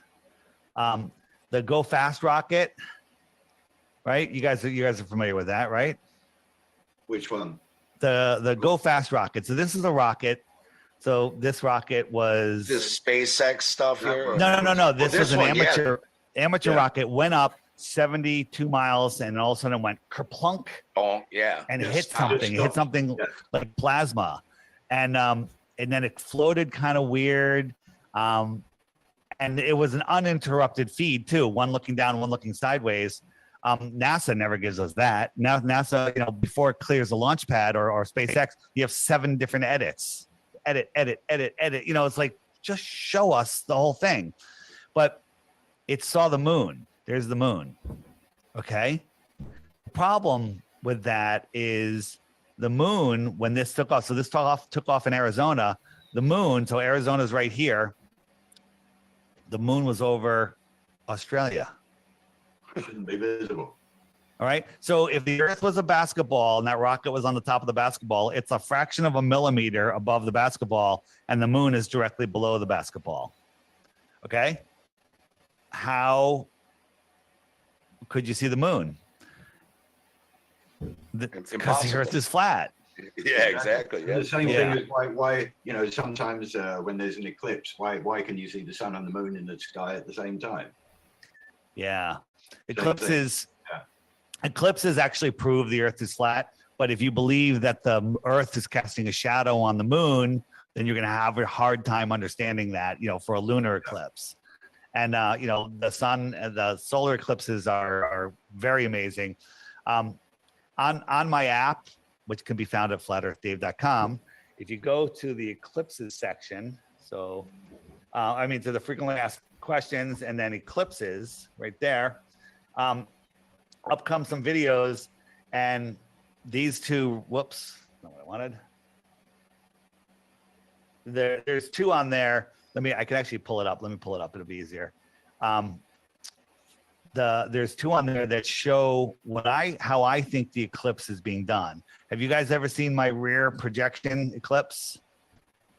No, I don't think so. I've seen some of Cami Nodell's work. I'd like to see this. Yeah, I think you're gonna like this. So here is a real eclipse that I filmed. And by the way, I did not put on the blinders that everybody wanted me to wear. I looked at it with my naked eyes the entire time, and I'm not blind.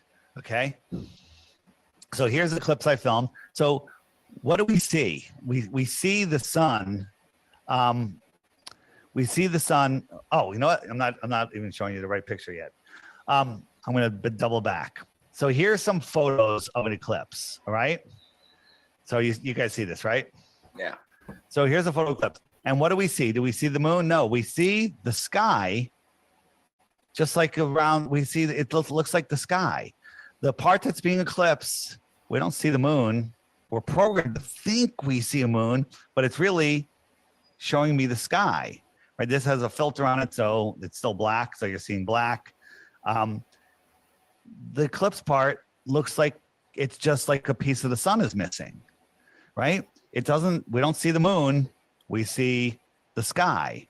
We see the sky, right? It all looks just like it's revealing the sky. So what is that? So now let me show you my rear projection eclipse. So this is an eclipse I filmed, and this is an eclipse I made. All right. So let me just jump forward a little bit here. So this was an eclipse that was filmed. The eclipse is like 85-90% eclipse. It's this much of the eclipse is happening, but you can't see it because it's just so bright. It's blowing the lens out. But this is an 85% eclipse right here. But we had these two things. Well, this is a lens flare because it's moving around. This one, we're trying to figure out what it is. It's locked in position with the sun. Okay, so what is that? And I contend that that's the real sun. This is the real eclipse that's happening. And we see in our personal atmospheric dome, right? So the sun, the real sun projects itself into our reality. We see it where we see it, like we talked before, right? So here's my, this paper towel is my representation of the sky, and I have the source sun behind it, and I'm eclipsing it with a round object, which happens to be a Snapple iced tea cap, and it creates this sun, okay? So it creates this. Now, during an eclipse, no one has ever, from any position, space station, airplane, ground, infrared, nothing, no one's ever spotted the moon. No one's ever seen it eclipse the sun. Nope. Or exit the sun, okay? Or approach or... That's what he means, like approaching, heading towards the sun, and then crossing over the sun. No one sees that. So the solar and lunar eclipse that people are saying that they see, the moon's like going past, and oh, you have to wear your glasses, and you have to like watch it from like a safe location. They're telling you to do that so that you don't see the actual reality of what's going on. Or leave. So that's because there's no light on the bottle cap facing the earth. Therefore, there's nothing being projected. Okay. So then I did it again. Things. Well, this is a lens station, airplane, ground. So just fun fact, when the light is on the left-hand side or the west-hand side or the left-hand side, so west, it's during a waning crescent. So when you're heading towards a new moon, and so when it gets darker, it's going to go smaller and smaller and smaller until it's like nothing. And then when you have a full moon, it's the opposite, right? So you have like this, where this light is on this side, and the closer you get to a full moon, the bigger and bigger and bigger it expands. On infrared, nothing. No one's ever spotted the moon. No one's ever seen it eclipse the sun or exit the sun, okay? Or approach or leave. So that's because there's no light on the bottle cap facing the earth. Therefore, there's nothing being projected, okay? So then I did it again with a thinner piece of tissue, right? Here is the source sun. Here's the sun that we see. And all of a sudden, we can see the source, the projector behind it, okay? And we compare that to what we actually saw during an eclipse, you would see they look exactly the same. Right. All right? They look exactly the same. So did I prove it? No. Did I show you how it could work? Absolutely. Right? And under certain conditions, sometimes people say there's two suns in the sky in Saudi Arabia or whatever. Look at the sky conditions. The light of the sun is dimmed so much that you can actually see the source, right? I contend this is always here. You just can't see it when the sun is at its full brightness. Because it's too bright to look directly at it. It's too light to see. It blinds you. You can't see it. But when what that is, eclipsing it back there, what's eclipsing the source light? Are you saying there's another object? It's interesting. There again, we don't know, but everyone says it's the moon. And a lot of flat earthers say it's not the moon. Because when there's a new moon, you don't see it. And so a lot of us contend that when there's a new moon, maybe there is no moon. But the eclipse always happens when, if you track the positions of the moon, the eclipse always. Just while we're at this, I'm going to stop this and show you what people that are trying to share the truth, what we experience on a literal, regular basis by people. I don't even know if they're people, but by YouTube, which is why I remain on Rumble mostly, and why YouTube to me are just pedophiles that are supporting and enabling human trafficking and pedophilia and stuff like that, and fuck YouTube. And so I really hope to never have to use YouTube again. But unfortunately, this platform is where most people watch or try to get their news, even though there's a lot of misinformation. And so they just gave me another strike. I already have 2 strikes, so I might have a third one yet again. And I'm on account number 8 million. Warning, and then removed. Protocols of the Learned Elders of Zion.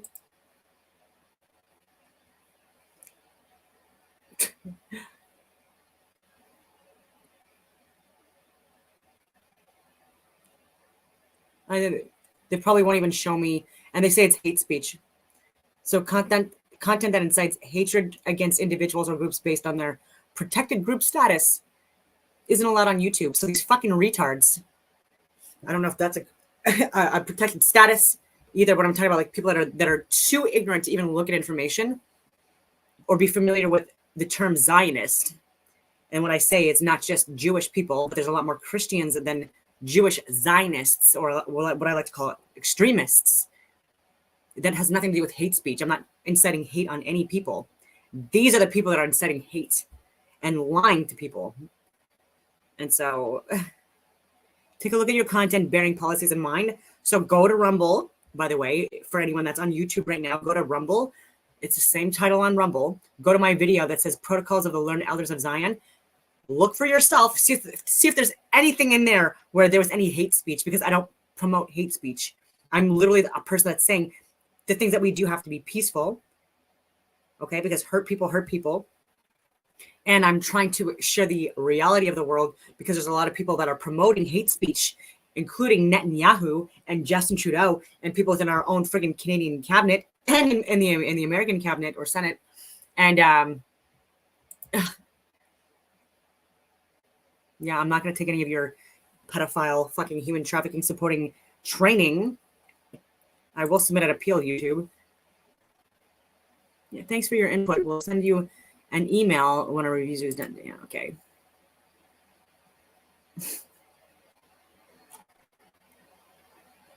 Yeah.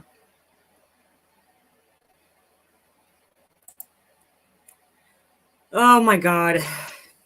So this is why YouTube, I hope in 2024, it just becomes irrelevant and insignificant. And I hope that social media platforms like Rumble completely run the show and take over in 2024. And people like myself that were one of the originals on Rumble to try to get this uncensored platform up and running. I'm hoping that that Rumble really destroys YouTube this year. They deserve to, because YouTube, the people that own it, what I'm talking about, and fund it and support, enable the stuff that they actually promote. There's literally people that incite that show not only the disgusting stuff against minors on YouTube that they don't take down, but there's also like abuse of animals and stuff like that that's promoted on this site and not taken down, and nudity and you name it. But I want to talk about the reality of the world and call it certain groups. And I deal with the most fucking grief. Make it make sense. Always happens when the moon should be right in alignment with the sun. But I say, instead of the moon eclipsing in front of the sun, the moon is eclipsing behind the sun. The source of the sun. The source, the projector. Yeah. If you ever watch a movie, a rear projected movie on like a bed sheet, you know, in the park or something, if you look hard at that sheet, you can see the projector, the light behind it. You can see the light that's projecting. And I think that's how we see the sun. Dave, just a quick question on this subject as well. Something that I've not been able to get my head around.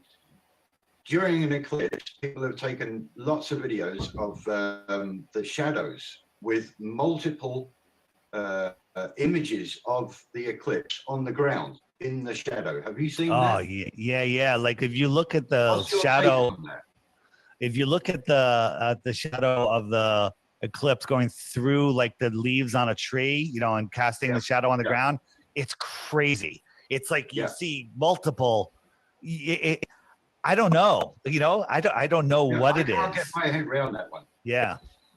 Have you seen the experiment that Cammie and Zach do with looking at the sun, and they put a piece of polarized film, okay? Then they put another piece of polarized film and they turn it, and then you can't see it blocks everything else out. Makes sense. Then they put a third piece of polarized film over this that's already blocking it, and there it is again. It makes it visible, okay?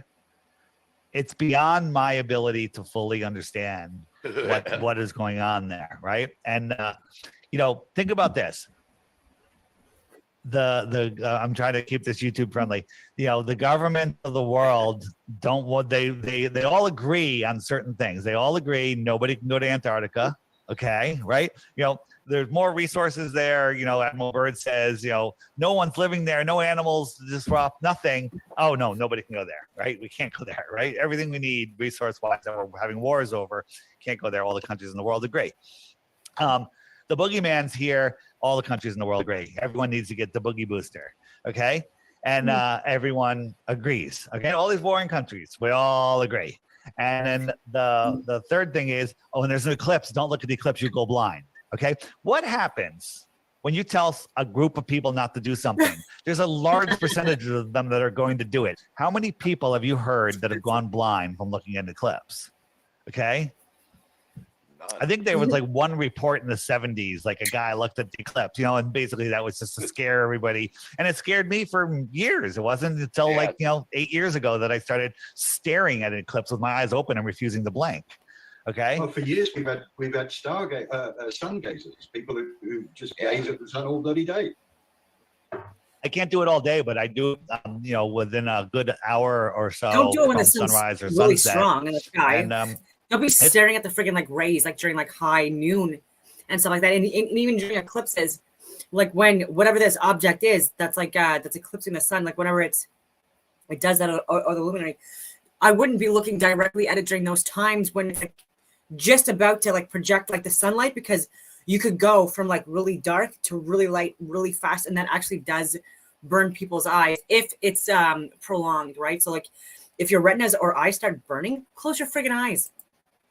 It's amazing. But still look within like the few minutes leading up to, and you'll see what I'm talking about. It helps my eyesight. After that eclipse, literally we were there for like 2 hours watching the eclipse. And even like sun gazing is in the Bible, right? So Psalms, which is Psalms, like that actually has to do with the palms of the hand and showing the palms of the hand towards the sun. And then even the soul is like is the soles of the feet, right? So like when you have your feet grounded to the earth for that electromagnetic connection, and then do the sun gazing with this radiating magnetic energy and stuff like that. Like this is how we can like be more connected, I guess, so to speak, and recharge our batteries. And I could go on so many tangents with this. My eyesight was better. Right? I'm not and telling my anyone to go eyesight, stare at. like I've been told this and I've been tested, like even when I was in the infantry, like I see beyond 20/20 vision, which is perfect eyesight. And I see like well beyond this, like my whole career. Even when we used to do rucksack marches and patrols and stuff like that, like I would see things like way prior to like anyone else. And it actually like upset some people, like not upset, but it unsettled some people. They're like, how the fuck did you see that? Like, how is that possible?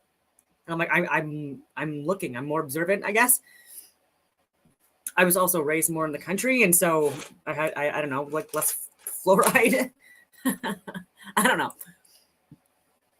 At the sun, you have to like go into like if you've never been to the gym, don't go bench 200 pounds. You're going to hurt yourself, right? Learn about sun gazing, learn about it. And when all the governments in the world are willing to give you free blinders, it's because they don't want you to see something. Yeah, right? Or see nothing's there. Actually, Yeah, I mean, you're not wrong. My sun fade out videos, right?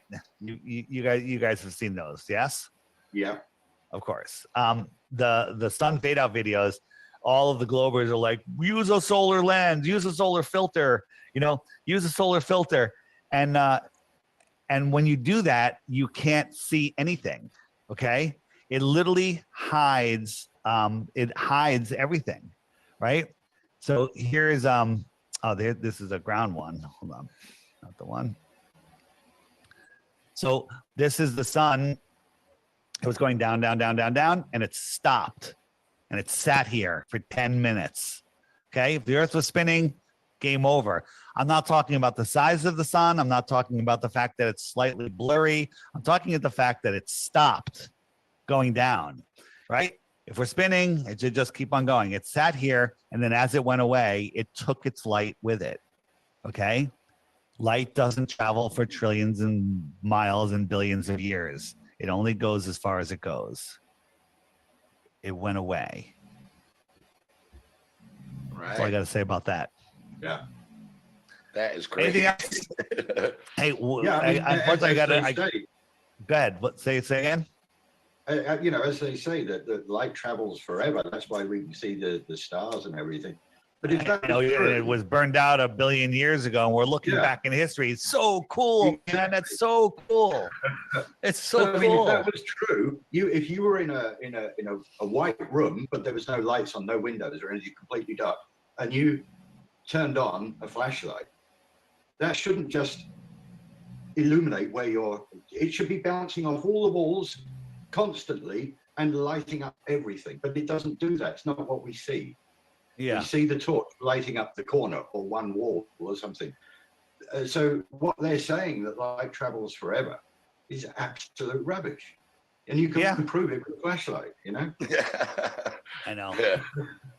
I mean, so- just like you can prove water to stick into a ball by turning on your washing machine and your jeans fly to the outside, you know, that you can see its centrifugal force. There's no way water would be sticking to a spinning ball at 1,000 miles an hour. If the Earth is spinning at 1,000 miles, you know, that the argument is, oh, well, it only goes around once a day. Can you see the hour hand on a clock moving? And that's moving half the speed, right? Cool, but you're not thinking clearly, right? You expand that out, it's moving 1,000 miles an hour. 1,000 miles an hour, even though it's one rotation per day, is 1,000 miles an hour. It doesn't matter. I need to find a big enough area to do this. Here's an experiment. So you get like a rock or a tennis ball or something, and you put it on a string, maybe 20 feet long, and you start spinning it around, and you spin it around where it's maintaining its spin off the ground. I'm holding the string, and as I'm turning, you know, the farther out it goes, the slower I can go to keep it out there. Okay. And now it's centrifugal force is holding it out there just 20 feet away or something. At the same time, I have another one on a string that's only 6 inches long, holding in the same hand.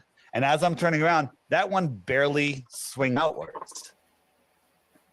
It's both going around once per the same period, but the farther one is being pulled harder. The inner one is not. It's like the adult merry-go-rounds. You know, the little kids can't sit on the outside one because they can't handle the force. They go on an inside one, going around the same rotational speed. It's the linear speed that matters. It's not the angular speed. I think it's the rotation speed. So we got NASA. Actually, this is the wrong one. He's got his shoes on the wrong feet. He's got his shoes on the wrong feet. All right.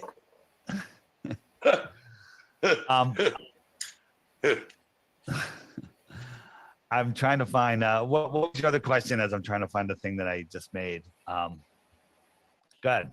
I got loads, but I just wanted your take on the vapor canopy. This new thing that has come up now. What is? Tell me about it. Do I know about this? Jason Brashear is talking a lot about it. All the ancient cultures, there's been about 4 books written about it. They say there was a time when the waters above, there was a vapor, and instead of where the clouds are, there was a mist or a fog going much higher than the clouds. And this collapsed, which would be called the I don't think it's the Great Flood, but the Flood of Noah, and this was supposed to be a time where you couldn't see the sun. The skies were dark purple. You know, the ancients talk about this. There wasn't even a moon for a time. And then the brightest lights in the sky were the stars, but they were magnified by this vapor. So they looked a lot bigger. Have you heard anything about this? No, I don't know anything about it, but you know, Jason Brashears has some very interesting stuff. He says that we live in a simulation. I kind of agree. We live in a physical simulation because this place makes no sense otherwise. There's a lot of anomalies that just don't make sense. But you know, he takes some leaps saying that you know, we're in this cycle of 140 years or whatever the number is. Well, you'd have to live through 3 of them to know it's a cycle. So, you know, he's basing his information on a lot of interesting stuff. Again, you know, I don't buy into anything 100%. So if you can ignore the fact that I'm transparent here, check this out. So when you watch it like this, just go look at, I forget the name of this video, building, you know, height checks. Look at this guy. Does that give you the willies? Does that Yeah, make you I don't like that. yeah. So this video is called, I think it's called, I Bet You Can't Not Turn Away. Okay. So what is going on here inside your body, right? Your body is going, oh my God, you know, and it's freaking out, you know, like it's freaking out, right? Because it's a self-preservation trick, not trick, a mechanism, right? Then we look at this. Okay. Do you have that same feeling anymore? Nope. All right. Do you have that same feeling anymore? Watch any spacewalk. You never get that feeling. Yeah. Right? Because your subconscious knows this is just CGI nonsense. Right? The Earth's not even spinning there. I might be a little, who knows? They can't get their spin right. But You know, go what I mean? watch Look at any the clouds. It should be moving 1,000 miles an hour. any spacewalk. Any space. Look, are you getting that feeling? You're So I won't even mention. Wait. testicles should be in your throat at this point. Okay. Yeah. All right. Nothing. But then you watch those other videos, you're like, whoa, I can't even look. Okay. Yeah. Weird. Okay, so I was hearing this in the background, but I won't say the name in case he doesn't want me to.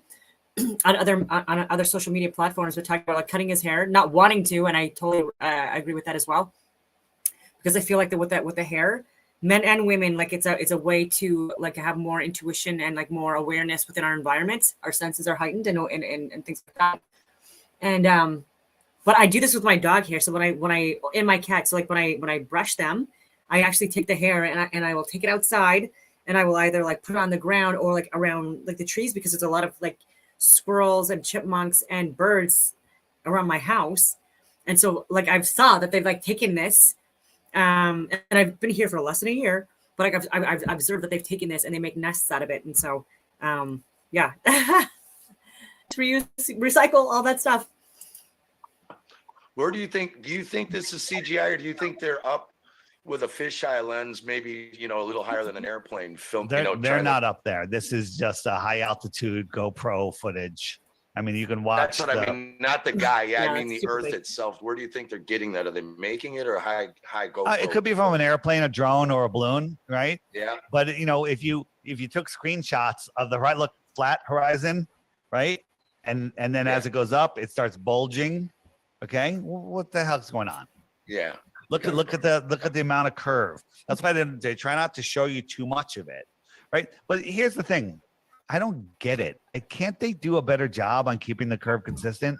I think they should be able to, but maybe they're just stupid, lazy, or they're purposely, saying, "Hey, we'll show you. Look how tight this is getting," and then as it comes down, it flattens out, right?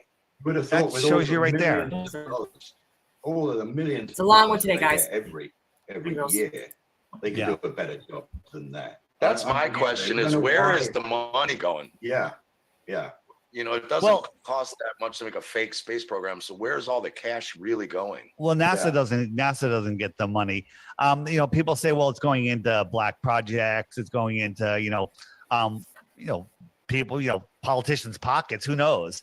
But in reality, the elite that control the money, they don't need money because they can just type ones and zeros and make money. They tell us how much money is being printed. How would you know if they printed twice as much? How would you ever know? You don't know. Yeah. And so they use money to control us. We're on their fiat system, on their fake world. That's how they control us. Those are the number 1 and 2 ways that they control us. They have us believing we live on a spinning ball flying through space, so we're insignificant. And then they also have us using their fiat fake money. And until we have the courage to get off their ball and stop using their money, we're going to be slaves. Couldn't Absolutely. agree more. Yeah. I think part of the whole point of this is a copyright thing. I think they have, because our names are all copyright, all capital letters, corporation. It's like they own the rights to this fake reality called this place and the calendar, and then so it's almost like the whole thing is set up for copyright, so they can tax you and own your names and all that. It seems just like that, like we're living in Harry Potter. Yeah, it's there's so much deception in this world, but on the other side, there's so much truth to be found. And when you find that truth, you take your power back. And there's nothing, you know, the biggest scam in the world, the biggest scam meme or whatever is the only thing that's true is death and taxes. And I disagree with both of those. Yeah, true. Yeah, this Look is at that this thing, is that's the ridiculous. this is the umbrella satellite receiver that he talked to Nixon with from the moon. I don't know what Freaking landline. umbrella. Nixon had a landline. Yeah. That's just ridiculous. They have his shoes. They have Neil Armstrong's shoes in the Museum of Science and Industry in Chicago, where I'm from. And they're the bottom of the boots don't even match the prints on the moon. Like they're the wrong soles. Right. And the globalists will say, no, that's because they're they wore boots over them. Whoops. One. There we go. Here's the new boots that they're using for Artemis. Look, those are just rubber rain boots. Okay. It's pathetic. Yeah. Vacuum there. That thing's airtight, baby. Nothing's getting through there. Yeah. That's hysterical. I mean, NASA's just such a joke. What they were up there, they're supposed to be for 3 years in the ISS, and they asked the guy, like, what are you excited about? He said, I can't wait to see my family on Thanksgiving. You're like, what? Are they going to fly them up in a space shuttle or what? Like, what about when the astronauts are on the moon? Basically, if you read the transcript, they never once said, hey, look at the Earth. They never even mentioned the Earth, right?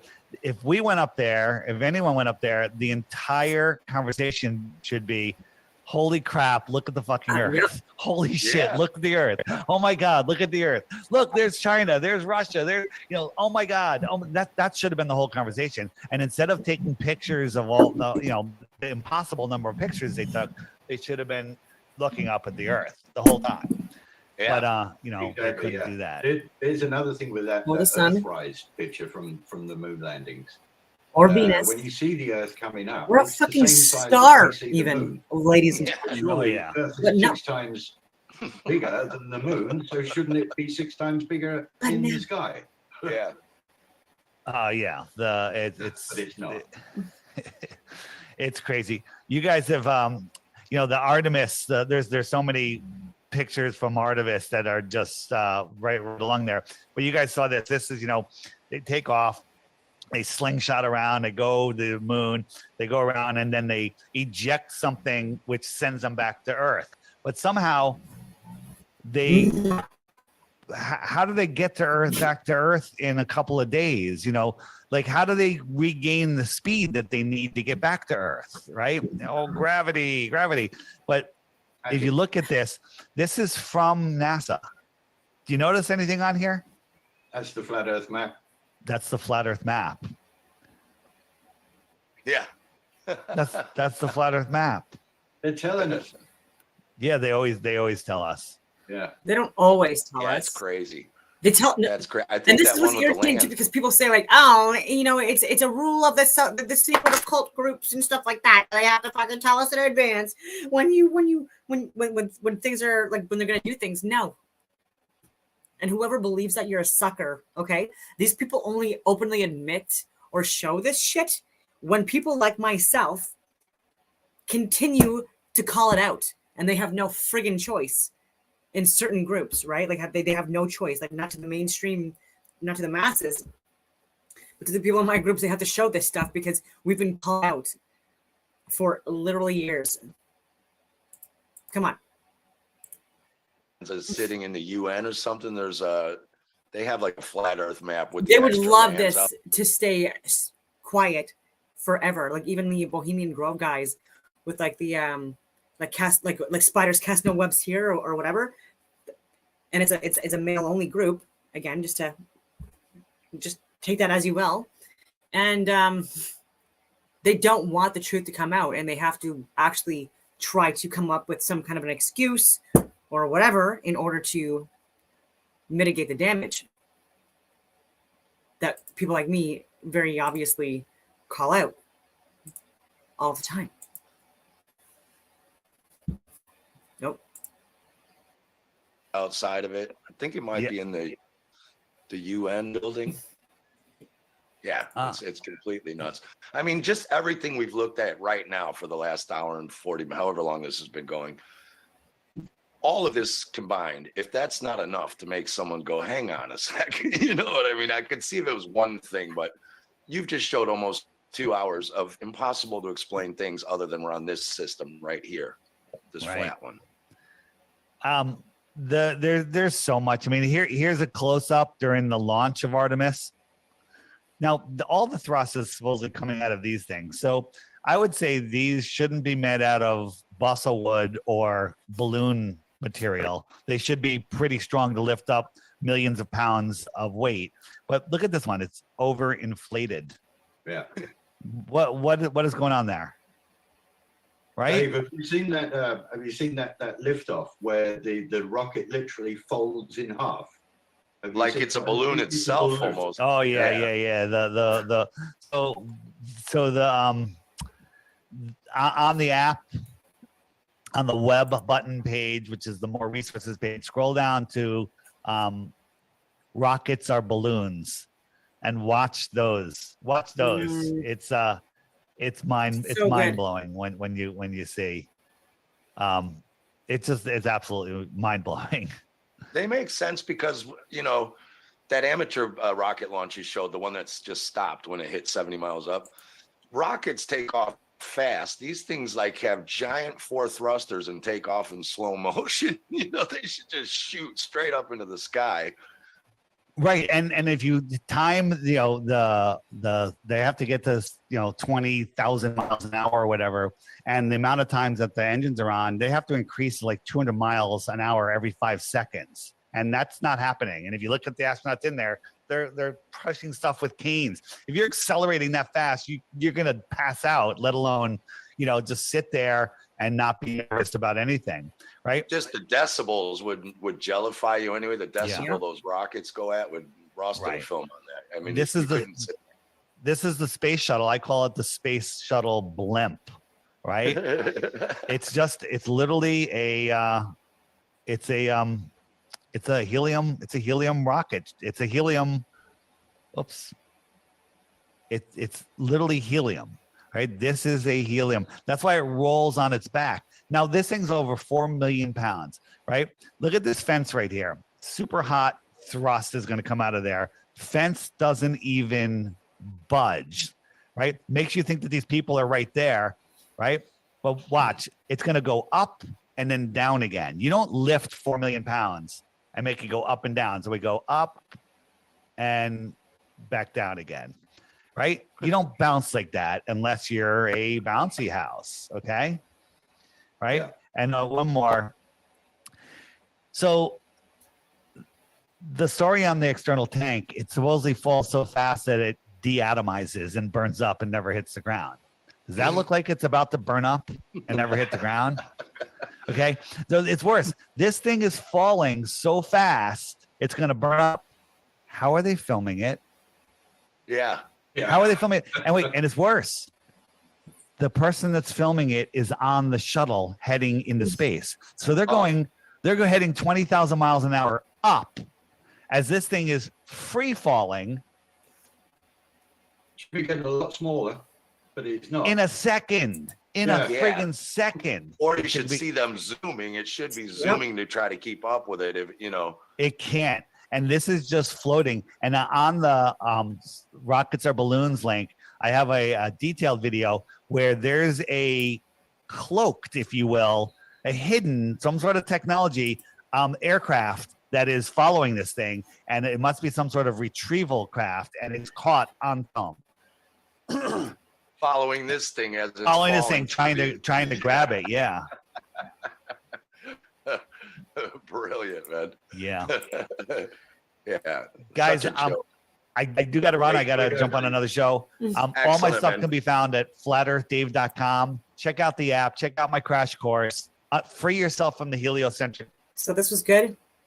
And I just want to risk sharing something before I leave with my dogs to go on a bit of a walk, run, Rockfin with Eric Dubay. There's so many videos that you can take a look at.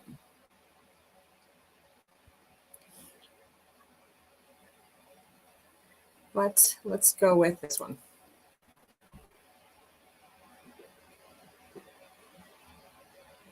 Globe defenders often claim that since the moon appears right side up when viewed from the northern hemisphere and upside down when viewed from the southern hemisphere, that this is proof positive of a spherical Earth. They believe that observers standing in the southern hemisphere of their spinning ball are literally upside down relative to observers in the north, and that this is the only possible reason the moon could appear inverted when viewed from opposite hemispheres. Anyone can easily debunk this flimsy claim for themselves, however, by simply taping a picture of the moon to their ceiling and viewing it from opposite sides of the room. The moon will appear right side up when viewed from one end of the room and upside down when viewed from the other. There is no need for the entire room to be spherical, nor for observers to be standing physically upside down relative to one another to explain this simple phenomenon.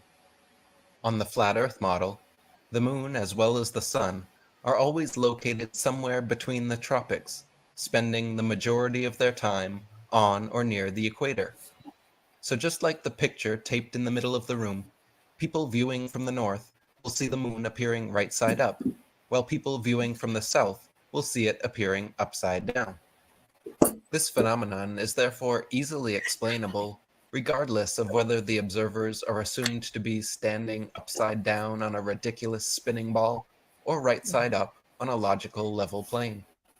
Deeper investigation into the matter, however, reveals details that definitively determine which one it is. It turns out globe defenders are oversimplifying the reality of the situation when claiming the moon appears inverted in opposite hemispheres, because depending where and when you are viewing from, it is actually possible to see the moon at any 360 degrees of inclination. As you can see in the following photographs, the moon does not simply appear either right side up or upside down, but rather appears at all different angles. This is because the moon actually travels over and around the flat Earth like a wheel, making approximately one rotation per revolution. So depending where and when the moon is photographed, you will notice the rabbit or the man on the moon at many various inclinations. What you will not see, however, which you would most certainly have to see if the Earth and moon were both spheres, is different faces and areas on the moon. In the heliocentric model, they claim the moon is tidally locked to Earth, which means that Earth's gravity is supposedly so strong that it causes the moon to perfectly synchronize its period of rotation around its axis with that of the Earth's, so that we only ever see one face of the moon.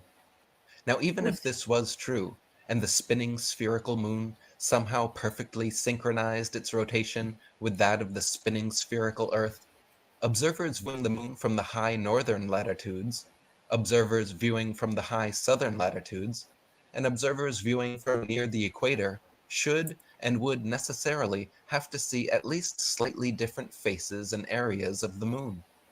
It is simply not possible that observers viewing from such different angles could all still only see the exact same face.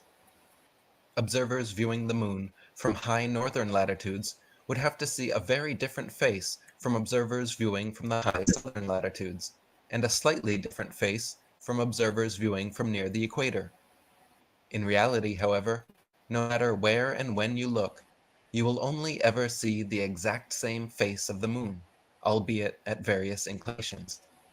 This is only possible because the moon is actually a rotating translucent luminous disk and not a spinning spherical terra firma.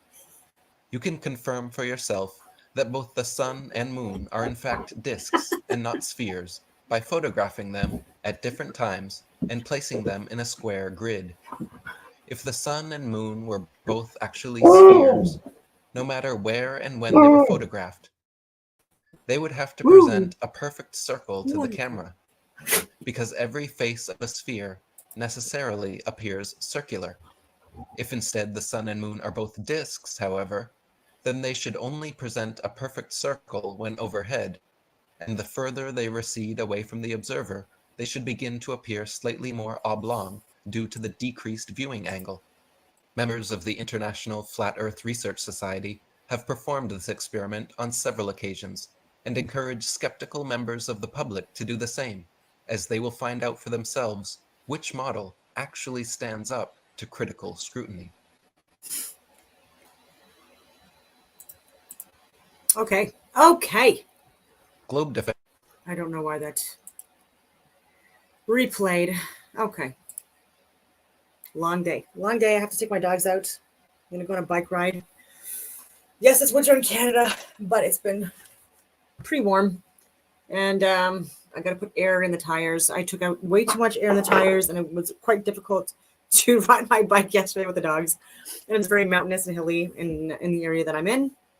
And so they're both very active, healthy, spoiled freaking dogs. And even this morning at like 6 a.m., I was up at 4:30, but I made them organic eggs and free-range, grass-fed, healthy chickens. And so eggs that they produced and organic sausage from a butcher. So my dogs eat healthier than most humans. And I'm not ashamed of that. I'm so proud of that. And so, yeah, I hope that everyone has a wonderful year. If you celebrate the new year now, if you celebrate it like I do on or around the 20th of March, then until further notice. But I hope this was enlightening to people. And I hope you have a good week, a good vacation if you're on vacation, a good rest. And I hope that you look at my other videos and that you like, share, and subscribe.